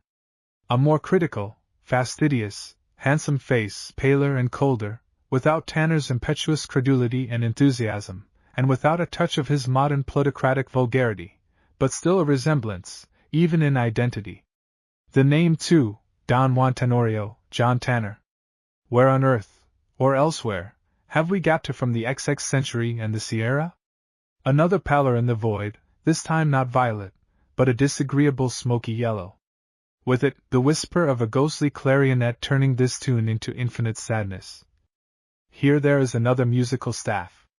The yellowish pallor moves. There is an old crone wandering in the void, bent and toothless, draped, as well as one can guess, in the coarse brown frock of some religious order. She wanders and wanders in her slow, hopeless way, much as a wasp flies in its rapid, busy way, until she blunders against the thing she seeks, companionship. With a sob of relief the poor old creature clutches at the presence of the man, and addresses him in her dry, unlovely voice, which can still express pride and resolution as well as suffering. The old woman. Excuse me, but I am so lonely, and this place is so awful. Don Juan. A newcomer? The old woman. Yes, I suppose I died this morning. I confessed. I had extreme unction. I was in bed with my family about me and my eyes fixed on the cross. Then it grew dark, and when the light came back it was this light by which I walked seeing nothing. I have wandered for hours in horrible loneliness. Don Juan. Sighing, ah. You have not yet lost the sense of time. One soon does in eternity. The old woman. Where are we? Don Juan. In hell. The old woman, proudly, hell. I in hell. How dare you? Don Juan. Unimpressed, why not, Sonora? The old woman. You do not know to whom you are speaking. I am a lady, and a faithful daughter of the church. Don Juan. I do not doubt it. The old woman. But how then can I be in hell? Purgatory, perhaps. I have not been perfect. Who has? But hell? Oh, you are lying. Don Juan. Hell, Sonora, I assure you, hell at its best, that is, its most solitary, though perhaps you would prefer company. The old woman. But I have sincerely repented. I have confessed. Don Juan. How much? The old woman. More sins than I really committed. I loved confession. Don Juan. Ah, that is perhaps as bad as confessing too little. At all events, Sonora, whether by oversight or intention, you are certainly damned, like myself, and there is nothing for it now but to make the best of it. The old woman, indignantly, oh! And I might have been so much wickeder. All my good deeds wasted. It is unjust. Don Juan. No, you were fully and clearly warned. For your bad deeds, vicarious atonement, mercy without justice. For your good deeds, justice without mercy. We have many good people here. The old woman. Were you a good man? Don Juan. I was a murderer. The old woman. A murderer! Oh, how dare they send me to herd with murderers? I was not as bad as that. I was a good woman. There is some mistake. Where can I have it set right? Don Juan. I do not know whether mistakes can be corrected here. Probably they will not admit a mistake even if they have made one. The old woman. But whom can I ask? Don Juan. I should ask the devil, Sonora. He understands the ways of this place, which is more than I ever could. The old woman. The devil! I speak to the devil. Don Juan. In hell, Sonora, the devil is the leader of the best society. The old woman. I tell you, wretch, I know I am not in hell. Don Juan. How do you know? The old woman. Because I feel no pain. Don Juan. Oh, then there is no mistake, you are intentionally damned. The old woman. Why do you say that? Don Juan. Because hell, Sonora, is a place for the wicked. The wicked are quite comfortable in it, it was made for them. You tell me you feel no pain. I conclude you are one of those for whom hell exists. The old woman. Do you feel no pain? Don Juan. I am not one of the wicked, Sonora, therefore it bores me beyond description, beyond belief. The old woman. Not one of the wicked? You said you were a murderer. Don Juan. Only a duel. I ran my sword through an old man who was trying to run his through me. The old woman. If you were a gentleman, that was not a murder. Don Juan. The old man called it murder, because he was, he said, defending his daughter's honor. By this he meant that because I foolishly fell in love with her and told her so, she screamed, and he tried to assassinate me after calling me insulting names. The old woman. You were like all men. Libertines and murderers all. Don Juan. And yet we meet here, dear lady? The old woman. Listen to me. My father was slain by just such a wretch as you, in just such a duel, for just such a cause. I screamed, it was my duty. My father drew on my assailant. His honor demanded it. He fell. That was the reward of honor. I am here, in hell. You tell me that is the reward of duty. Is there justice in heaven? Don Juan. No, but there is justice in hell. Heaven is far above such idle human personalities. You will be welcome in hell, Sonora. Hell is the home of honor, duty, justice, and the rest of the 7 deadly virtues. All the wickedness on earth is done in their name. Where else but in hell should they have their reward? Have I not told you that the truly damned are those who are happy in hell? The old woman. And are you happy here? Don Juan. Springing to his feet. No, and that is the enigma on which I ponder in darkness. Why am I here? I, who repudiated all duty, trampled honor underfoot, and laughed at justice. The old woman. Oh, what do I care why you are here? Why am I here? I, who sacrificed all my inclinations to womanly virtue and propriety. Don Juan. Patience, lady, you will be perfectly happy and at home here. As saith the poet, hell is a city much like Seville. The old woman. Happy? Here. Where I am nothing. Where I am nobody. Don Juan. Not at all, you are a lady, and wherever ladies are is hell. Do not be surprised or terrified, you will find everything here that a lady can desire, including devils who will serve you from sheer love of servitude, and magnify your importance for the sake of dignifying their service, the best of servants. The old woman. My servants will be devils.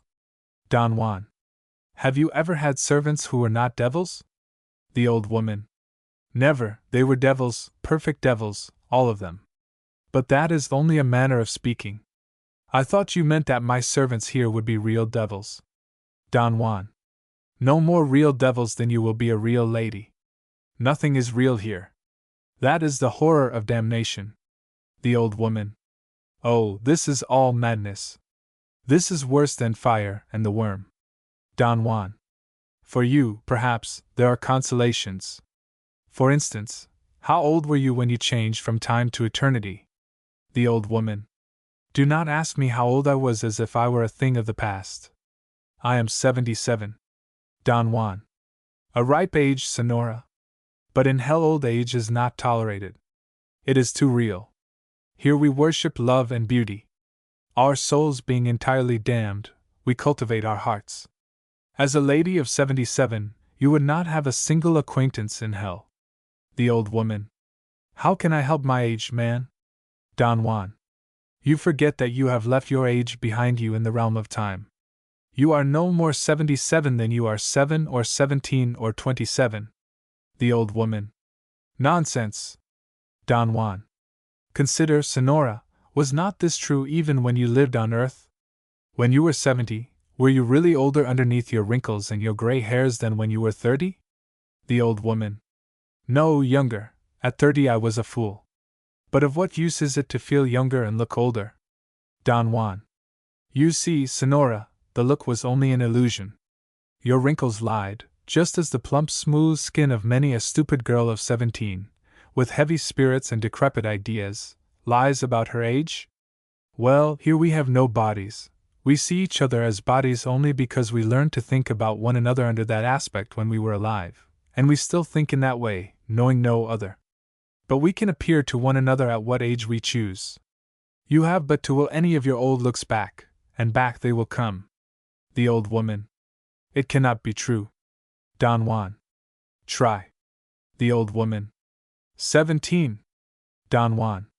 Stop. Before you decide, I had better tell you that these things are a matter of fashion. Occasionally we have a rage for 17, but it does not last long. Just at present the fashionable age is 40, or say 37, but there are signs of a change. If you were at all good-looking at 27, I should suggest your trying that, and setting a new fashion. The old woman. I do not believe a word you are saying. However, 27 be it. Whisk. The old woman becomes a young one, and so handsome that in the radiance into which her dull yellow halo has suddenly lightened one might almost mistake her for Anne Whitefield. Don Juan. Dona Ana de Loa. Ana. What? You know me. Don Juan. And you forget me. Ana. I cannot see your face. He raises his hat. Don Juan Tenorio. Monster! You who slew my father! Even here you pursue me. Don Juan. I protest I do not pursue you. Allow me to withdraw, going. Ana. Seizing his arm, you shall not leave me alone in this dreadful place. Don Juan. Provided my staying be not interpreted as pursuit. Ana. Releasing him, you may well wonder how I can endure your presence. My dear, dear father! Don Juan. Would you like to see him? Ana. My father here. Don Juan. No, he is in heaven. Ana. I knew it. My noble father! He is looking down on us now. What must he feel to see his daughter in this place, and in conversation with his murderer? Don Juan. By the way, if we should meet him. Ana. How can we meet him? He is in heaven. Don Juan. He condescends to look in upon us here from time to time. Heaven bores him. So let me warn you that if you meet him he will be mortally offended if you speak of me as his murderer. He maintains that he was a much better swordsman than I, and that if his foot had not slipped he would have killed me. No doubt he is right. I was not a good fencer. I never dispute the point, so we are excellent friends. Ana. It is no dishonor to a soldier to be proud of his skill in arms. Don Juan. You would rather not meet him, probably. Ana. How dare you say that? Don Juan. Oh, that is the usual feeling here. You may remember that on earth, though of course we never confessed it, the death of anyone we knew, even those we liked best, was always mingled with a certain satisfaction at being finally done with them. Ana. Monster! Never, never. Don Juan. Placidly, I see you recognize the feeling. Yes, a funeral was always a festivity in black, especially the funeral of a relative. At all events, family ties are rarely kept up here. Your father is quite accustomed to this. He will not expect any devotion from you. Ana. Wretch, I wore mourning for him all my life. Don Juan. Yes, it became you. But a life of mourning is one thing, an eternity of it quite another. Besides, here you are as dead as he. Can anything be more ridiculous than one dead person mourning for another? Do not look shocked, my dear Ana, and do not be alarmed. There is plenty of humbug in hell, indeed there is hardly anything else. But the humbug of death and age and change is dropped because here we are all dead and all eternal. You will pick up our ways soon. Ana. And will all the men call me their dear Ana? Don Juan. No, that was a slip of the tongue. I beg your pardon. Ana. Almost tenderly, Juan, did you really love me when you behaved so disgracefully to me? Don Juan. Impatiently, oh, I beg you not to begin talking about love. Here they talk of nothing else but love, its beauty, its holiness, its spirituality, its devil knows what, excuse me, but it does so bore me. They don't know what they're talking about. I do. They think they have achieved the perfection of love because they have no bodies. Sheer imaginative debauchery. Fall. Ana. Has even death failed to refine your soul, Juan? Has the terrible judgment of which my father's statue was the minister taught you no reverence? Don Juan. How is that very flattering statue, by the way? Does it still come to supper with naughty people and cast them into this bottomless pit? Ana. It has been a great expense to me. The boys in the monastery school would not let it alone. The mischievous ones broke it, and the studious ones wrote their names on it. 3 new noses in 2 years, and fingers without end. I had to leave it to its fate at last, and now I fear it is shockingly mutilated. My poor father! Don Juan. Hush! Listen! 2 great chords rolling on syncopated waves of sound break forth, D minor, and its dominant, a round of dreadful joy to all musicians. Ha! Mozart's statue music. It is your father. You had better disappear until I prepare him. She vanishes. From the void comes a living statue of white marble, designed to represent a majestic old man. But he waves his majesty with infinite grace, walks with a feather-like step, and makes every wrinkle in his war-worn visage brim over with holiday joyousness. To his sculptor he owes a perfectly trained figure, which he carries erect and trim, and the ends of his mustache curl up, elastic as watch springs, giving him an air which, but for its Spanish dignity, would be called jaunty. He is on the pleasantest terms with Don Juan. His voice, save for a much more distinguished intonation, is so like the voice of Roebuck Ramsden that it calls attention to the fact that they are not unlike one another in spite of their very different fashion of shaving. Don Juan. Ah, here you are, my friend. Why don't you learn to sing the splendid music Mozart has written for you? The statue. Unluckily he has written it for a bass voice. Mine is a countertenor. Well, have you repented yet? Don Juan. I have too much consideration for you to repent, Don Gonzalo. If I did, you would have no excuse for coming from heaven to argue with me. The statue. True. Remain obdurate, my boy. I wish I had killed you, as I should have done but for an accident. Then I should have come here, and you would have had a statue and a reputation for piety to live up to. Any news? Don Juan. Yes, your daughter is dead. The statue. Puzzled, my daughter? Recollecting, oh, the one you were taken with. Let me see, what was her name? Don Juan. Anna. The statue. To be sure, Anna. A good-looking girl, if I recollect aright. Have you warned what's his name, her husband? Don Juan. My friend Ottavio? No, I have not seen him since Anna arrived. Anna comes indignantly to light. Anna. What does this mean? Ottavio here and your friend. And you, father, have forgotten my name. You are indeed turned to stone. The statue. My dear, I am so much more admired in marble than I ever was in my own person that I have retained the shape the sculptor gave me. He was one of the first men of his day, you must acknowledge that. Anna. Father. Vanity. Personal vanity. From you. The statue. Ah, you outlived that weakness, my daughter, you must be nearly 80 by this time. I was cut off, by an accident, in my 64th year, and am considerably your junior in consequence. Besides, my child, in this place, what our libertine friend here would call the farce of parental wisdom is dropped. Regard me, I beg, as a fellow creature, not as a father. Anna. You speak as this villain speaks. The statue. Juan is a sound thinker, Anna. A bad fencer, but a sound thinker. Anna. Horror creeping upon her, I begin to understand. These are devils mocking me. I had better pray. The statue. Consoling her, no, no, no, my child, do not pray. If you do, you will throw away the main advantage of this place. Written over the gate here are the words, Leave every hope behind, ye who enter. Only think what a relief that is. For what is hope? A form of moral responsibility. Here there is no hope, and consequently no duty, no work, nothing to be gained by praying, nothing to be lost by doing what you like.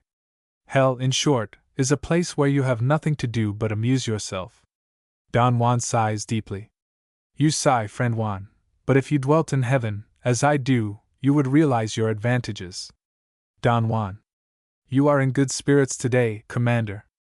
You are positively brilliant. What is the matter? The statue. I have come to a momentous decision, my boy. But first, where is our friend the devil? I must consult him in the matter. And Anna would like to make his acquaintance, no doubt. Anna. You are preparing some torment for me. Don Juan. All that is superstition, Anna. Reassure yourself. Remember, the devil is not so black as he is painted. The statue. Let us give him a call. At the wave of the statue's hand the great chords roll out again, but this time Mozart's music gets grotesquely adulterated with Gounod's. A scarlet halo begins to glow, and into it the devil rises, very Mephistophelian, and not at all unlike Mendoza, though not so interesting. He looks older, is getting prematurely bald, and in spite of an effusion of good nature and friendliness, is peevish and sensitive when his advances are not reciprocated. He does not inspire much confidence in his powers of hard work or endurance, and is, on the whole, a disagreeably self-indulgent looking person, but he is clever and plausible, though perceptibly less well-bred than the two other men, and enormously less vital than the woman. The devil. Heartily, have I the pleasure of again receiving a visit from the illustrious commander of Calatrava? Coldly, Don Juan, your servant. Politely, and a strange lady? My respects, Senora. Anna. Are you? The devil. Bowing, Lucifer, at your service. Anna. I shall go mad. The devil. Gallantly, Senora, do not be anxious. You come to us from earth, full of the prejudices and terrors of that priest-ridden place. You have heard me ill spoken of, and yet, believe me, I have hosts of friends there. Anna. Yes, you reign in their hearts. The devil. Shaking his head, you flatter me, Senora, but you are mistaken. It is true that the world cannot get on without me, but it never gives me credit for that. In its heart it mistrusts and hates me. Its sympathies are all with misery, with poverty, with starvation of the body and of the heart. I call on it to sympathize with joy, with love, with happiness, with beauty. Don Juan. Nauseated, excuse me, I am going. You know I cannot stand this. The devil. Angrily, yes, I know that you are no friend of mine. The statue. What harm is he doing you, Juan? It seems to me that he was talking excellent sense when you interrupted him. The devil. Warmly shaking the statue's hand, thank you, my friend, thank you. You have always understood me. He has always disparaged and avoided me. Don Juan. I have treated you with perfect courtesy. The devil.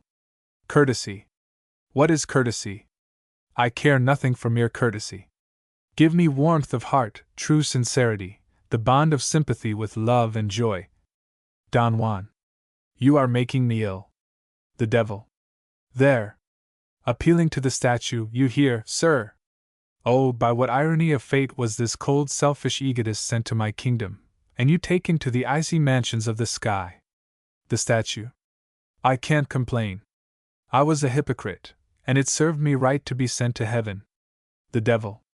Why, sir, do you not join us, and leave a sphere for which your temperament is too sympathetic, your heart too warm, your capacity for enjoyment too generous? The statue. I have this day resolved to do so. In future, excellent son of the morning, I am yours. I have left heaven forever. The devil. Again grasping his hand, ah, what an honor for me! What a triumph for our cause! Thank you, thank you.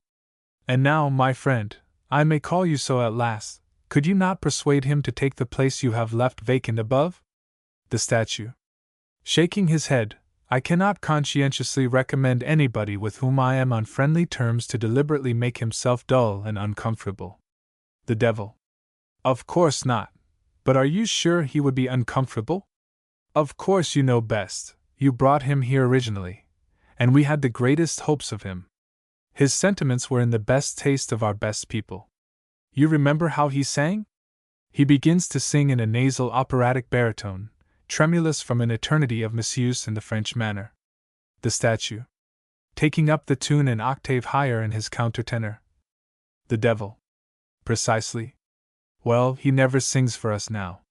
Don Juan. Do you complain of that? Hell is full of musical amateurs. Music is the brandy of the damned. May not one lost soul be permitted to abstain? The devil. You dare blaspheme against the sublimest of the arts. Don Juan. With cold disgust, you talk like a hysterical woman fawning on a fiddler. The devil. I am not angry. I merely pity you. You have no soul, and you are unconscious of all that you lose. Now you, Senor Commander, are a born musician. How well you sing! Mozart would be delighted if he were still here, but he moped and went to heaven. Curious how these clever men, whom you would have supposed born to be popular here, have turned out social failures, like Don Juan. Don Juan. I am really very sorry to be a social failure. The devil. Not that we don't admire your intellect, you know. We do, but I look at the matter from your own point of view. You don't get on with us. The place doesn't suit you. The truth is, you have, I won't say no heart, for we know that beneath all your affected cynicism you have a warm one. Don Juan. Shrinking, please don't. The devil. Nettled, well, you've no capacity for enjoyment. Will that satisfy you? Don Juan. It is a somewhat less insufferable form of cant than the other. But if you'll allow me, I'll take refuge, as usual, in solitude. The devil. Why not take refuge in heaven? That's the proper place for you. To Anna, come, Sonora. Could you not persuade him for his own good to try a change of air? Anna. But can he go to heaven if he wants to? The devil. What's to prevent him? Anna. Can anybody? Can I go to heaven if I want to? The devil. Rather contemptuously, certainly, if your taste lies that way. Anna. But why doesn't everybody go to heaven then? The statue. Chuckling, I can tell you that, my dear. It's because heaven is the most angelically dull place in all creation, that's why. The devil.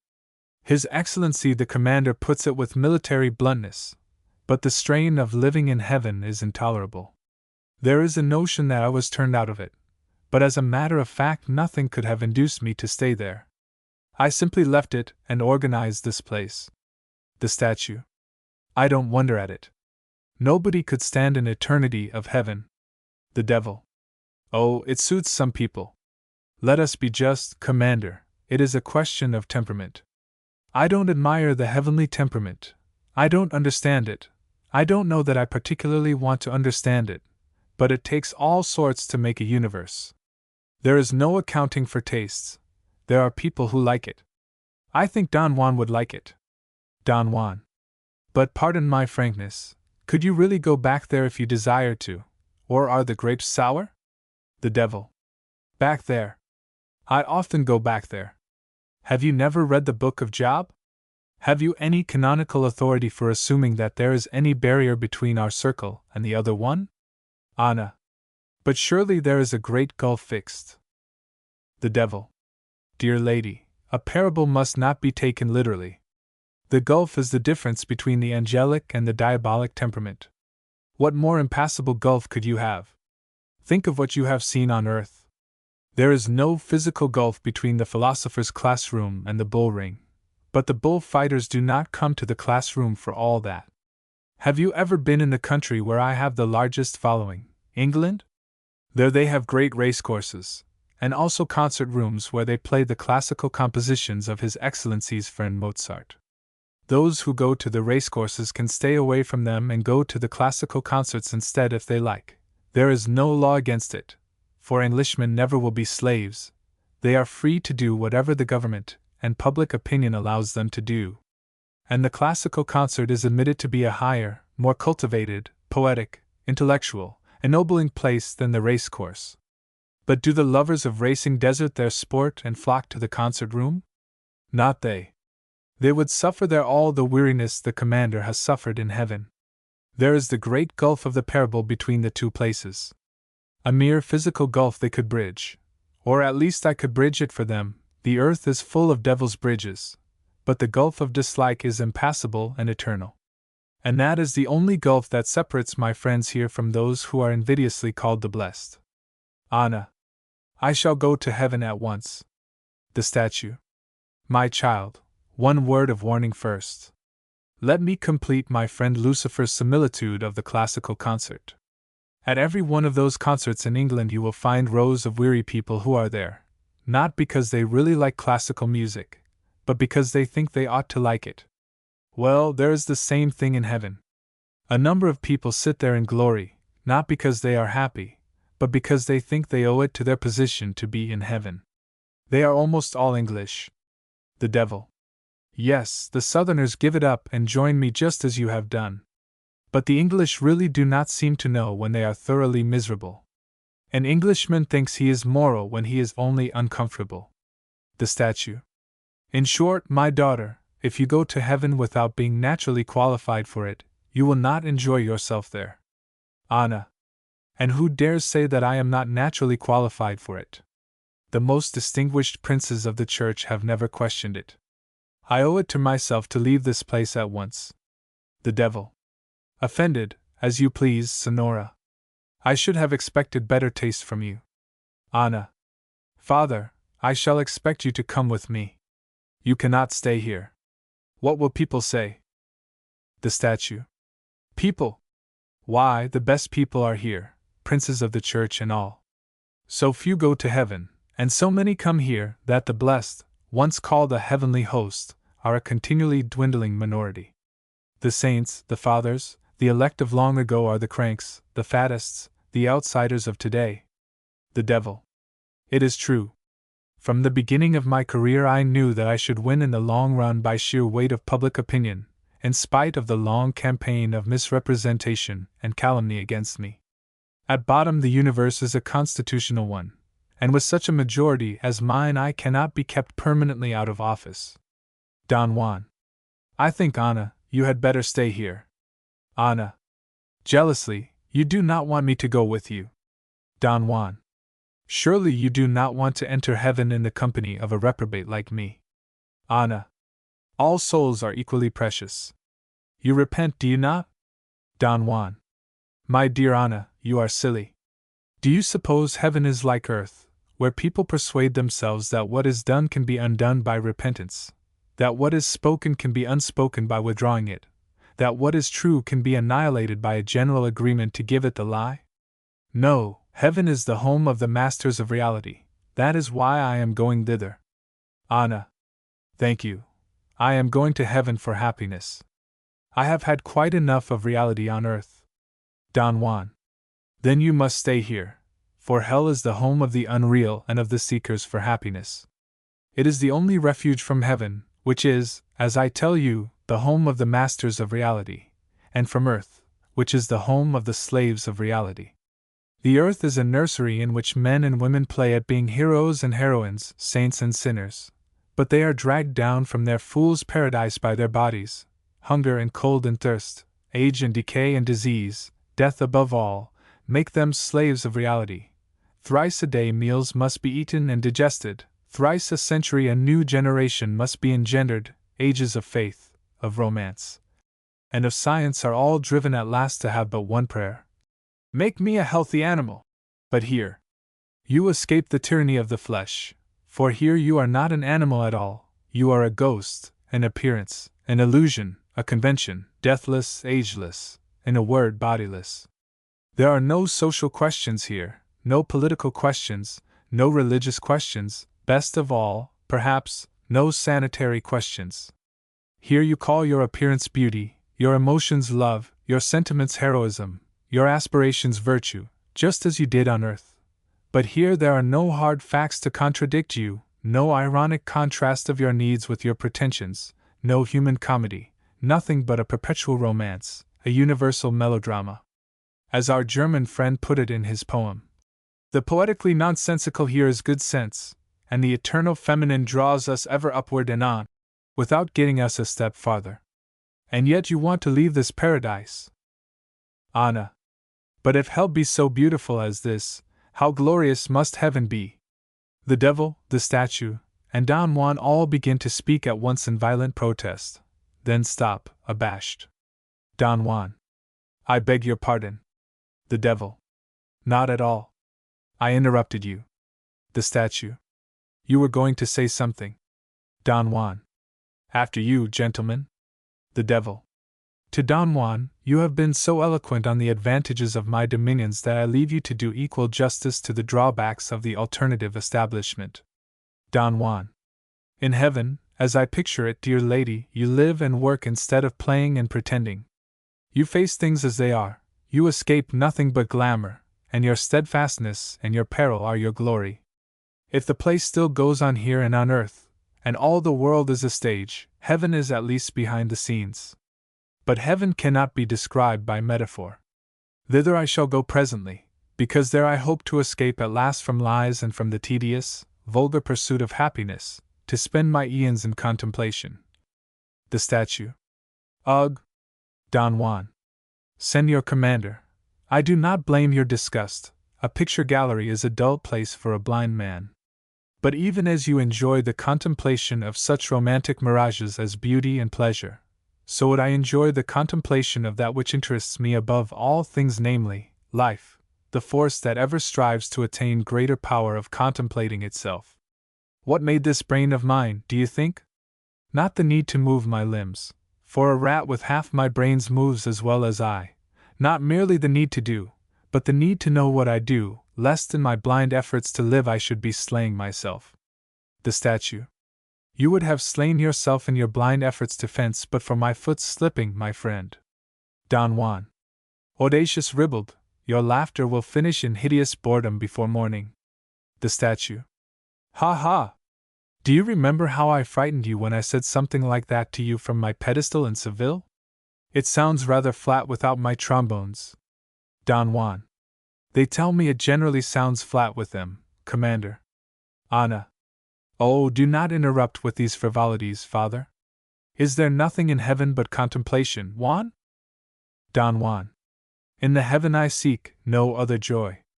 But there is the work of helping life in its struggle upward. Think of how it wastes and scatters itself, how it raises up obstacles to itself and destroys itself in its ignorance and blindness. It needs a brain, this irresistible force, lest in its ignorance it should resist itself. What a piece of work is man, says the poet. Yes, but what a blunderer! Here is the highest miracle of organization yet attained by life, the most intensely alive thing that exists, the most conscious of all the organisms. And yet, how wretched are his brains! Stupidity made sordid and cruel by the realities learned from toil and poverty. Imagination resolved to starve sooner than face these realities, piling up illusions to hide them, and calling itself cleverness, genius. And each accusing the other of its own defect, stupidity accusing imagination of folly, and imagination accusing stupidity of ignorance, whereas, alas, stupidity has all the knowledge, and imagination all the intelligence. The devil. And a pretty kettle of fish they make of it between them. Did I not say, when I was arranging that affair of Faust's, that all man's reason has done for him is to make him beastlier than any beast? One splendid body is worth the brains of 100 dyspeptic, flatulent philosophers. Don Juan. You forget that brainless magnificence of body has been tried. Things immeasurably greater than man in every respect but brain have existed and perished. The Megatherium, the Ichthyosaurus have paced the earth with 7 league steps and hidden the day with cloud-vast wings. Where are they now? Fossils in museums, and so few and imperfect at that a knuckle bone or a tooth of one of them is prized beyond the lives of 1,000 soldiers. These things lived and wanted to live, but for lack of brains they did not know how to carry out their purpose, and so destroyed themselves. The devil. And is man any the less destroying himself for all this boasted brain of his? Have you walked up and down upon the earth lately? I have, and I have examined man's wonderful inventions. And I tell you that in the arts of life man invents nothing, but in the arts of death he outdoes nature herself, and produces by chemistry and machinery all the slaughter of plague, pestilence, and famine. The peasant I tempt today eats and drinks what was eaten and drunk by the peasants of 10,000 years ago, and the house he lives in has not altered as much in 1,000 centuries as the fashion of a lady's bonnet in a score of weeks. But when he goes out to slay, he carries a marvel of mechanism that lets loose at the touch of his finger all the hidden molecular energies, and leaves the javelin, the arrow, the blowpipe of his fathers far behind. In the arts of peace man is a bungler. I have seen his cotton factories and the like, with machinery that a greedy dog could have invented if it had wanted money instead of food. I know his clumsy typewriters and bungling locomotives and tedious bicycles. They are toys compared to the Maxim gun, the submarine torpedo boat. There is nothing in man's industrial machinery but his greed and sloth. His heart is in his weapons. This marvelous force of life of which you boast is a force of death. Man measures his strength by his destructiveness. What is his religion? An excuse for hating me. What is his law? An excuse for hanging you. What is his morality? Gentility. An excuse for consuming without producing. What is his art? An excuse for gloating over pictures of slaughter. What are his politics? either the worship of a despot because a despot can kill, or parliamentary cockfighting. I spent an evening lately in a certain celebrated legislature, and heard the pot lecturing the kettle for its blackness, and ministers answering questions. When I left, I chalked up on the door the old nursery saying, "Ask no questions and you will be told no lies." I bought a sixpenny family magazine, and found it full of pictures of young men shooting and stabbing one another. I saw a man die. He was a London bricklayer's labourer with 7 children. He left £17 club money, and his wife spent it all on his funeral and went into the workhouse with the children next day. She would not have spent 7pence on her children's schooling. The law had to force her to let them be taught gratuitously, but on death she spent all she had. Their imagination glows, their energies rise up at the idea of death. These people, they love it, and the more horrible it is the more they enjoy it. Hell is a place far above their comprehension. They derive their notion of it from 2 of the greatest fools that ever lived, an Italian and an Englishman. The Italian described it as a place of mud, frost, filth, fire, and venomous serpents, all torture. This ass, when he was not lying about me, was maundering about some woman whom he saw once in the street.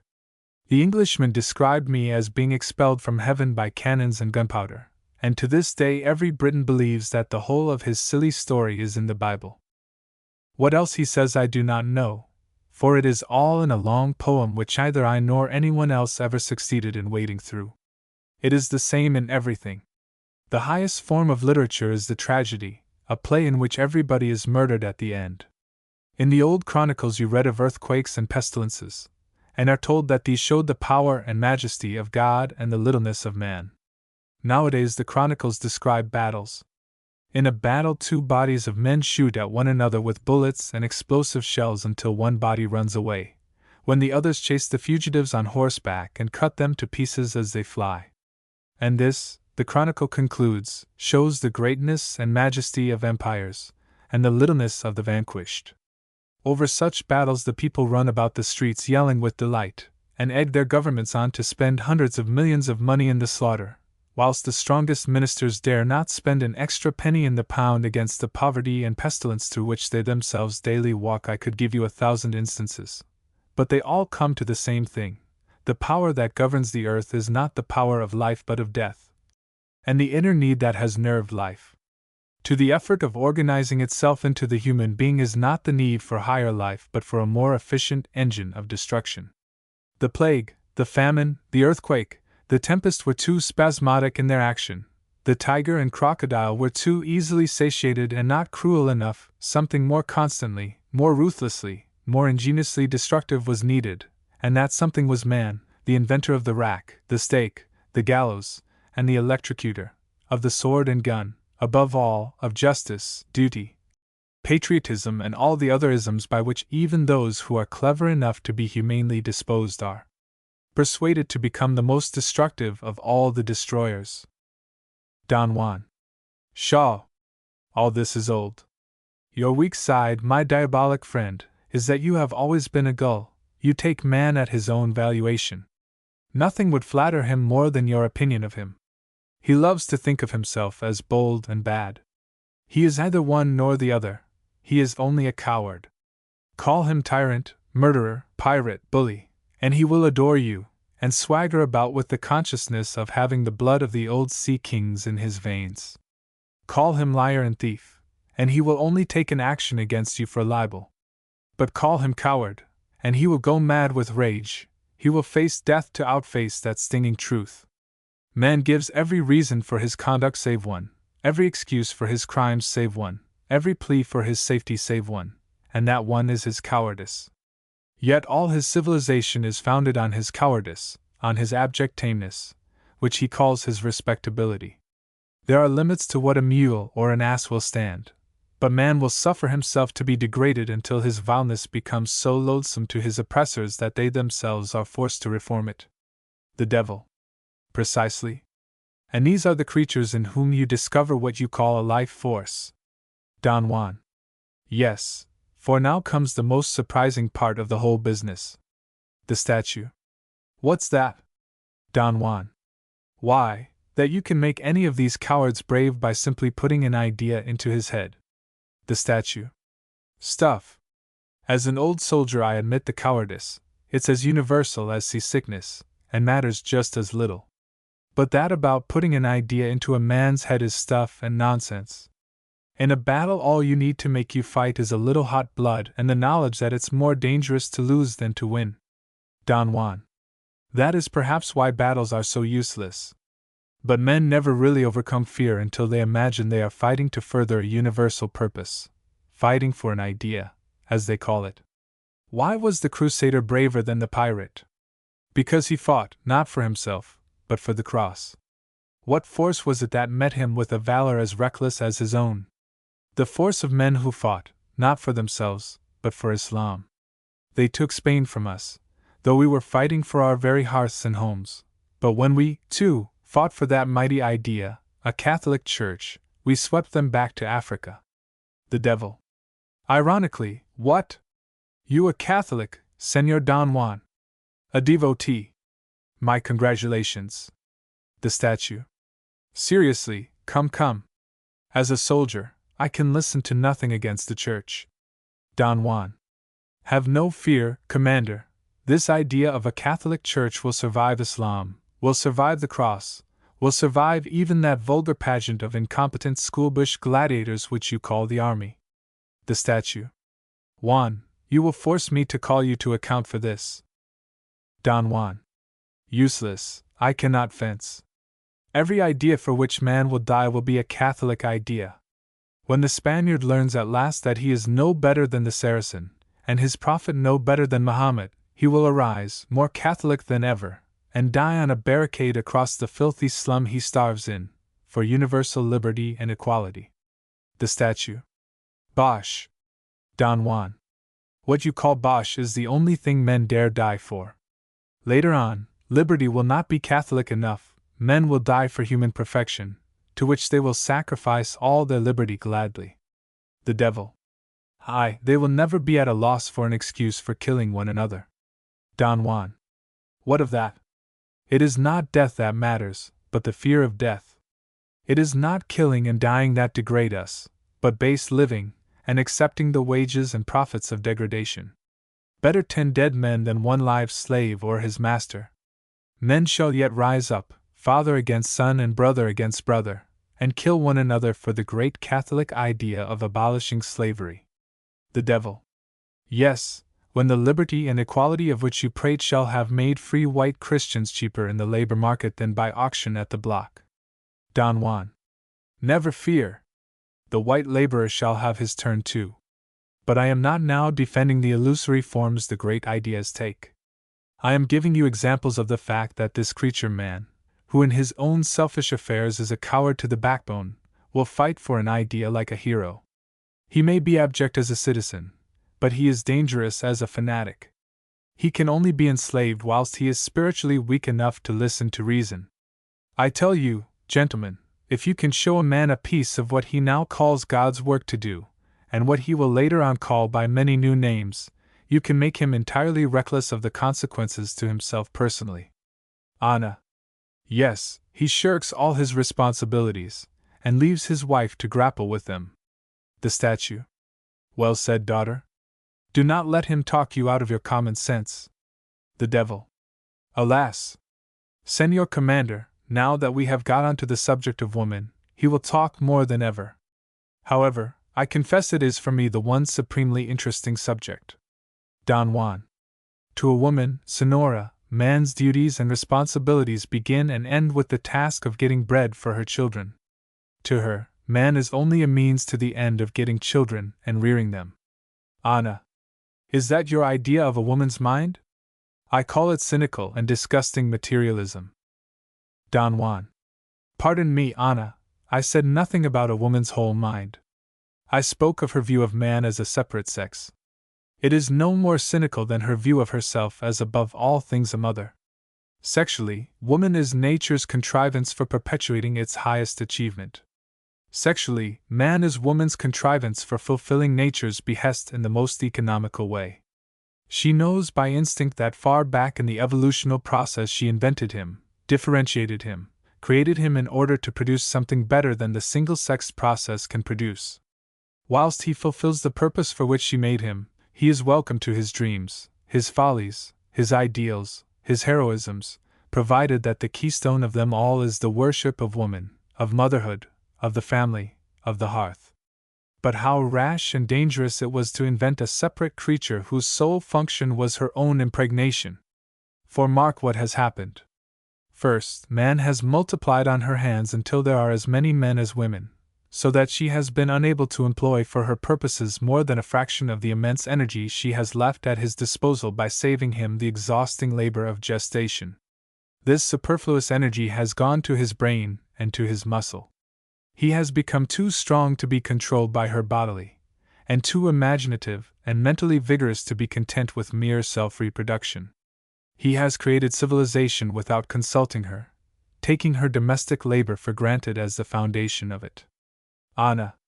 That is true, at all events. The devil. Yes, and this civilization. What is it, after all? Don Juan. After all, an excellent peg to hang your cynical commonplaces on.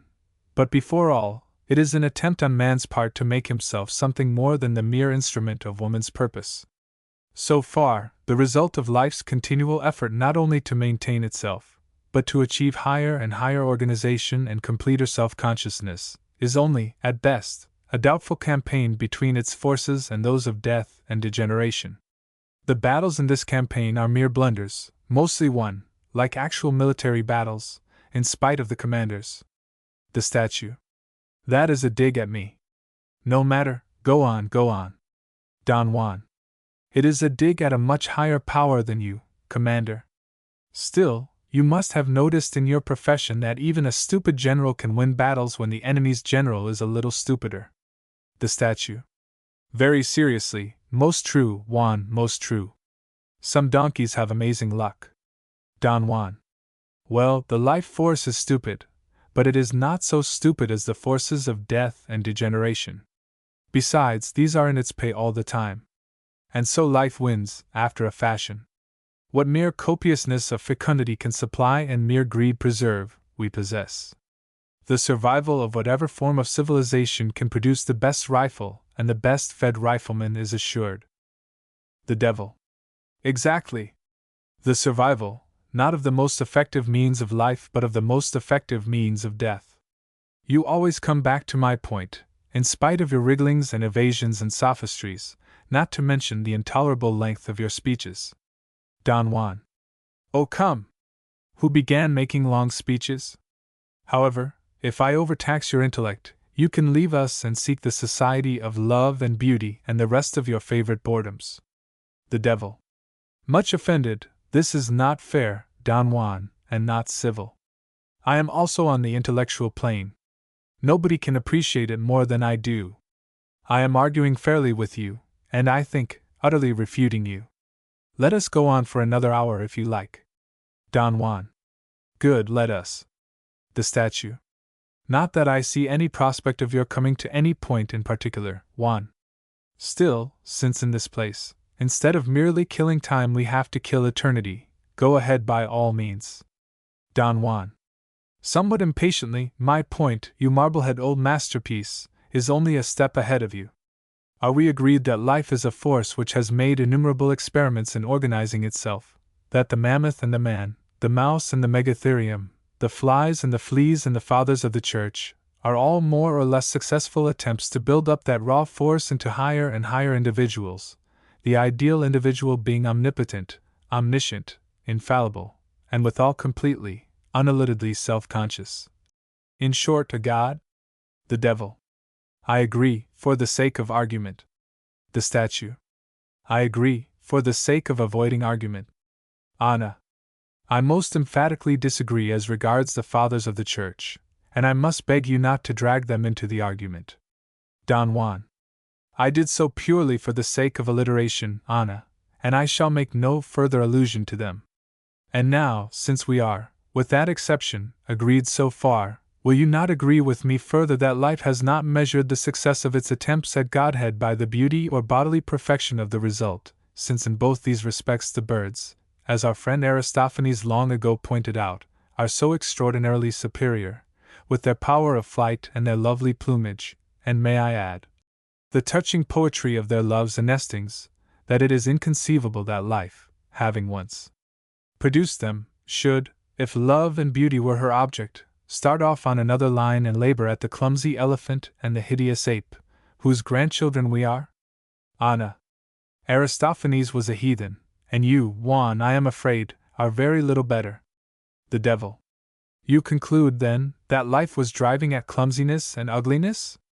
Don Juan. No, perverse devil that you are, 1,000 times no. Life was driving at brains, at its darling object, an organ by which it can attain not only self-consciousness but self-understanding. The statue. This is metaphysics, Juan. Why the devil should, to the devil, I beg your pardon. The devil. Pray don't mention it. I have always regarded the use of my name to secure additional emphasis as a high compliment to me. It is quite at your service, Commander. The statue. Thank you, that's very good of you. Even in heaven, I never quite got out of my old military habits of speech. What I was going to ask Juan was why life should bother itself about getting a brain. Why should it want to understand itself? Why not be content to enjoy itself? Don Juan. Without a brain, Commander, you would enjoy yourself without knowing it, and so lose all the fun. The statue. True, most true. But I am quite content with brain enough to know that I'm enjoying myself. I don't want to understand why. In fact, I'd rather not. My experience is that one's pleasures don't bear thinking about. Don Juan. That is why intellect is so unpopular. But to life, the force behind the man, intellect is a necessity, because without it he blunders into death. Just as life, after ages of struggle, evolved that wonderful bodily organ the eye, so that the living organism could see where it was going and what was coming to help or threaten it, and thus avoid 1,000 dangers that formerly slew it, so it is evolving today a mind's eye that shall see, not the physical world, but the purpose of life, and thereby enable the individual to work for that purpose instead of thwarting and baffling it by setting up short-sighted personal aims as at present. Even as it is, only one sort of man has ever been happy, has ever been universally respected among all the conflicts of interests and illusions. The statue. You mean the military man. Don Juan. Commander, I do not mean the military man. When the military man approaches, the world locks up its spoons and packs off its womankind. No, I sing, not arms and the hero, but the philosophic man, he who seeks in contemplation to discover the inner will of the world, in invention to discover the means of fulfilling that will, and in action to do that will by the so discovered means. Of all other sorts of men I declare myself tired. Their tedious failures. When I was on earth, professors of all sorts prowled round me feeling for an unhealthy spot in me on which they could fasten. The doctors of medicine bade me consider what I must do to save my body, and offered me quack cures for imaginary diseases. I replied that I was not a hypochondriac, so they called me ignoramus and went their way. The doctors of divinity bade me consider what I must do to save my soul, but I was not a spiritual hypochondriac any more than a bodily one, and would not trouble myself about that either, so they called me atheist and went their way. After them came the politician, who said there was only one purpose in nature, and that was to get him into Parliament. I told him I did not care whether he got into Parliament or not, so he called me mugwump and went his way. Then came the romantic man, the artist, with his love songs and his paintings and his poems, and with him I had great delight for many years, and some profit, for I cultivated my senses for his sake, and his songs taught me to hear better, his paintings to see better, and his poems to feel more deeply. But he led me at last into the worship of woman. Anna. Juan. Don Juan. Yes, I came to believe that in her voice was all the music of the song, in her face all the beauty of the painting, and in her soul all the emotion of the poem. Anna. And you were disappointed, I suppose? Well, was it her fault that you attributed all these perfections to her? Don Juan. Yes, partly.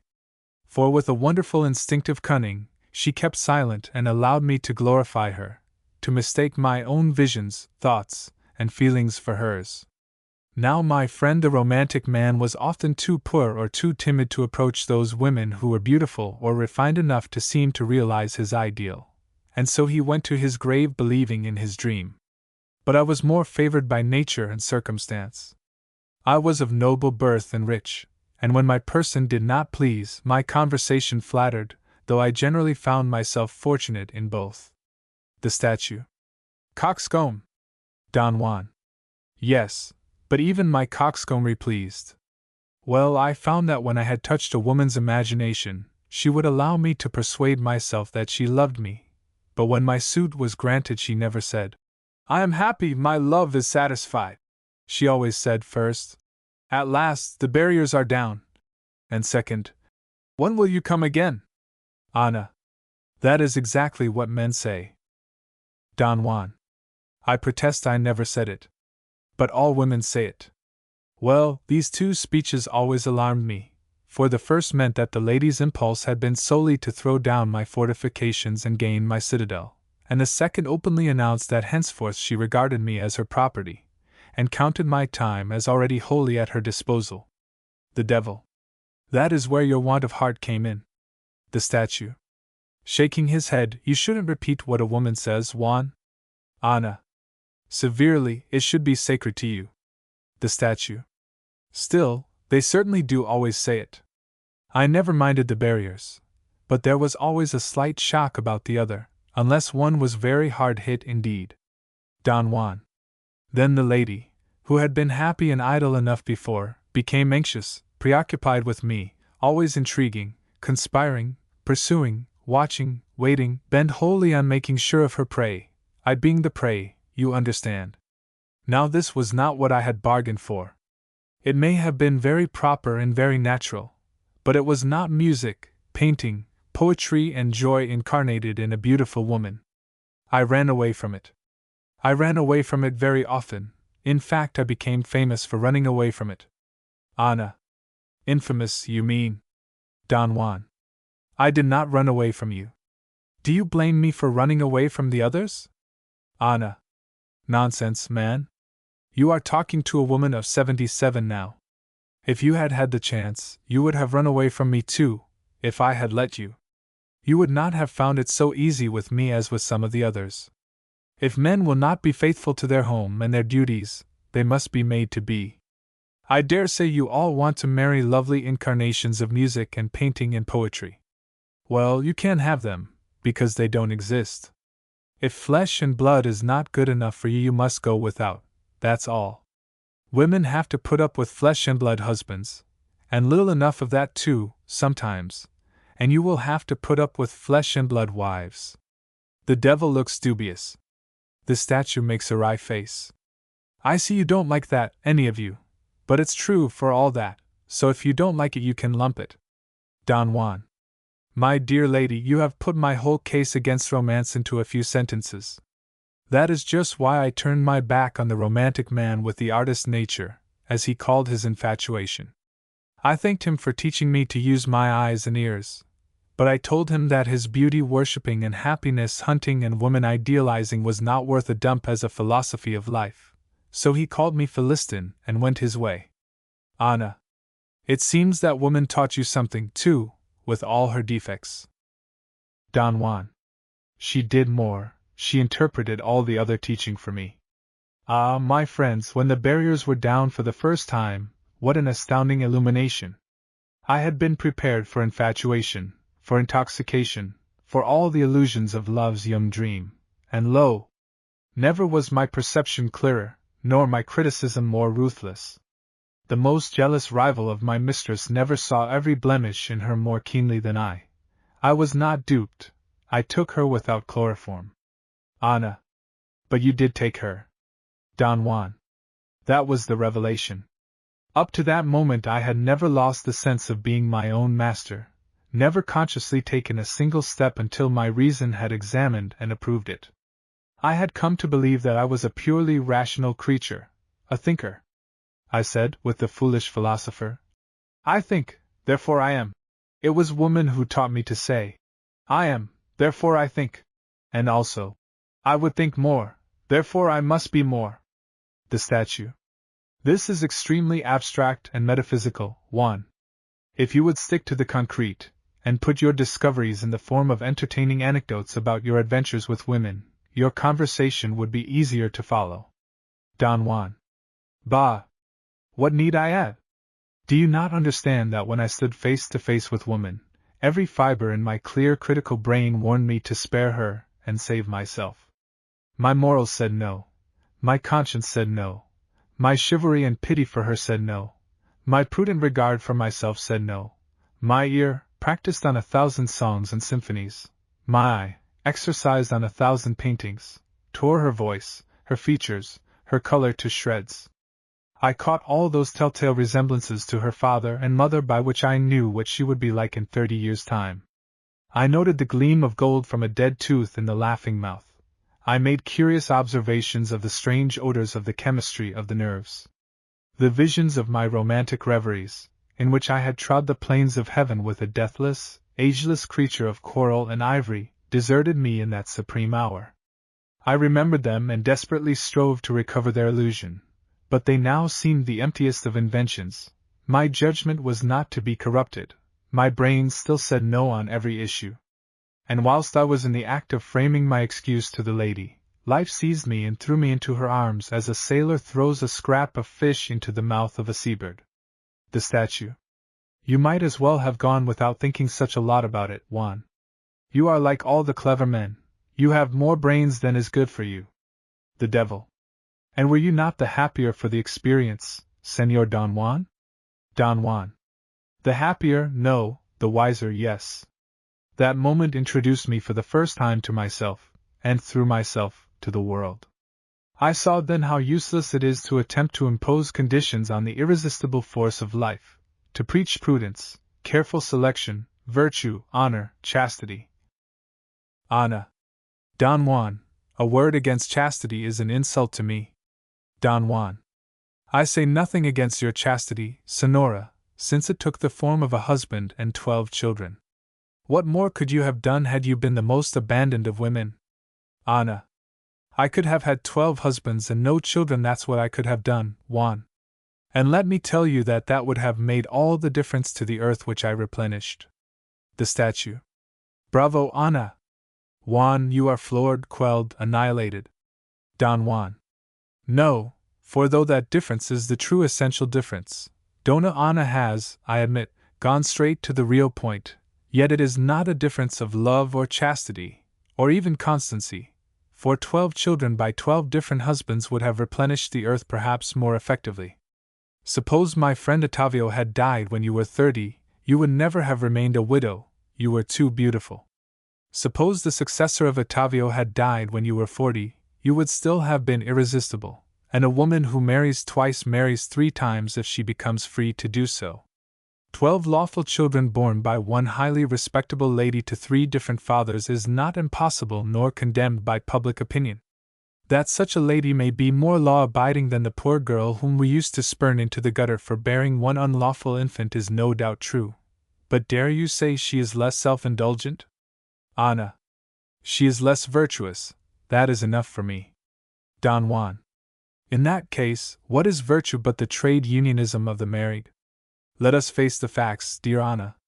The life force respects marriage only because marriage is a contrivance of its own to secure the greatest number of children and the closest care of them. For honor, chastity, and all the rest of your moral figments it cares not a rap. Marriage is the most licentious of human institutions. Ana. Juan. The statue. Protesting, really. Don Juan. Determinately, I say the most licentious of human institutions. That is the secret of its popularity. And a woman seeking a husband is the most unscrupulous of all the beasts of prey. The confusion of marriage with morality has done more to destroy the conscience of the human race than any other single error. Come, Ana! Do not look shocked. You know better than any of us that marriage is a man-trap baited with simulated accomplishments and delusive idealizations. When your sainted mother, by dint of scoldings and punishments, forced you to learn how to play 6 pieces on the spinet which she hated as much as you did, had she any other purpose than to delude your suitors into the belief that your husband would have in his home an angel who would fill it with melody, Or at least play him to sleep after dinner? You married my friend Ottavio. Well, did you ever open the spinet from the hour when the church united him to you? Anna. You are a fool, Juan. A young married woman has something else to do than sit at the spinet without any support for her back, so she gets out of the habit of playing. Don Juan. Not if she loves music. No, believe me, she only throws away the bait when the bird is in the net. Anna. Bitterly, and men, I suppose, never throw off the mask when their bird is in the net. The husband never becomes negligent, selfish, brutal. Oh, never. Don Juan. What do these recriminations prove, Anna? Only that the hero is as gross an imposture as the heroine. Anna. It is all nonsense. Most marriages are perfectly comfortable. Don Juan. Perfectly is a strong expression, Anna. What you mean is that sensible people make the best of one another. Send me to the galleys and chain me to the felon whose number happens to be next before mine, and I must accept the inevitable and make the best of the companionship. Many such companionships, they tell me, are touchingly affectionate, and most are at least tolerably friendly. But that does not make a chain a desirable ornament nor the galleys an abode of bliss. Those who talk most about the blessings of marriage and the constancy of its vows are the very people who declare that if the chain were broken and the prisoners left free to choose, the whole social fabric would fly asunder. You cannot have the argument both ways. If the prisoner is happy, why lock him in? If he is not, why pretend that he is? Anna. At all events, let me take an old woman's privilege again, and tell you flatly that marriage peoples the world and debauchery does not. Don Juan. How if a time comes when this shall cease to be true? Do you not know that where there is a will there is a way, that whatever man really wishes to do he will finally discover a means of doing? Well, you have done your best, you virtuous ladies, and others of your way of thinking, to bend man's mind wholly towards honorable love as the highest good, and to understand by honorable love romance and beauty and happiness in the possession of beautiful, refined, delicate, affectionate women. You have taught women to value their own youth, health, shapeliness, and refinement above all things. Well, what place have squalling babies and household cares in this exquisite paradise of the senses and emotions? Is it not the inevitable end of it all that the human will shall say to the human brain, invent me a means by which I can have love, beauty, romance, emotion, passion without their wretched penalties, their expenses, their worries, their trials, their illnesses and agonies and risks of death, their retinue of servants and nurses and doctors and schoolmasters? The devil. All this, Señor Don Juan, is realized here in my realm. Don Juan. Yes, at the cost of death. Man will not take it at that price. He demands the romantic delights of your hell whilst he is still on earth. Well, the means will be found. The brain will not fail when the will is in earnest. The day is coming when great nations will find their numbers dwindling from census to census, when the six-roomed villa will rise in price above the family mansion, when the viciously reckless poor and the stupidly pious rich will delay the extinction of the race only by degrading it, whilst the boldly prudent, the thriftily selfish and ambitious, the imaginative and poetic, the lovers of money and solid comfort, the worshippers of success, art, and of love, will all oppose to the force of life the device of sterility, the statue. That is all very eloquent, my young friend, but if you had lived to Anna's age, or even to mine, you would have learned that the people who get rid of the fear of poverty and children and all the other family troubles, and devote themselves to having a good time of it, only leave their minds free for the fear of old age and ugliness and impotence and death. The childless laborer is more tormented by his wife's idleness and her constant demands for amusement and distraction than he could be by 20 children, and his wife is more wretched than he. I have had my share of vanity, for as a young man I was admired by women, and as a statue I am praised by art critics. But I confess that had I found nothing to do in the world but wallow in these delights I should have cut my throat. When I married Anna's mother, or perhaps, to be strictly correct, I should rather say when I at last gave in and allowed Anna's mother to marry me, I knew that I was planting thorns in my pillow, and that marriage for me, a swaggering young officer thitherto unvanquished, meant defeat and capture. Anna. Scandalized, father! The statue. I am sorry to shock you, my love, but since Juan has stripped every rag of decency from the discussion, I may as well tell the frozen truth. Anna. HMF. I suppose I was one of the thorns. The statue. By no means, you were often a rose. You see, your mother had most of the trouble you gave. Don Juan. Then may I ask, Commander, why you have left heaven to come here and wallow, as you express it, in sentimental beatitudes which you confess would once have driven you to cut your throat? The statue. Struck by this, egad, that's true. The devil. Alarmed, what? You are going back from your word to Don Juan, and all your philosophizing has been nothing but a mask for proselytizing. To the statue, have you forgotten already the hideous dullness from which I am offering you a refuge here? To Don Juan, and does your demonstration of the approaching sterilization and extinction of mankind lead to anything better than making the most of those pleasures of art and love which you yourself admit refined you, elevated you, developed you? Don Juan. I never demonstrated the extinction of mankind. Life cannot will its own extinction either in its blind amorphous state, or in any of the forms into which it has organized itself. I had not finished when His Excellency interrupted me. The statue. I begin to doubt whether you ever will finish, my friend. You are extremely fond of hearing yourself talk. Don Juan. True, but since you have endured so much, you may as well endure to the end. Long before this sterilization which I described becomes more than a clearly foreseen possibility, the reaction will begin. The great central purpose of breeding the race, breeding it to heights now deemed superhuman, that purpose which is now hidden in a mephitic cloud of love and romance and prudery and fastidiousness, will break through into clear sunlight as a purpose no longer to be confused with the gratification of personal fancies, the impossible realization of boys' and girls' dreams of bliss, or the need of older people for companionship or money. The plain-spoken marriage services of the vernacular churches will no longer be abbreviated and half-suppressed as indelicate. The sober decency, earnestness, and authority of their declaration of the real purpose of marriage will be honored and accepted, whilst their romantic vowings and pledgings and until death do us partings and the like will be expunged as unbearable frivolities. Do my sex the justice to admit, Sonora, that we have always recognized that the sex relation is not a personal or friendly relation at all. Anna. Not a personal or friendly relation. What relation is more personal? More sacred? More holy? Don Juan. Sacred and holy, if you like, Anna, but not personally friendly. Your relation to God is sacred and holy. Dare you call it personally friendly? In the sex relation, the universal creative energy, of which the parties are both the helpless agents, overrides and sweeps away all personal considerations and dispenses with all personal relations.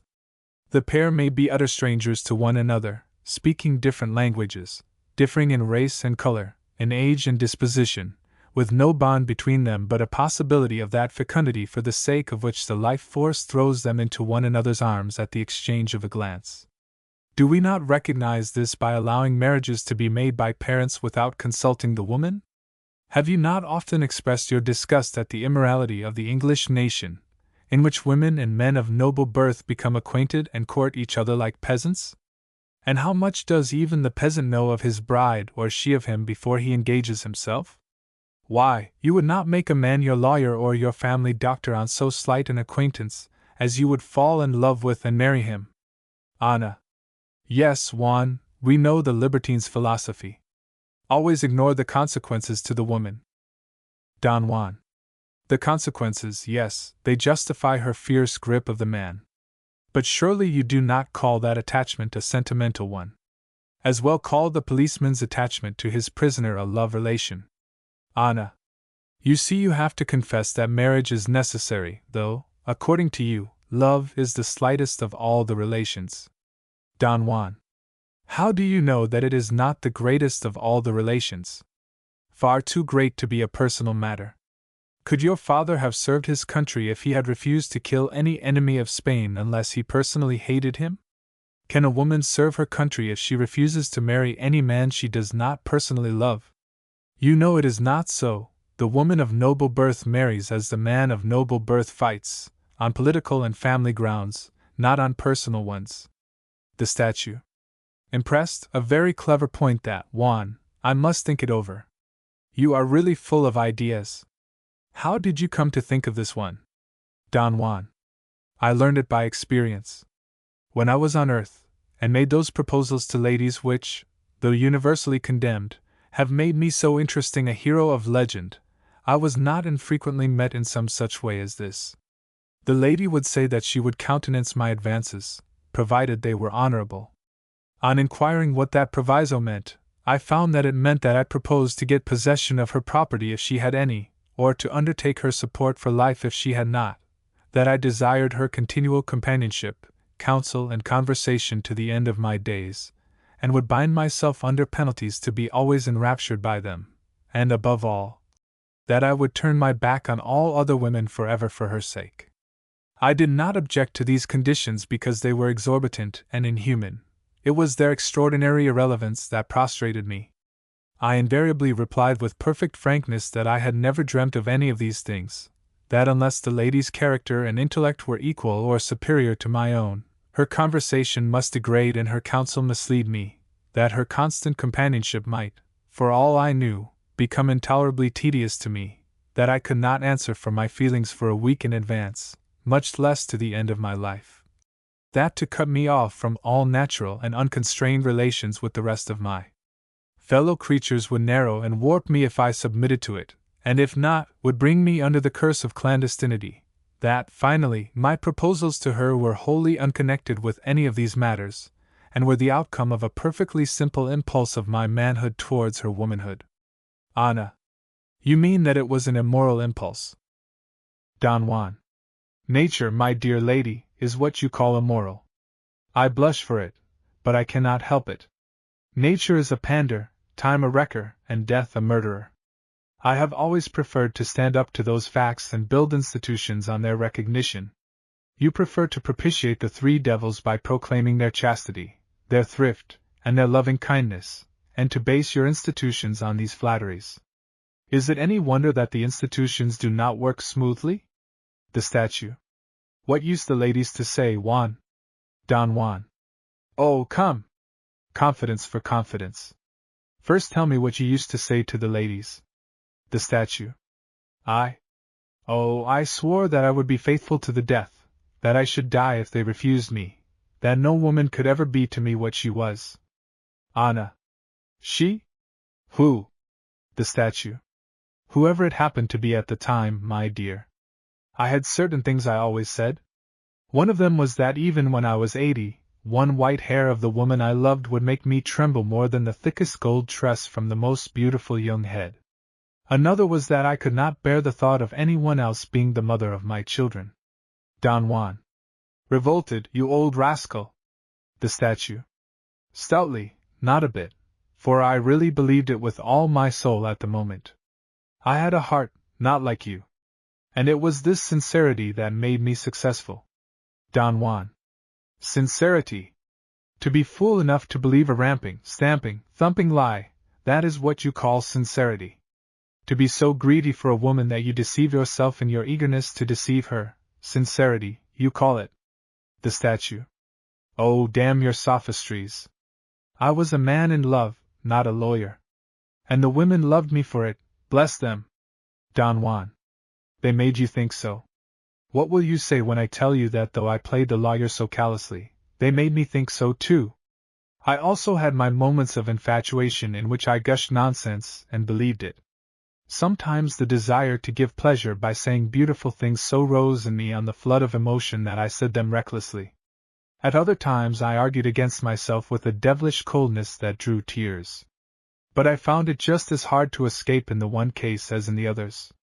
When the lady's instinct was set on me, there was nothing for it but lifelong servitude or flight. Anna. You dare boast, before me and my father, that every woman found you irresistible. Don Juan. Am I boasting? It seems to me that I cut the most pitiable of figures. Besides, I said, when the lady's instinct was set on me, it was not always so, and then, heavens! What transports of virtuous indignation! What overwhelming defiance to the dastardly seducer! What scenes of Imogen and Iachimo? Anna. I made no scenes. I simply called my father, Don Juan. And he came, sword in hand, to vindicate outraged honor and morality by murdering me. The statue. Murdering? What do you mean? Did I kill you or did you kill me? Don Juan. Which of us was the better fencer? The statue. I was. Don Juan. Of course you were. And yet you, the hero of those scandalous adventures you have just been relating to us, you had the effrontery to pose as the avenger of outraged morality, and condemn me to death. You would have slain me but for an accident. The statue. I was expected to, Juan. That is how things were arranged on earth. I was not a social reformer, and I always did what it was customary for a gentleman to do. Don Juan. That may account for your attacking me, but not for the revolting hypocrisy of your subsequent proceedings as a statue. The statue. That all came of my going to heaven. The devil. I still fail to see, Señor Don Juan, that these episodes in your earthly career and in that of the Señor Commander in any way discredit my view of life. Here, I repeat, you have all that you sought without anything that you shrank from. Don Juan. On the contrary, here I have everything that disappointed me without anything that I have not already tried and found wanting. I tell you that as long as I can conceive something better than myself, I cannot be easy unless I am striving to bring it into existence, or clearing the way for it. That is the law of my life. That is the working within me of life's incessant aspiration to higher organization, wider, deeper, intenser self-consciousness, and clearer self-understanding. It was the supremacy of this purpose that reduced love for me to the mere pleasure of a moment, art for me to the mere schooling of my faculties, religion for me to a mere excuse for laziness, since it had set up a God who looked at the world and saw that it was good, against the instinct in me that looked through my eyes at the world and saw that it could be improved. I tell you that in the pursuit of my own pleasure, my own health, my own fortune, I have never known happiness. It was not love for woman that delivered me into her hands, it was fatigue, exhaustion. When I was a child, and bruised my head against a stone, I ran to the nearest woman and cried away my pain against her apron. When I grew up, and bruised my soul against the brutalities and stupidities with which I had to strive, I did again just what I had done as a child. I have enjoyed, too, my rests, my recuperations, my breathing times, my very prostrations after strife, but rather would I be dragged through all the circles of the foolish Italian's inferno than through the pleasures of Europe. That is what has made this place of eternal pleasures so deadly to me. It is the absence of this instinct in you that makes you that strange monster called a devil. It is the success with which you have diverted the attention of men from their real purpose, which in one degree or another is the same as mine to yours, that has earned you the name of the tempter. It is the fact that they are doing your will, or rather drifting with your want of will, instead of doing their own, that makes them the uncomfortable, false, restless, artificial, petulant, wretched creatures they are. The devil. Mortified, Señor Don Juan, you are uncivil to my friends. Don Juan. Pooh! Why should I be civil to them or to you? In this palace of lies a truth or two will not hurt you. Your friends are all the dullest dogs I know. They are not beautiful, they are only decorated. They are not clean, they are only shaved and starched. They are not dignified, they are only fashionably dressed. They are not educated, they are only college-pass men. They are not religious, they are only pew-renters. They are not moral, they are only conventional. They are not virtuous, they are only cowardly. They are not even vicious, they are only frail. They are not artistic, they are only lascivious. They are not prosperous, they are only rich. They are not loyal, they are only servile, not dutiful, only sheepish, not public-spirited, only patriotic, not courageous, only quarrelsome, not determined, only obstinate, not masterful, only domineering, not self-controlled, only obtuse, not self-respecting, only vain, not kind, only sentimental, not social, only gregarious, not considerate, only polite, not intelligent, only opinionated, not progressive, only factious, not imaginative, only superstitious, Not just, only vindictive, not generous, only propitiatory, not disciplined, only cowed, and not truthful at all, liars every one of them, to the very backbone of their souls. The statue. Your flow of words is simply amazing, Juan. How I wish I could have talked like that to my soldiers. The devil. It is mere talk, though. It has all been said before, but what change has it ever made? What notice has the world ever taken of it? Don Juan. Yes, it is mere talk. But why is it mere talk? Because, my friend, beauty, purity, respectability, religion, morality, art, patriotism, bravery, and the rest are nothing but words which I or anyone else can turn inside out like a glove. Were they realities, you would have to plead guilty to my indictment, but fortunately for your self-respect, my diabolical friend, they are not realities. As you say, they are mere words, useful for duping barbarians into adopting civilization, or the civilized poor into submitting to be robbed and enslaved. That is the family secret of the governing caste, and if we who are of that caste aimed at more life for the world instead of at more power and luxury for our miserable selves, that secret would make us great. Now, since I, being a nobleman, am in the secret too, think how tedious to me must be your unending cant about all these moralistic figments, and how squalidly disastrous your sacrifice of your lives to them. If you even believed in your moral game enough to play it fairly, it would be interesting to watch. But you don't, you cheat at every trick, and if your opponent out-cheats you, you upset the table and try to murder him. The devil. On earth there may be some truth in this, because the people are uneducated and cannot appreciate my religion of love and beauty, but here. Don Juan. Oh yes, I know. Here there is nothing but love and beauty. Ugh! It is like sitting for all eternity at the first act of a fashionable play, before the complications begin. Never in my worst moments of superstitious terror on earth did I dream that hell was so horrible. I live, like a hairdresser, in the continual contemplation of beauty, toying with silken tresses. I breathe an atmosphere of sweetness, like a confectioner's shop boy. Commander, are there any beautiful women in heaven? The statue. None. Absolutely none. All dowdies. Not 2 pennorth of jewelry among a dozen of them. They might be men of 50. Don Juan. I am impatient to get there. Is the word beauty ever mentioned, and are there any artistic people? The statue. I give you my word they won't admire a fine statue even when it walks past them. Don Juan. I go. The devil. Don Juan, shall I be frank with you? Don Juan. Were you not so before? The devil. As far as I went, yes. But I will now go further, and confess to you that men get tired of everything, of heaven no less than of hell, and that all history is nothing but a record of the oscillations of the world between these two extremes. An epoch is but a swing of the pendulum, and each generation thinks the world is progressing because it is always moving. But when you are as old as I am, when you have 1,000 times wearied of heaven, like myself and the commander, and 1,000 times wearied of hell, as you are wearied now, you will no longer imagine that every swing from heaven to hell is an emancipation, every swing from hell to heaven an evolution. Where you now see reform, progress, fulfillment of upward tendency, continual ascent by man on the stepping stones of his dead selves to higher things, you will see nothing but an infinite comedy of illusion.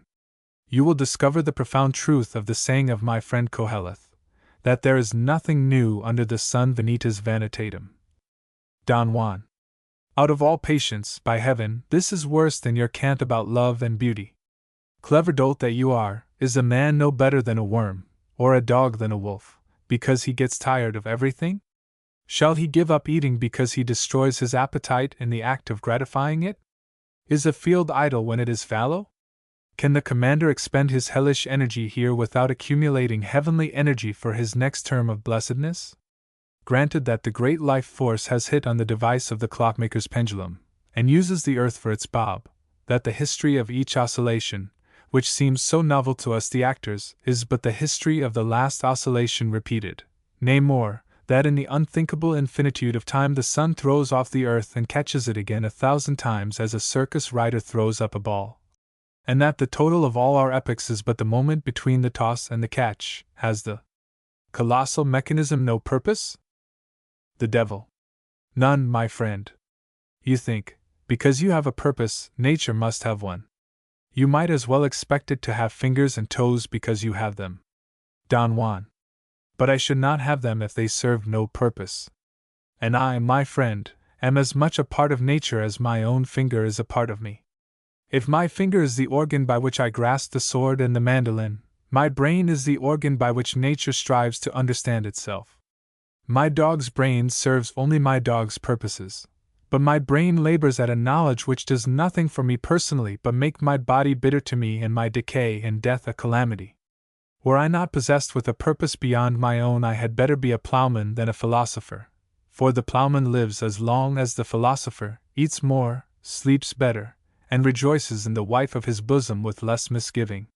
This is because the philosopher is in the grip of the life force. This life force says to him, I have done 1,000 wonderful things unconsciously by merely willing to live and following the line of least resistance. Now I want to know myself and my destination, and choose my path. So I have made a special brain, a philosopher's brain, to grasp this knowledge for me as the husbandman's hand grasps the plough for me. And this, says the life force to the philosopher, must thou strive to do for me until thou deest, when I will make another brain and another philosopher to carry on the work. The devil. What is the use of knowing? Don Juan. Why, to be able to choose the line of greatest advantage instead of yielding in the direction of the least resistance. Does a ship sail to its destination no better than a log drifts nowhither? The philosopher is nature's pilot. And there you have our difference.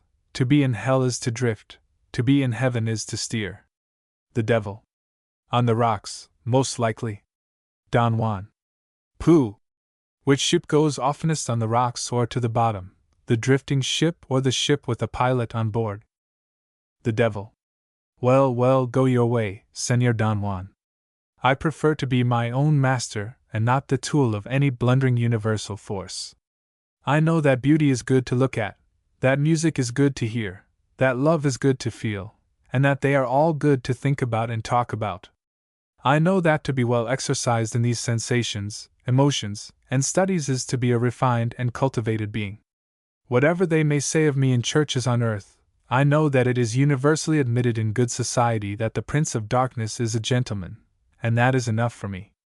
As to your life force, which you think irresistible, it is the most resistible thing in the world for a person of any character. But if you are naturally vulgar and credulous, as all reformers are, it will thrust you first into religion, where you will sprinkle water on babies to save their souls from me. Then it will drive you from religion into science, where you will snatch the babies from the water sprinkling and inoculate them with disease to save them from catching it accidentally. Then you will take to politics, where you will become the catspaw of corrupt functionaries and the henchman of ambitious humbugs. And the end will be despair and decrepitude, broken nerve and shattered hopes, vain regrets for that worst and silliest of wastes and sacrifices, the waste and sacrifice of the power of enjoyment, in a word, the punishment of the fool who pursues the better before he has secured the good. Don Juan. But at least I shall not be bored. The service of the life force has that advantage, at all events. So fare you well, Señor Satan. The devil. Amiably, fare you well, Don Juan. I shall often think of our interesting chats about things in general. I wish you every happiness. Heaven, as I said before, suits some people. But if you should change your mind, do not forget that the gates are always open here to the repentant prodigal. If you feel at any time that warmth of heart, sincere unforced affection, innocent enjoyment, and warm, breathing, palpitating reality. Don Juan. Why not say flesh and blood at once, though we have left those two greasy commonplaces behind us? The devil. Angrily you throw my friendly farewell back in my teeth, then, Don Juan? Don Juan. By no means. But though there is much to be learned from a cynical devil, I really cannot stand a sentimental one. Señor Commander, you know the way to the frontier of hell and heaven. Be good enough to direct me. The statue. Oh, the frontier is only the difference between two ways of looking at things. Any road will take you across it if you really want to get there. Don Juan. Good. Saluting Dona Ana, Sonora, your servant. Ana. But I am going with you. Don Juan. I can find my own way to heaven, Ana, but I cannot find yours. He vanishes. Ana. How annoying! The statue. Calling after him, Bon voyage, Juan! He wafts a final blast of his great rolling chords after him as a parting salute. A faint echo of the first ghostly melody comes back in acknowledgement. Ah! There he goes. Puffing a long breath out through his lips. Phew! How he does talk! They'll never stand it in heaven. The devil. Gloomily, his going is a political defeat. I cannot keep these life worshippers, they all go. This is the greatest loss I have had since that Dutch painter went, a fellow who would paint a hag of 70 with as much enjoyment as a Venus of 20. The statue. I remember, he came to heaven. Rembrandt. The devil. Aye, Rembrandt. There is something unnatural about these fellows. Do not listen to their gospel, Senor Commander, it is dangerous. Beware of the pursuit of the superhuman, it leads to an indiscriminate contempt for the human. To a man, horses and dogs and cats are mere species, outside the moral world. Well, to the Superman, men and women are a mere species too, also outside the moral world. This Don Juan was kind to women and courteous to men as your daughter here was kind to her pet cats and dogs. But such kindness is a denial of the exclusively human character of the soul. The statue. And who the deuce is the Superman? The devil. Oh, the latest fashion among the life force fanatics. Did you not meet in heaven, among the new arrivals, that German Polish man, what was his name? Nietzsche? The statue. Never heard of him. The devil. Well, he came here first, before he recovered his wits. I had some hopes of him, but he was a confirmed life force worshipper. It was he who raked up the Superman, who is as old as Prometheus, and the 20th century will run after this newest of the old crazes when it gets tired of the world, the flesh, and your humble servant. The statue. Superman is a good cry, and a good cry is half the battle. I should like to see this Nietzsche. The devil. Unfortunately he met Wagner here, and had a quarrel with him. The statue. Quite right, too. Mozart for me.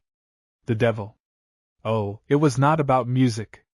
Wagner once drifted into life force worship, and invented a Superman called Siegfried. But he came to his senses afterwards. So when they met here, Nietzsche denounced him as a renegade, and Wagner wrote a pamphlet to prove that Nietzsche was a Jew, and it ended in Nietzsche's going to heaven in a huff. And a good riddance too. And now, my friend, let us hasten to my palace and celebrate your arrival with a grand musical service. The statue. With pleasure, your most kind. The devil. This way, Commander. We go down the old trap, he places himself on the grave trap. The statue. Good. Reflectively, all the same, the Superman is a fine conception. There is something statuesque about it. He places himself on the grave trap beside the devil. It begins to descend slowly. Red glow from the abyss. Ah, this reminds me of old times. The devil. And me also. Anna. Stop. The trap stops. The devil.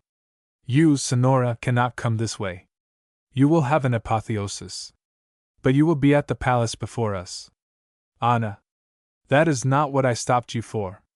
Tell me, where can I find the Superman? The devil. He is not yet created, Sonora. The statue. And never will be, probably. Let us proceed, the red fire will make me sneeze. They descend. Anna. Not yet created. Then my work is not yet done. Crossing herself devoutly, I believe in the life to come. Crying to the universe, a father for the Superman. She vanishes into the void, and again there is nothing, all existence seems suspended infinitely. Then, vaguely, there is a live human voice crying somewhere. One sees, with a shock, a mountain peak showing faintly against a lighter background. The sky has returned from afar, and we suddenly remember where we were. The cry becomes distinct and urgent, it says automobile, automobile. The complete reality comes back with a rush. In a moment it is full morning in the Sierra, and the brigands are scrambling to their feet and making for the road as the goatherd runs down from the hill, warning them of the approach of another motor. Tanner and Mendoza rise amazedly and stare at one another with scattered wits. Straker sits up to yawn for a moment before he gets on his feet, making it a point of honor not to show any undue interest in the excitement of the bandits. Mendoza gives a quick look to see that his followers are attending to the alarm, then exchanges a private word with Tanner. Mendoza: "Did you dream?" Tanner: "Damnably." "Did you?" Mendoza: "Yes. I forget what. You were in it." Tanner: "So were you." "Amazing." Mendoza: "I warned you." A shot is heard from the road. Dolts! They will play with that gun. The brigands come running back scared. Who fired that shot? To Duval, was it you? Duval: "Breathless, I have not shoot." They shoot first. Anarchist: "I told you to begin by abolishing the state. Now we are all lost." The rowdy Social Democrat: "Stampeding across the amphitheater, run, everybody." Mendoza: "Collaring him, throwing him on his back, and drawing a knife, I stab the man who stirs. He blocks the way." The stampede checked. What has happened? The sulky Social Democrat: "A motor." The anarchist: "3 men. Duval. 2 femmes." Mendoza: "3 men and 2 women. Why have you not brought them here? Are you afraid of them?" The rowdy one: "Getting up, Thiva escort." "Ow, do let's okay it, Mendoza." The sulky one: "2 armored cars full o' soldiers at the end o' the valley." Anarchist: "The shot was fired in the air. It was a signal." Straker whistles his favorite air, which falls on the ears of the brigands like a funeral march. Tanner: "It is not an escort, but an expedition to capture you. We were advised to wait for it, but I was in a hurry." The rowdy one: "In an agony of apprehension, and now, my good lord, ere we are, white for 'em. Let's take to the mountains." Mendoza: "Idiot, what do you know about the mountains? Are you a Spaniard? You would be given up by the first shepherd you met. Besides, we are already within range of their rifles." The rowdy one: "Bad." Mendoza: "Silence. Leave this to me." To Tanner: "Comrade, you will not betray us." Straker: "Oh, are you Callan, comrade?" Mendoza: "Last night the advantage was with me. The robber of the poor was at the mercy of the robber of the rich. You offered your hand, I took it." Tanner: "I bring no charge against you, comrade. We have spent a pleasant evening with you, that is all." Straker: "I give you my and to nobody, see?" Mendoza, turning on him impressively: "Young man, if I am tried, I shall plead guilty, and explain what drove me from England, home and duty. Do you wish to have the respectable name of Straker dragged through the mud of a Spanish criminal court? The police will search me. They will find Louise's portrait. It will be published in the illustrated papers. You blench. It will be your doing, remember."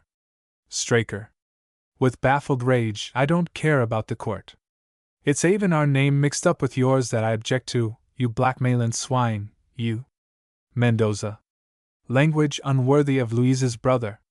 "But no matter, you are muzzled, that is enough for us."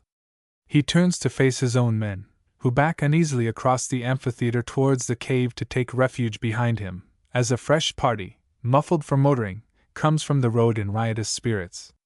And, who makes straight for Tanner, comes first, then Violet, helped over the rough ground by Hector holding her right hand and Ramsden her left.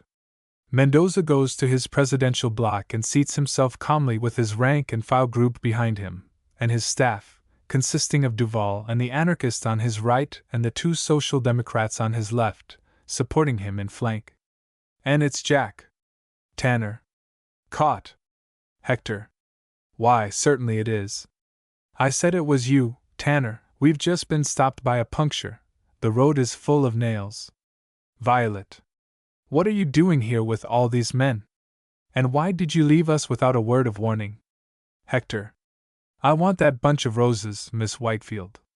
To Tanner, when we found you were gone, Miss Whitefield bet me a bunch of roses my car would not overtake yours before you reached Monte Carlo.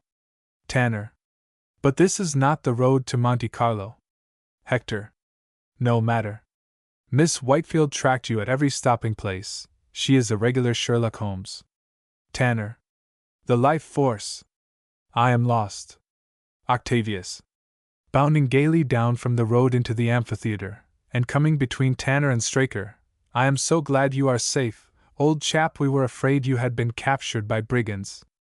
Ramsden. Who has been staring at Mendoza? I seem to remember the face of your friend here. Mendoza rises politely and advances with a smile between and Ramsden. Hector. Why, so do I. Octavius. I know you perfectly well, sir, but I can't think where I have met you. Mendoza. To Violet. Do you remember me, madam? Violet. Oh, quite well, but I am so stupid about names. Mendoza. It was at the Savoy Hotel. To Hector, you, sir, used to come with this lady, Violet, to lunch. To Octavius, you, sir, often brought this lady, and her mother to dinner on your way to the Lyceum Theatre. To Ramsden, you, sir, used to come to supper, with, dropping his voice to a confidential but perfectly audible whisper, several different ladies. Ramsden. Angrily, well, what is that to you, pray? Octavius. Why, Violet, I thought you hardly knew one another before this trip, you and Malone. Violet. Vexed, I suppose this person was the manager. Mendoza. The waiter, madam. I have a grateful recollection of you all. I gathered from the bountiful way in which he treated me that you all enjoyed your visits very much. Violet. What impertinence! She turns her back on him, and goes up the hill with Hector. Ramsden. That will do, my friend. You do not expect these ladies to treat you as an acquaintance, I suppose, because you have waited on them at table. Mendoza. Pardon me, it was you who claimed my acquaintance. The ladies followed your example. However, this display of the unfortunate manners of your class closes the incident.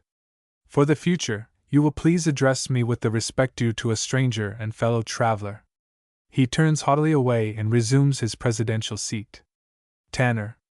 There.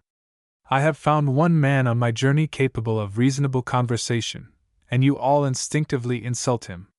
Even the new man is as bad as any of you. Henry, you have behaved just like a miserable gentleman. Straker. Gentleman. Not me. Ramsden. Really, Tanner, this tone. And don't mind him, Granny, you ought to know him by this time. She takes his arm and coaxes him away to the hill to join Violet and Hector. Octavius follows her, dog-like. Violet. Calling from the hill, here are the soldiers. They are getting out of their motors. Duval. Panic-stricken, oh, nom de Dieu! The anarchist. Fools, the state is about to crush you because you spared it at the prompting of the political hangers-on of the bourgeoisie. The sulky social democrat. Argumentative to the last, on the contrary, only by capturing the state machine. The anarchist. It is going to capture you. The rowdy social democrat. His anguish culminating, now, chalk it. What are we here for? What are we whiting for? Mendoza. Between his teeth, goon. Talk politics, you idiots, nothing sounds more respectable. Keep it up, I tell you. The soldiers line the road, commanding the amphitheater with their rifles. The brigands, struggling with an overwhelming impulse to hide behind one another, look as unconcerned as they can. Mendoza rises superbly, with undaunted front. The officer in command steps down from the road into the amphitheater, looks hard at the brigands, and then inquiringly at Tanner. The officer. Who are these men, Senor Ingalls? Tanner. My escort. Mendoza, with a Mephistophelian smile, bows profoundly. An irrepressible grin runs from face to face among the brigands. They touch their hats, except the anarchist, who defies the state with folded arms. Act 4. The garden of a villa in Granada. Whoever wishes to know what it is like must go to Granada and see. One may prosaically specify a group of hills dotted with villas, the Alhambra on the top of one of the hills, and a considerable town in the valley, approached by dusty white roads in which the children, no matter what they are doing or thinking about, automatically whine for halfpence and reach out little clutching brown palms for them. But there is nothing in this description except the Alhambra, the begging, and the color of the roads. That does not fit Surrey as well as Spain. The difference is that the Surrey hills are comparatively small and ugly, and should properly be called the Surrey protuberances. But these Spanish hills are of mountain stock. The amenity which conceals their size does not compromise their dignity.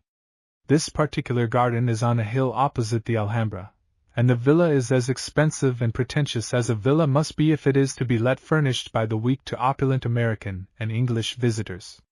If we stand on the lawn at the foot of the garden and look uphill, our horizon is the stone balustrade of a flagged platform on the edge of infinite space at the top of the hill. Between us and this platform is a flower garden with a circular basin and fountain in the center, surrounded by geometrical flower beds, gravel paths, and clipped trees in the genteelest order. The garden is higher than our lawn, so we reach it by a few steps in the middle of its embankment. The platform is higher again than the garden, from which we mount a couple more steps to look over the balustrade at a fine view of the town up the valley and of the hills that stretch away beyond it to where, in the remotest distance, they become mountains. On our left is the villa, accessible by steps from the left-hand corner of the garden. Returning from the platform through the garden and down again to the lawn, a movement which leaves the villa behind us on our right, we find evidence of literary interests on the part of the tenants in the fact that there is no tennis net nor set of croquet hoops, but, on our left, a little iron garden table with books on it, mostly yellow-backed, and a chair beside it. A chair on the right has also a couple of open books upon it. There are no newspapers, a circumstance which, with the absence of games, might lead an intelligent spectator to the most far-reaching conclusions as to the sort of people who live in the villa. Such speculations are checked, however, on this delightfully fine afternoon, by the appearance at a little gate in a paling on our left, of Henry Straker in his professional costume. He opens the gate for an elderly gentleman, and follows him on to the lawn. This elderly gentleman defies the Spanish sun in a black frock coat, tall silk bat, trousers in which narrow stripes of dark gray and lilac blend into a highly respectable color, and a black necktie tied into a bow over spotless linen. Probably therefore a man whose social position needs constant and scrupulous affirmation without regard to climate, one who would dress thus for the middle of the Sahara or the top of Mont Blanc. And since he has not the stamp of the class which accepts as its life mission the advertising and maintenance of first-rate tailoring and millinery, he looks vulgar in his finery, though in a working dress of any kind he would look dignified enough. He is a bullet-cheeked man with a red complexion, stubbly hair, smallish eyes, a hard mouth that folds down at the corners, and a dogged chin. The looseness of skin that comes with age has attacked his throat and the laps of his cheeks. But he is still hard as an apple above the mouth, so that the upper half of his face looks younger than the lower. He has the self-confidence of one who has made money, and something of the truculence of one who has made it in a brutalizing struggle, his civility having under it a perceptible menace that he has other methods in reserve if necessary.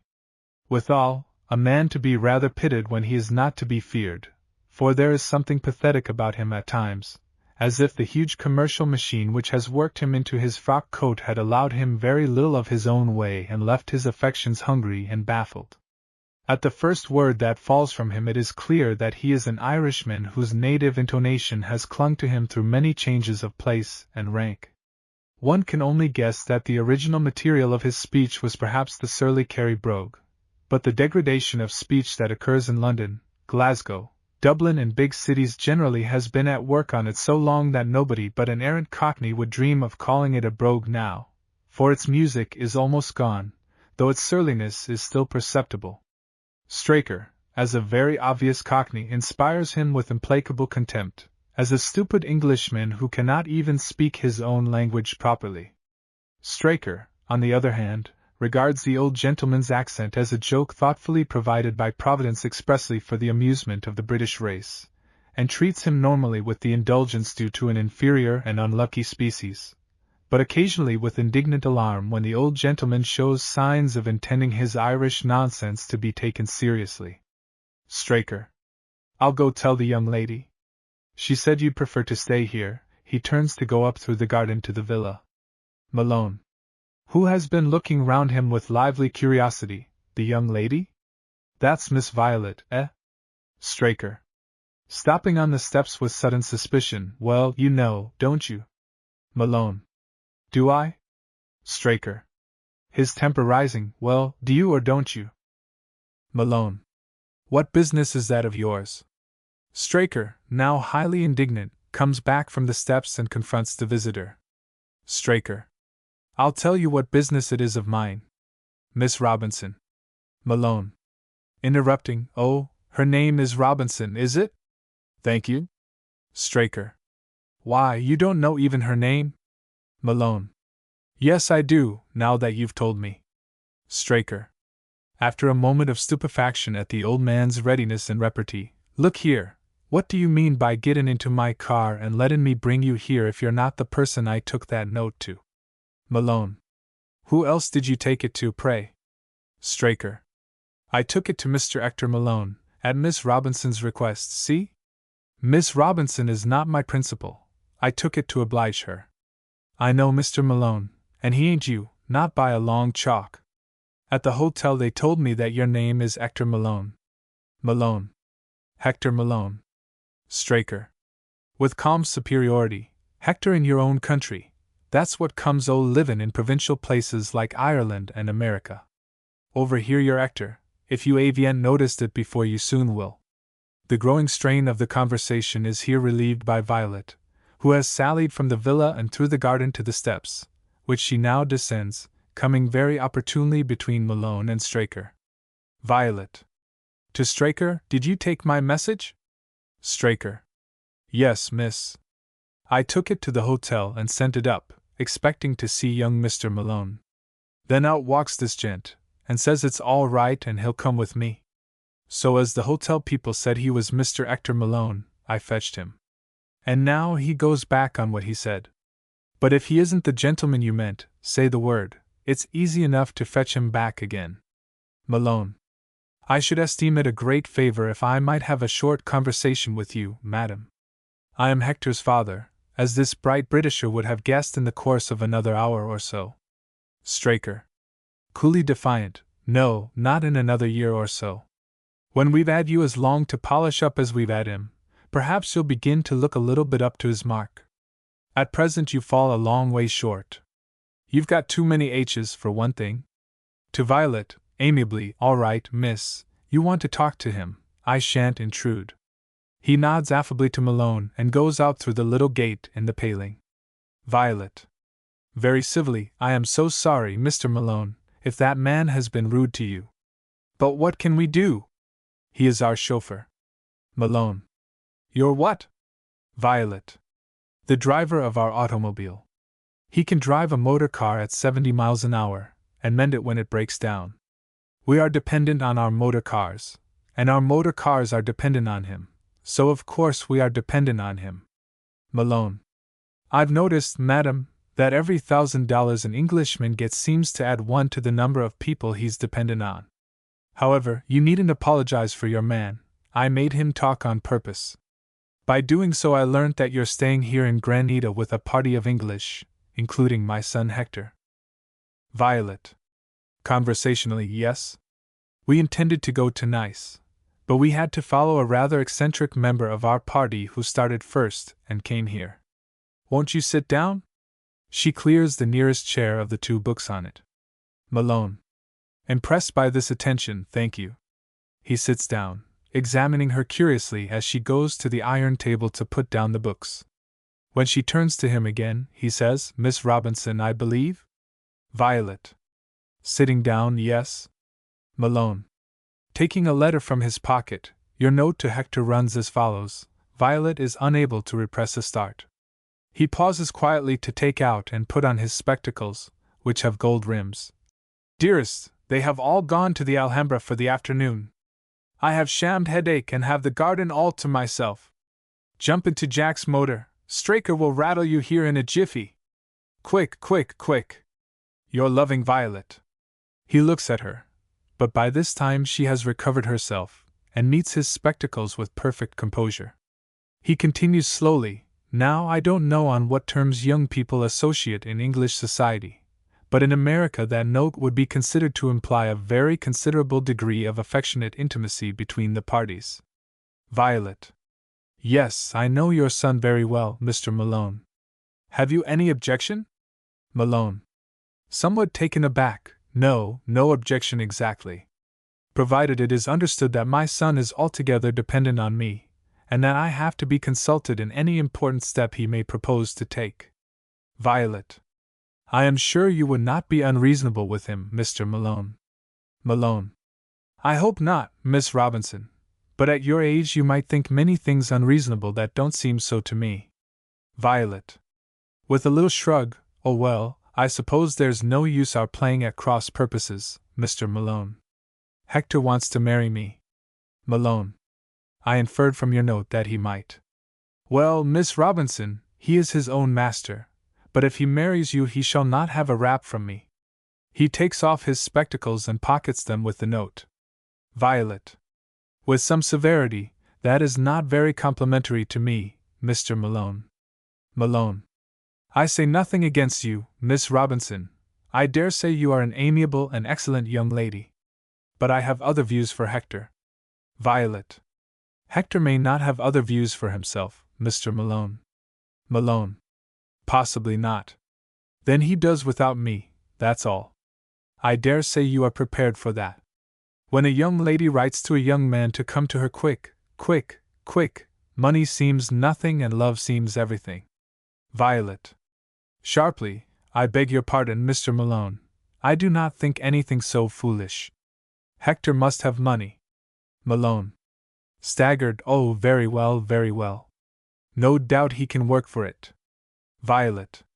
"What is the use of having money if you have to work for it?" She rises impatiently. "It's all nonsense, Mr. Malone. You must enable your son to keep up his position. It is his right." Malone. Grimly, "I should not advise you to marry him on the strength of that right, Miss Robinson." Violet, who has almost lost her temper, controls herself with an effort, unclenches her fingers, and resumes her seat with studied tranquility and reasonableness. Violet. "What objection have you to me, pray? My social position is as good as Hector's, to say the least." "He admits it?" Malone. Shrewdly, "You tell him so from time to time, eh? Hector's social position in England, Miss Robinson, is just what I choose to buy for him. I have made him a fair offer. Let him pick out the most historic house, castle, or abbey that England contains. The day that he tells me he wants it for a wife worthy of its traditions, I buy it for him, and give him the means of keeping it up." Violet. "What do you mean by a wife worthy of its traditions? Cannot any well-bred woman keep such a house for him?" Malone. "No, she must be born to it." Violet. "Hector was not born to it, was he?" Malone. "His grandmother was a barefooted Irish girl that nursed me by a turf fire. Let him marry another such, and I will not stint her marriage portion. Let him raise himself socially with my money or raise somebody else, so long as there is a social profit somewhere, I'll regard my expenditure as justified. But there must be a profit for someone. A marriage with you would leave things just where they are." Violet. "Many of my relations would object very much to my marrying the grandson of a common woman, Mr. Malone. That may be prejudice, but so is your desire to have him marry a title prejudice." Malone. Rising, and approaching her with a scrutiny in which there is a good deal of reluctant respect, "You seem a pretty straightforward, downright sort of a young woman." Violet. "I do not see why I should be made miserably poor because I cannot make profits for you. Why do you want to make Hector unhappy?" Malone. "He will get over it all right enough. Men thrive better on disappointments in love than on disappointments in money. I dare say you think that sordid, but I know what I'm talking about. My father died of starvation in Ireland in the Black 47, maybe you've heard of it." Violet. "The famine?" Malone. With smoldering passion, "No, the starvation. When a country is full of food, and exporting it, there can be no famine. My father was starved dead, and I was starved out to America in my mother's arms. English rule drove me and mine out of Ireland. Well, you can keep Ireland. I and my like are coming back to buy England, and we'll buy the best of it. I want no middle-class properties and no middle-class women for Hector. That's straightforward, isn't it, like yourself? Violet. Icily pitying his sentimentality. Really, Mr. Malone, I am astonished to hear a man of your age and good sense talking in that romantic way. Do you suppose English noblemen will sell their places to you for the asking? Malone. I have the refusal of 2 of the oldest family mansions in England. One historic owner can't afford to keep all the rooms dusted, the other can't afford the death duties. What do you say now? Violet. Of course it is very scandalous, but surely you know that the government will sooner or later put a stop to all these socialistic attacks on property. Malone. Grinning, do I think they'll be able to get that done before I buy the house, or rather the abbey? They're both abbeys. Violet. Putting that aside rather impatiently, oh well, let us talk sense, Mr. Malone. You must feel that we haven't been talking sense so far. Malone. I can't say I do. I mean all I say. Violet. Then you don't know Hector as I do. He is romantic and fatty. He gets it from you, I fancy, and he wants a certain sort of wife to take care of him.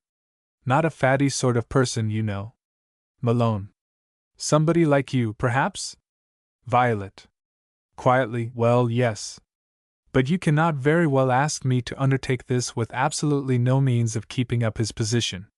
Malone. Alarmed, stop a bit. Where are we getting to? I'm not aware that I'm asking you to undertake anything. Violet. Of course, Mr. Malone, you can make it very difficult for me to speak to you if you choose to misunderstand me. Malone. Half bewildered, I don't wish to take any unfair advantage, but we seem to have got off the straight track somehow. Straker, with the air of a man who has been making haste, opens the little gate, and admits Hector, who, snorting with indignation, comes upon the lawn, and is making for his father when Violet, greatly dismayed, springs up and intercepts him. Straker does not wait, at least he does not remain visibly within earshot. Violet. Oh, how unlucky! Now please, Hector, say nothing. Go away until I have finished speaking to your father. Hector. Inexorably, no, Violet, I mean to have this thing out, right away. He puts her aside, passes her by, and faces his father, whose cheeks darken as his Irish blood begins to simmer. Dad, you've not played this hand straight. Malone. What do I mean? Hector. You've opened a letter addressed to me. You've impersonated me and stolen a march on this lady. That's dishonorable. Malone. Threateningly, now you take care what you're saying, Hector. Take care, I tell you. Hector. I have taken care. I am taking care. I'm taking care of my honor and my position in English society. Malone. Hotly, your position has been got by my money, do you know that? Hector. Well, you've just spoiled it all by opening that letter. A letter from an English lady, not addressed to you, a confidential letter. A delicate letter. A private letter opened by my father. That's a sort of thing a man can't struggle against in England. The sooner we go back together the better. He appeals mutely to the heavens to witness the shame and anguish of 2 outcasts. Violet. Snubbing him with an instinctive dislike for scene-making, don't be unreasonable, Hector. It was quite natural of Mr. Malone to open my letter. His name was on the envelope. Malone. There. You've no common sense, Hector. I thank you, Miss Robinson. Hector. I thank you too. It's very kind of you. My father knows no better. Malone. Furiously clenching his fists, Hector. Hector. With undaunted moral force, oh, it's no use hectoring me. A private letter's a private letter, Dad, you can't get over that. Malone, raising his voice, I won't be talked back to by you, do I hear? Violet. SSH. Please. Here they all come. Father and son, checked, glare mutely at one another as Tanner comes in through the little gate with Ramsden, followed by Octavius and Anne. Violet. Back already? Tanner. The Alhambra is not open this afternoon. Violet. What a sell! Tanner passes on, and presently finds himself between Hector and a strange elder, both apparently on the verge of personal combat. He looks from one to the other for an explanation. They sulkily avoid his eye, and nurse their wrath in silence. Ramsden. Is it wise for you to be out in the sunshine with such a headache, Violet? Tanner. Have you recovered too, Malone? Violet. Oh, I forgot. We have not all met before. Mr. Malone, won't you introduce your father? Hector. With Roman firmness, no, I will not. He is no father of mine. Malone. Very angry you disown your dad before your English friends, do you? Violet. Oh, please don't make a scene. And Octavius, lingering near the gate, exchange an astonished glance, and discreetly withdraw up the steps to the garden, where they can enjoy the disturbance without intruding. On their way to the steps, and sends a little grimace of mute sympathy to Violet, who is standing with her back to the little table, looking on in helpless annoyance, as her husband soars to higher and higher moral eminences without the least regard to the old man's millions. Hector. I'm very sorry, Miss Robinson, but I'm contending for a principle. I am a son, and I hope, a dutiful one, but before everything I'm a man. And when Dad treats my private letters as his own, and takes it on himself to say that I shan't marry you if I am happy and fortunate enough to gain your consent, then I just snap my fingers and go my own way. Tanner. Marry Violet. Ramsden. Are you in your senses? Tanner. Do you forget what we told you? Hector. Recklessly, I don't care what you told me. Ramsden. Scandalized, tut, sir. Monstrous.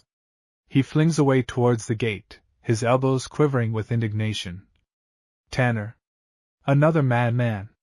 These men in love should be locked up. He gives Hector up as hopeless, and turns away towards the garden, but Malone, taking offense in a new direction, follows him and compels him, by the aggressiveness of his tone, to stop. Malone. I don't understand this. Is Hector not good enough for this lady, pray? Tanner. My dear sir, the lady is married already. Hector knows it, and yet he persists in his infatuation. Take him home and lock him up. Malone. Bitterly, so this is the high-born social tone I've spoiled by my ignorant, uncultivated behavior. Making love to a married woman. He comes angrily between Hector and Violet, and almost bawls into Hector's left ear, You've picked up that habit of the British aristocracy, have you? Hector. That's all right. Don't you trouble yourself about that. I'll answer for the morality of what I'm doing. Tanner. Coming forward to Hector's right hand with flashing eyes, well said, Malone. You also see that mere marriage laws are not morality. I agree with you, but unfortunately Violet does not. Malone. I take leave to doubt that, sir. Turning on Violet, let me tell you, Mrs. Robinson, or whatever your right name is, you had no right to send that letter to my son when you were the wife of another man. Hector. Outraged, this is the last straw. Dad, you have insulted my wife. Malone. Your wife. Tanner. You the missing husband. Another moral impostor. He smites his brow, and collapses into Malone's chair. Malone. You've married without my consent. Ramsden. You have deliberately humbugged us, sir. Hector. Here, I have had just about enough of being badgered. Violet and I are married, that's the long and the short of it. Now what have you got to say, any of you? Malone. I know what I've got to say. She's married a beggar. Hector. No, she's married a worker. His American pronunciation imparts an overwhelming intensity to this simple and unpopular word. I start to earn my own living this very afternoon. Malone. Sneering angrily, yes, you're very plucky now, because you got your remittance from me yesterday or this morning, I reckon. Wait till it's spent. You won't be so full of cheek then. Hector. Producing a letter from his pocketbook, here it is, thrusting it on his father. Now you just take your remittance, and yourself out of my life. I'm done with remittances, and I'm done with you. I don't sell the privilege of insulting my wife for $1,000. Malone. Deeply wounded and full of concern, Hector, you don't know what poverty is. Hector. Fervidly, well, I want to know what it is. I want to be a man. Violet, you come along with me, to your own home, I'll see you through. Octavius. Jumping down from the garden to the lawn and running to Hector's left hand, I hope you'll shake hands with me before you go, Hector. I admire and respect you more than I can say. He is affected almost to tears as they shake hands. Violet. Also almost in tears, but of vexation. Oh, don't be an idiot, Tavy. Hector's about as fit to become a workman as you are. Tanner. Rising from his chair on the other right of Hector, never fear, there's no question of his becoming a navvy, Mrs. Malone. To Hector, there's really no difficulty about capital to start with.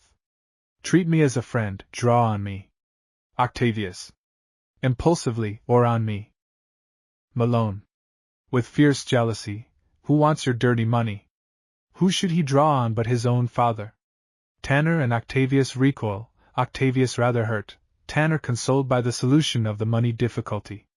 Violet looks up hopefully. Hector, don't be rash, my boy. I'm sorry for what I said, I never meant to insult Violet, I take it all back. She's just the wife you want, there. Hector. Patting him on the shoulder, well, that's all right, Dad. Say no more, we're friends again. Only, I take no money from anybody. Malone.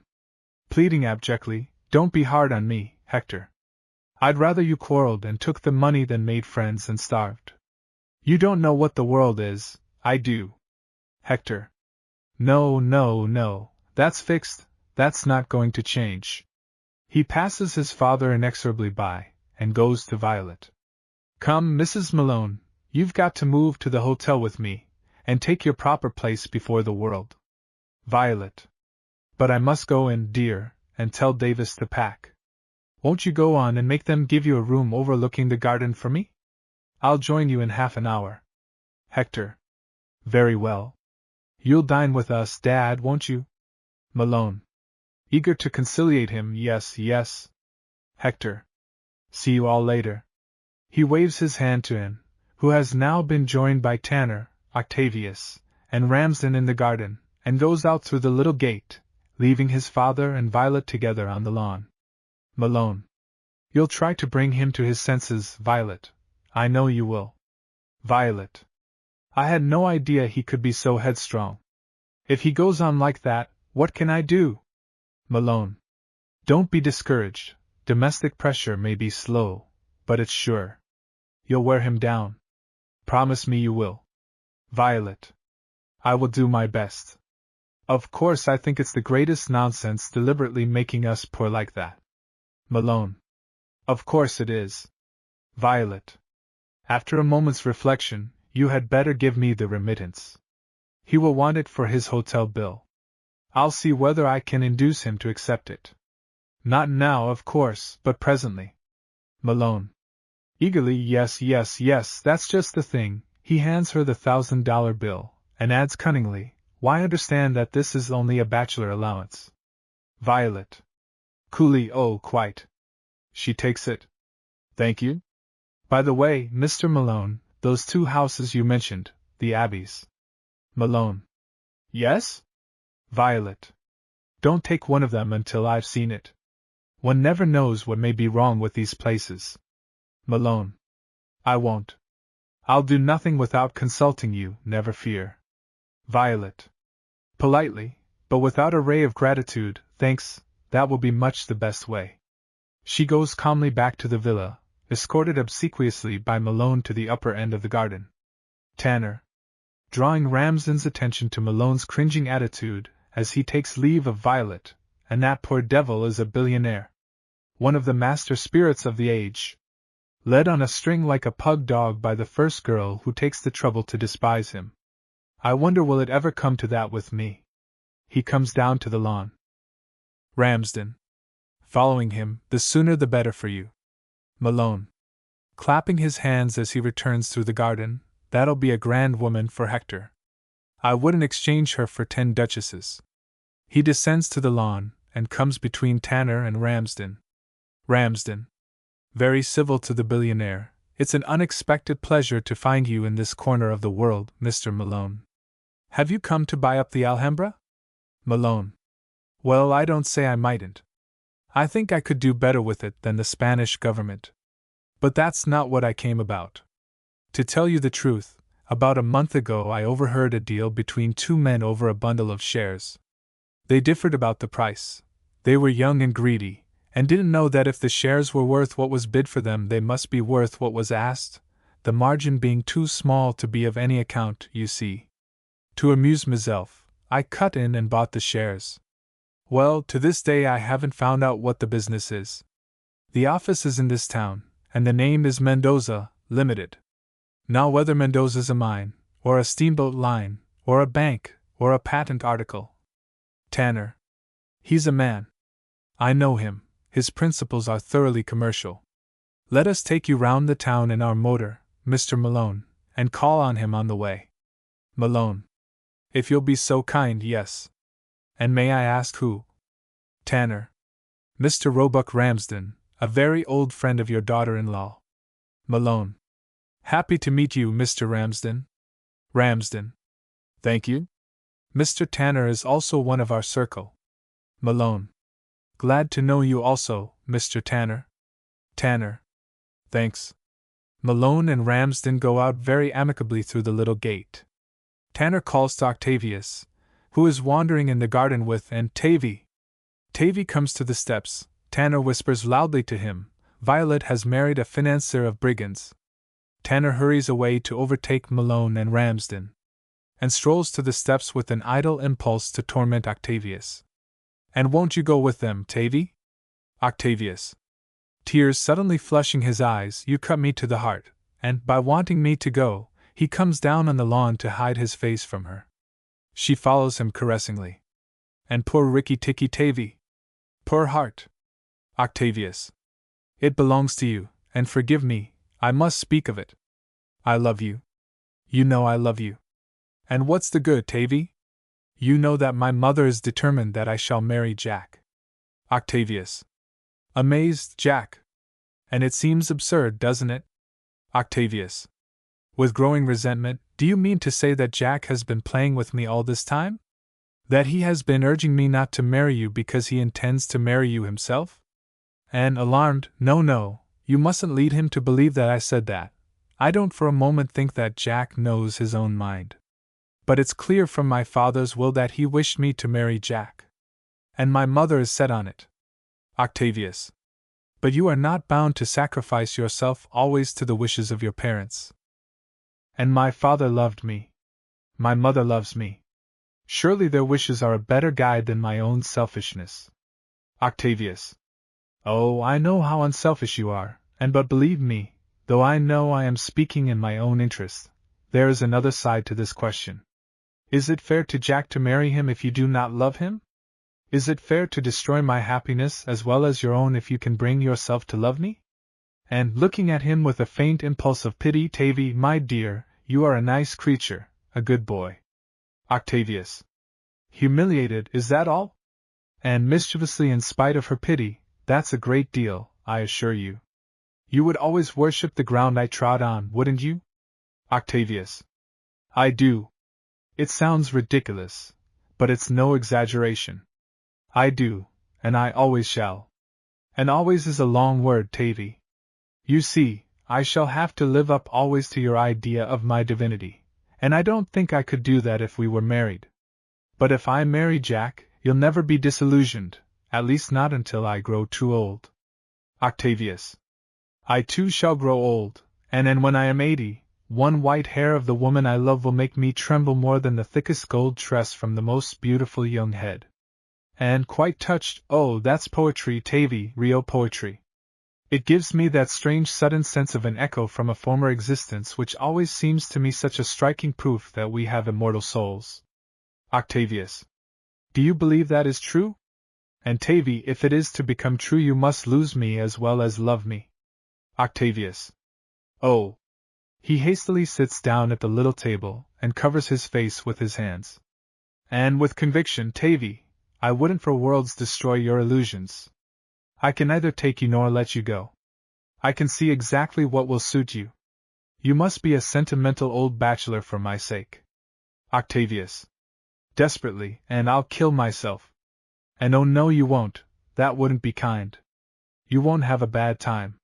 You will be very nice to women, and you will go a good deal to the opera. A broken heart is a very pleasant complaint for a man in London if he has a comfortable income. Octavius. Considerably cooled, but believing that he is only recovering his self-control. I know you mean to be kind, and Jack has persuaded you that cynicism is a good tonic for me. He rises with quiet dignity. And studying him slyly, you see, I'm disillusionizing you already. That's what I dread. Octavius. You do not dread disillusionizing Jack. And, her face lighting up with mischievous ecstasy, whispering, I can't, he has no illusions about me. I shall surprise Jack the other way.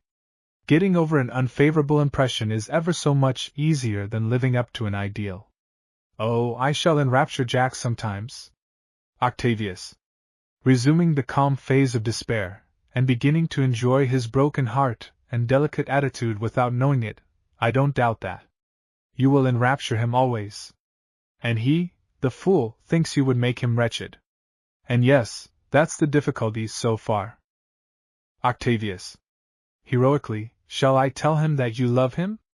And quickly, oh no, he'd run away again. Octavius. Shocked, and would you marry an unwilling man? And what a queer creature you are, Tavy! There's no such thing as a willing man when you really go for him. She laughs naughtily. I'm shocking you, I suppose? But you know you are really getting a sort of satisfaction already in being out of danger yourself. Octavius, startled, satisfaction. Reproachfully, you say that to me. And well, if it were really agony, would you ask for more of it? Octavius. Have I asked for more of it? And you have offered to tell Jack that I love him. That's self-sacrifice, I suppose, but there must be some satisfaction in it. Perhaps it's because you're a poet. You are like the bird that presses its breast against the sharp thorn to make itself sing. Octavius. It's quite simple. I love you, and I want you to be happy. You don't love me, so I can't make you happy myself, but I can help another man to do it. And yes, it seems quite simple. But I doubt if we ever know why we do things. The only really simple thing is to go straight for what you want and grab it. I suppose I don't love you, Tavy, but sometimes I feel as if I should like to make a man of you somehow. You are very foolish about women. Octavius. Almost coldly, I am content to be what I am in that respect. And then you must keep away from them, and only dream about them. I wouldn't marry you for worlds, Tavy. Octavius. I have no hope, and I accept my ill luck. But I don't think you quite know how much it hurts. And you are so soft-hearted. It's queer that you should be so different from Violet. Violet's as hard as nails. Octavius. Oh no. I am sure Violet is thoroughly womanly at heart. And with some impatience, why do you say that? Is it unwomanly to be thoughtful and businesslike and sensible? Do you want Violet to be an idiot, or something worse, like me? Octavius. Something worse, like you. What do you mean, Anne? And oh well, I don't mean that, of course. But I have a great respect for Violet. She gets her own way always. Octavius. Sighing, so do you. And yes, but somehow she gets it without coaxing, without having to make people sentimental about her. Octavius. With brotherly callousness, nobody could get very sentimental about Violet, I think, pretty as she is. And oh yes, they could, if she made them. Octavius. But surely no really nice woman would deliberately practice on men's instincts in that way. And, throwing up her hands, oh Tavy, Tavy, Ricky-ticky Tavy, heaven help the woman who marries you. Octavius. His passion reviving at the name, oh why do you say that? Don't torment me. I don't understand. And suppose she were to tell fibs, and lay snares for men? Octavius. Do you think I could marry such a woman, I, who have known and loved you? And H.M. Well, at all events, she wouldn't let you if she were wise. so that's settled. And now I can't talk any more. Say you forgive me, and that the subject is closed. Octavius. I have nothing to forgive, and the subject is closed. And if the wound is open, at least you shall never see it bleed. And poetic to the last, Tavy? Goodbye, dear. She pats his cheek, has an impulse to kiss him and then another impulse of distaste which prevents her, finally runs away through the garden and into the villa. Octavius again takes refuge at the table, bowing his head on his arms and sobbing softly. Mrs. Whitefield, who has been pottering round the Granada shops, and has a net full of little parcels in her hand, comes in through the gate and sees him. Mrs. Whitefield. Running to him and lifting his head, What's the matter, Tavy? Are you ill? Octavius. No, nothing, nothing. Mrs. Whitefield. Still holding his head, anxiously, but you're crying. Is it about Violet's marriage? Octavius. No, no. Who told you about Violet? Mrs. Whitefield. Restoring the head to its owner, I met Roebuck and that awful old Irishman. Are you sure you're not ill? What's the matter? Octavius. Affectionately, it's nothing, only a man's broken heart. Doesn't that sound ridiculous? Mrs. Whitefield. But what is it all about? Hasn't been doing anything to you? Octavius. It's not Anne's fault. And don't think for a moment that I blame you. Mrs. Whitefield. Startled, for what? Octavius. Pressing her hand consolingly, for nothing. I said I didn't blame you. Mrs. Whitefield. But I haven't done anything. What's the matter? Octavius. Smiling sadly, can't you guess? I dare say you are right to prefer Jack to me as a husband for Anne, but I love Anne, and it hurts rather. He rises and moves away from her towards the middle of the lawn. Mrs. Whitefield. Following him hastily, does Anne say that I want her to marry Jack? Octavius. Yes, she has told me. Mrs. Whitefield.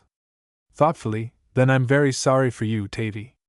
It's only her way of saying she wants to marry Jack. Little she cares what I say or what I want. Octavius. But she would not say it unless she believed it. Surely you don't suspect Anne of deceit. Mrs. Whitefield. Well, never mind, Tavy. I don't know which is best for a young man, to know too little, like you, or too much, like Jack. Tanner returns. Tanner. Well, I've disposed of old Malone. I've introduced him to Mendoza, Limited, and left the two brigands together to talk it out. Hello, Tavy. Anything wrong? Octavius. I must go wash my face, I see. To Mrs. Whitefield, tell him what you wish. To Tanner, you may take it from me, Jack, that and approves of it. Tanner. Puzzled by his manner, approves of what? Octavius. Of what Mrs. Whitefield wishes. He goes his way with sad dignity to the villa. Tanner. To Mrs. Whitefield, this is very mysterious. What is it you wish? It shall be done, whatever it is. Mrs. Whitefield. With sniveling gratitude, thank you, Jack. She sits down. Tanner brings the other chair from the table and sits close to her with his elbows on his knees, giving her his whole attention.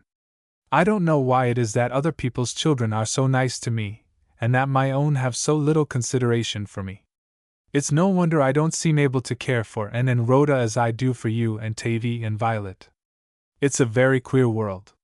It used to be so straightforward and simple, and now nobody seems to think and feel as they ought. Nothing has been right since that speech that Professor Tyndall made at Belfast. Tanner. Yes, life is more complicated than we used to think. But what am I to do for you? Mrs. Whitefield. That's just what I want to tell you. Of course you'll marry, and whether I like it myself or not. Tanner. Starting, it seems to me that I shall presently be married to, and whether I like it myself or not. Mrs. Whitefield. Peacefully, oh, very likely you will. You know what she is when she has set her mind on anything. But don't put it on me, that's all I ask. Tavy has just let out that she's been saying that I am making her marry you, and the poor boy is breaking his heart about it, for he is in love with her himself, though what he sees in her so wonderful, goodness knows, I don't. It's no use telling Tavy that, and puts things into people's heads by telling them that I want them when the thought of them never crossed my mind. It only sets Tavy against me. But you know better than that. So if you marry her, don't put the blame on me. Tanner. Emphatically, I haven't the slightest intention of marrying her. Mrs. Whitefield. Slyly, she'd suit you better than Tavy. She'd meet her match in you, Jack. I'd like to see her meet her match. Tanner. No man is a match for a woman, except with a poker and a pair of hobnailed boots. Not always even then. Anyhow, I can't take the poker to her. I should be a mere slave. Mrs. Whitefield. No, she's afraid of you. At all events, you would tell her the truth about herself. She wouldn't be able to slip out of it as she does with me. Tanner. Everybody would call me a brute if I told the truth about herself in terms of her own moral code. To begin with, and says things that are not strictly true. Mrs. Whitefield. I'm glad somebody sees she is not an angel. Tanner. In short, to put it as a husband would put it when exasperated to the point of speaking out, she is a liar.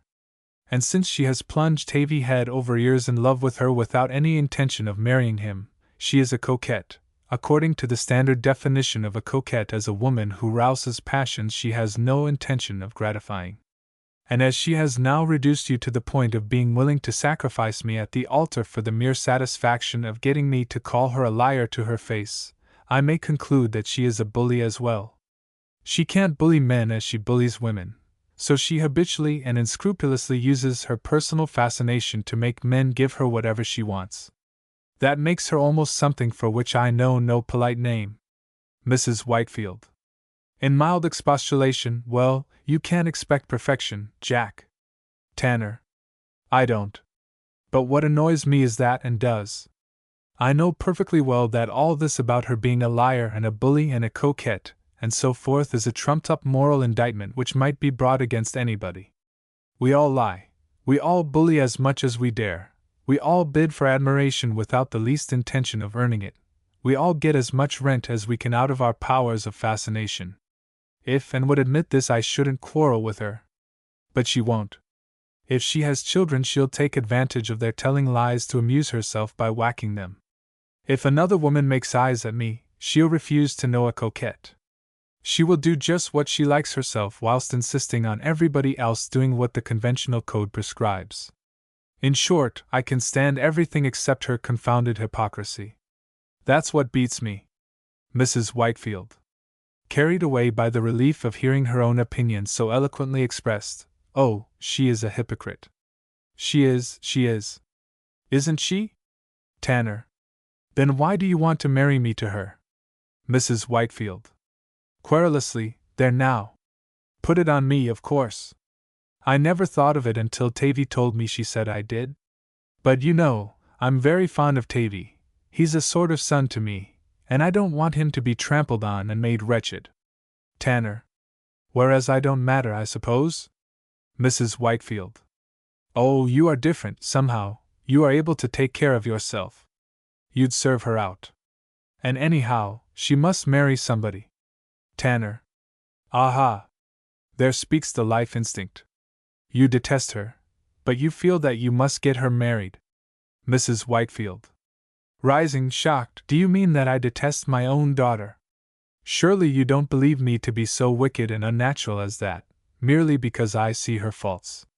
Tanner. Cynically, you love her, then? Mrs. Whitefield. Why, of course I do. What queer things you say, Jack! We can't help loving our own blood relations. Tanner.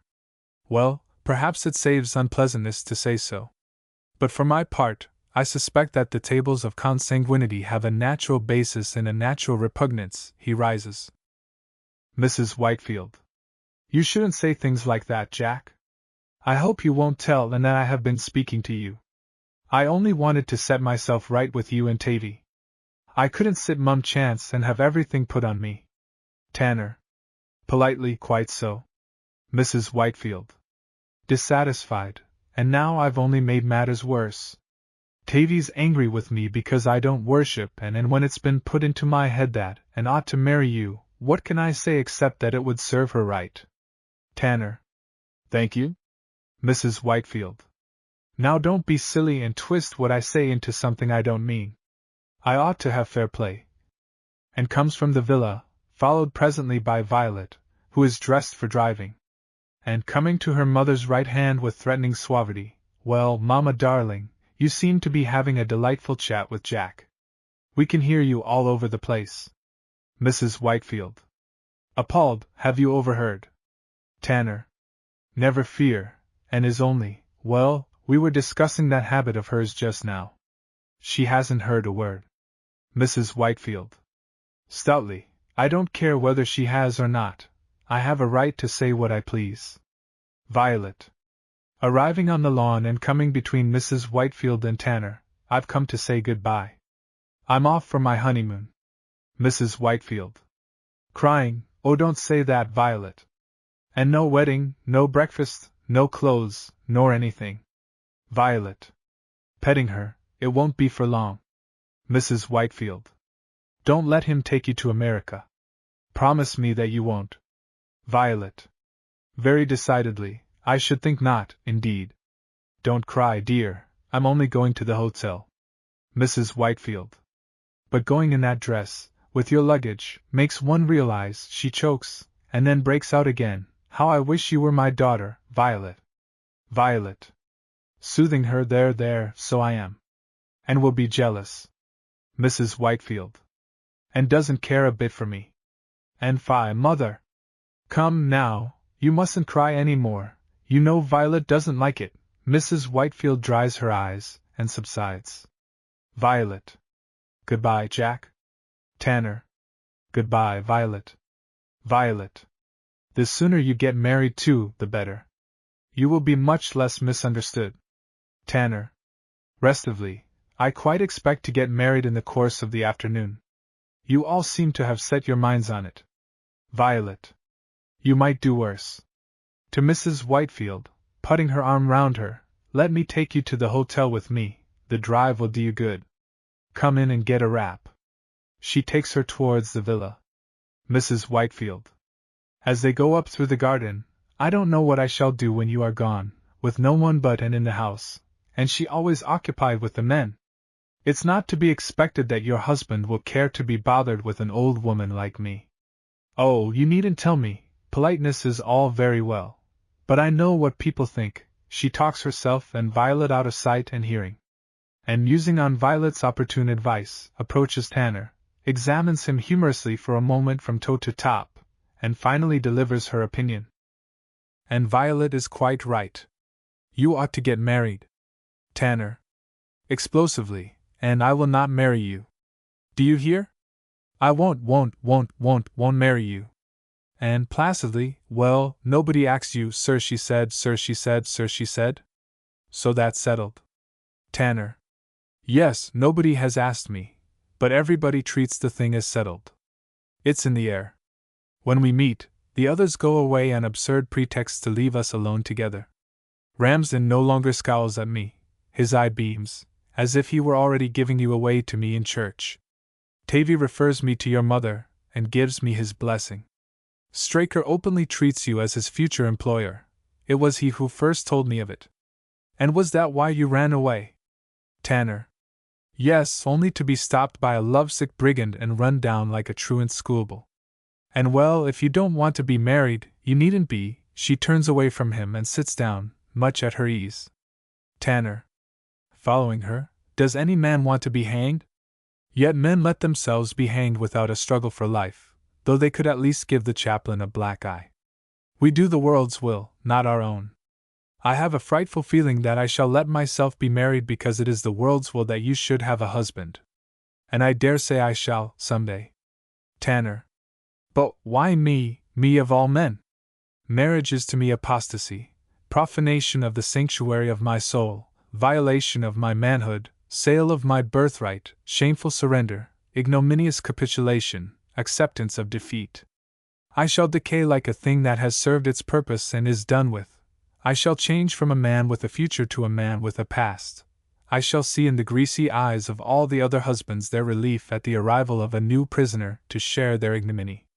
The young men will scorn me as one who has sold out, to the young women who have always been an enigma and a possibility, shall be merely somebody else's property, and damaged goods at that, a second-hand man at best. And well, your wife can put on a cap and make herself ugly to keep you in countenance, like my grandmother. Tanner. So that she may make her triumph more insolent by publicly throwing away the bait the moment the trap snaps on the victim. And after all, though, what difference would it make? Beauty is all very well at first sight, but who ever looks at it when it has been in the house 3 days? I thought our pictures very lovely when Papa bought them, but I haven't looked at them for years. You never bother about my looks, you are too well used to me. I might be the umbrella stand. Tanner. You lie, you vampire, you lie.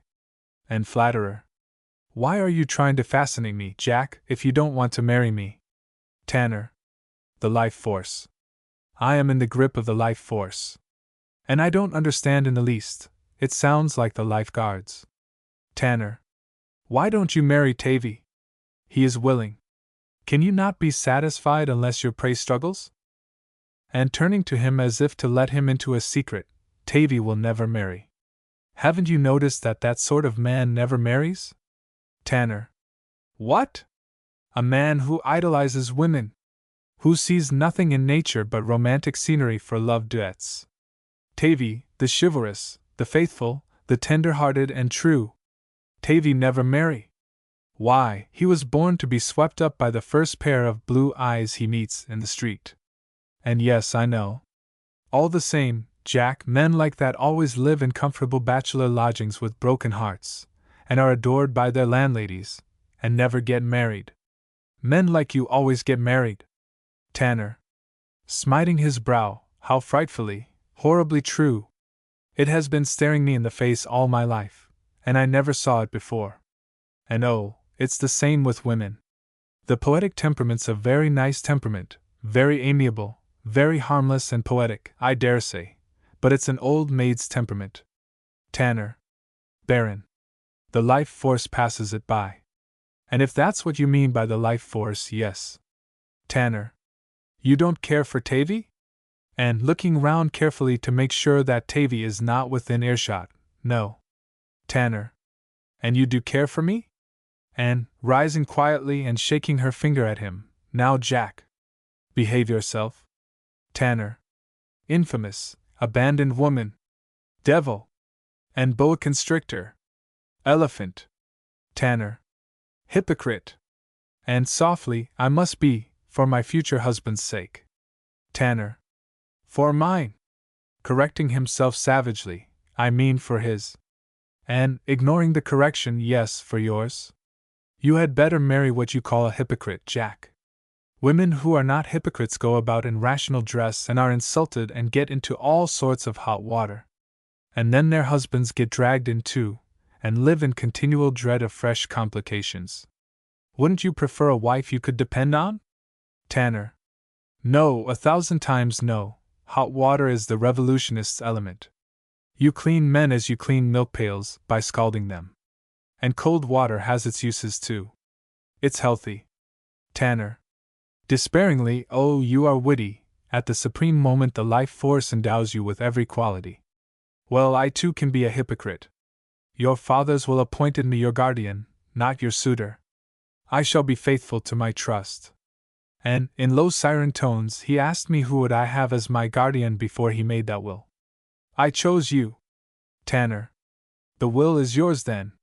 The trap was laid from the beginning. And, concentrating all her magic, from the beginning, from our childhood, for both of us, by the life force. Tanner. I will not marry you. I will not marry you. And oh, you will, you will. Tanner. I tell you no, no, no. And I tell you yes, yes, yes. Tanner. No. And coaxing, imploring, almost exhausted, yes.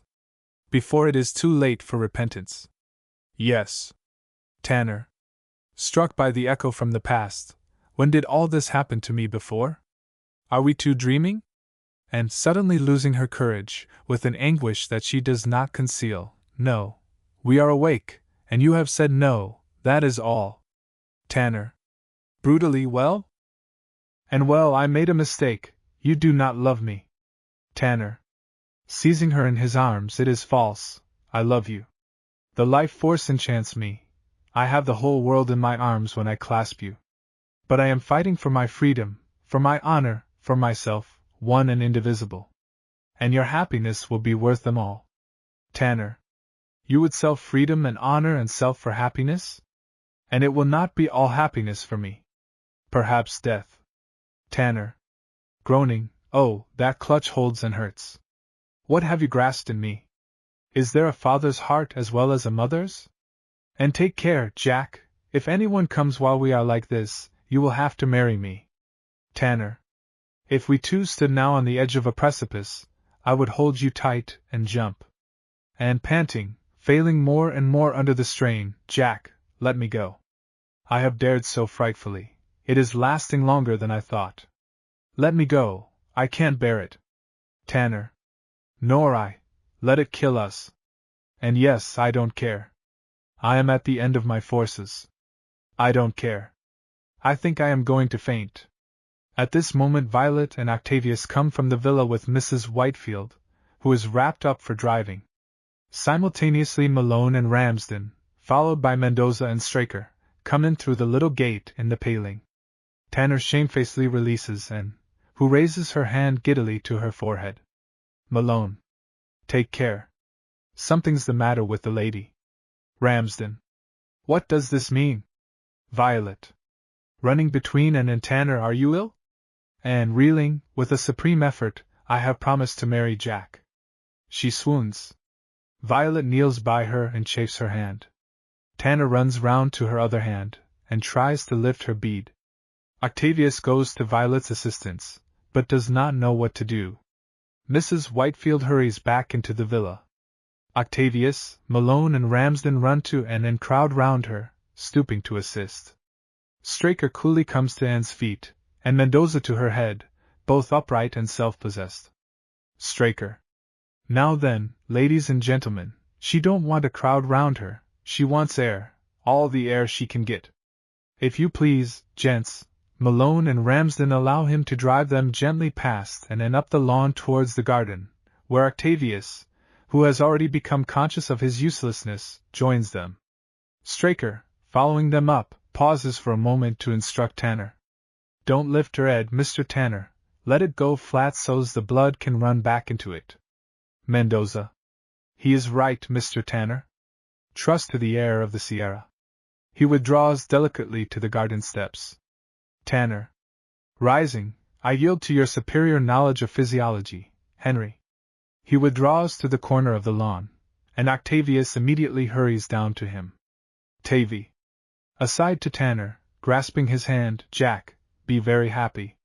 Tanner. Aside to Tavy, I never asked her. It is a trap for me. He goes up the lawn towards the garden. Octavius remains petrified. Mendoza. Intercepting Mrs. Whitefield, who comes from the villa with a glass of brandy. What is this, madam? He takes it from her. Mrs. Whitefield. A little brandy. Mendoza. The worst thing you could give her. Allow me. He swallows it. Trust to the air of the Sierra, madam. For a moment the men all forget, and stare at Mendoza. And, in Violet's ear, clutching her round the neck, Violet, did Jack say anything when I fainted? Violet. No. And ah. With a sigh of intense relief she relapses. Mrs. Whitefield. Oh, she's fainted again. They are about to rush back to her, but Mendoza stops them with a warning gesture. And supine, no, I haven't. I'm quite happy. Tanner. Suddenly walking determinedly to her, and snatching her hand from Violet to feel her pulse. Why, her pulse is positively bounding. Come, get up. What nonsense! Up with you. He gets her up summarily. And yes, I feel strong enough now. But you very nearly killed me, Jack, for all that. Malone. A rough wooer, eh? They're the best sort, Miss Whitefield. I congratulate Mr. Tanner, and I hope to meet you and him as frequent guests at the Abbey. And thank you?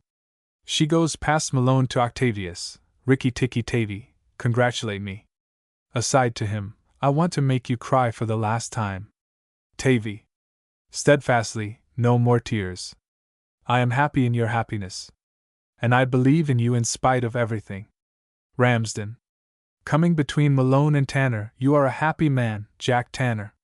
I envy you. Mendoza. Advancing between Violet and Tanner, sir, there are two tragedies in life. One is not to get your heart's desire. The other is to get it. Mine and yours, sir. Tanner. Mr. Mendoza, I have no heart's desires. Ramsden, it is very easy for you to call me a happy man, you are only a spectator. I am one of the principals, and I know better. And stop tempting Tavy, and come back to me. And complying, you are absurd, Jack. She takes his proffered arm. Tanner. Continuing, I solemnly say that I am not a happy man. And looks happy, but she is only triumphant, successful, victorious. That is not happiness, but the price for which the strong sell their happiness.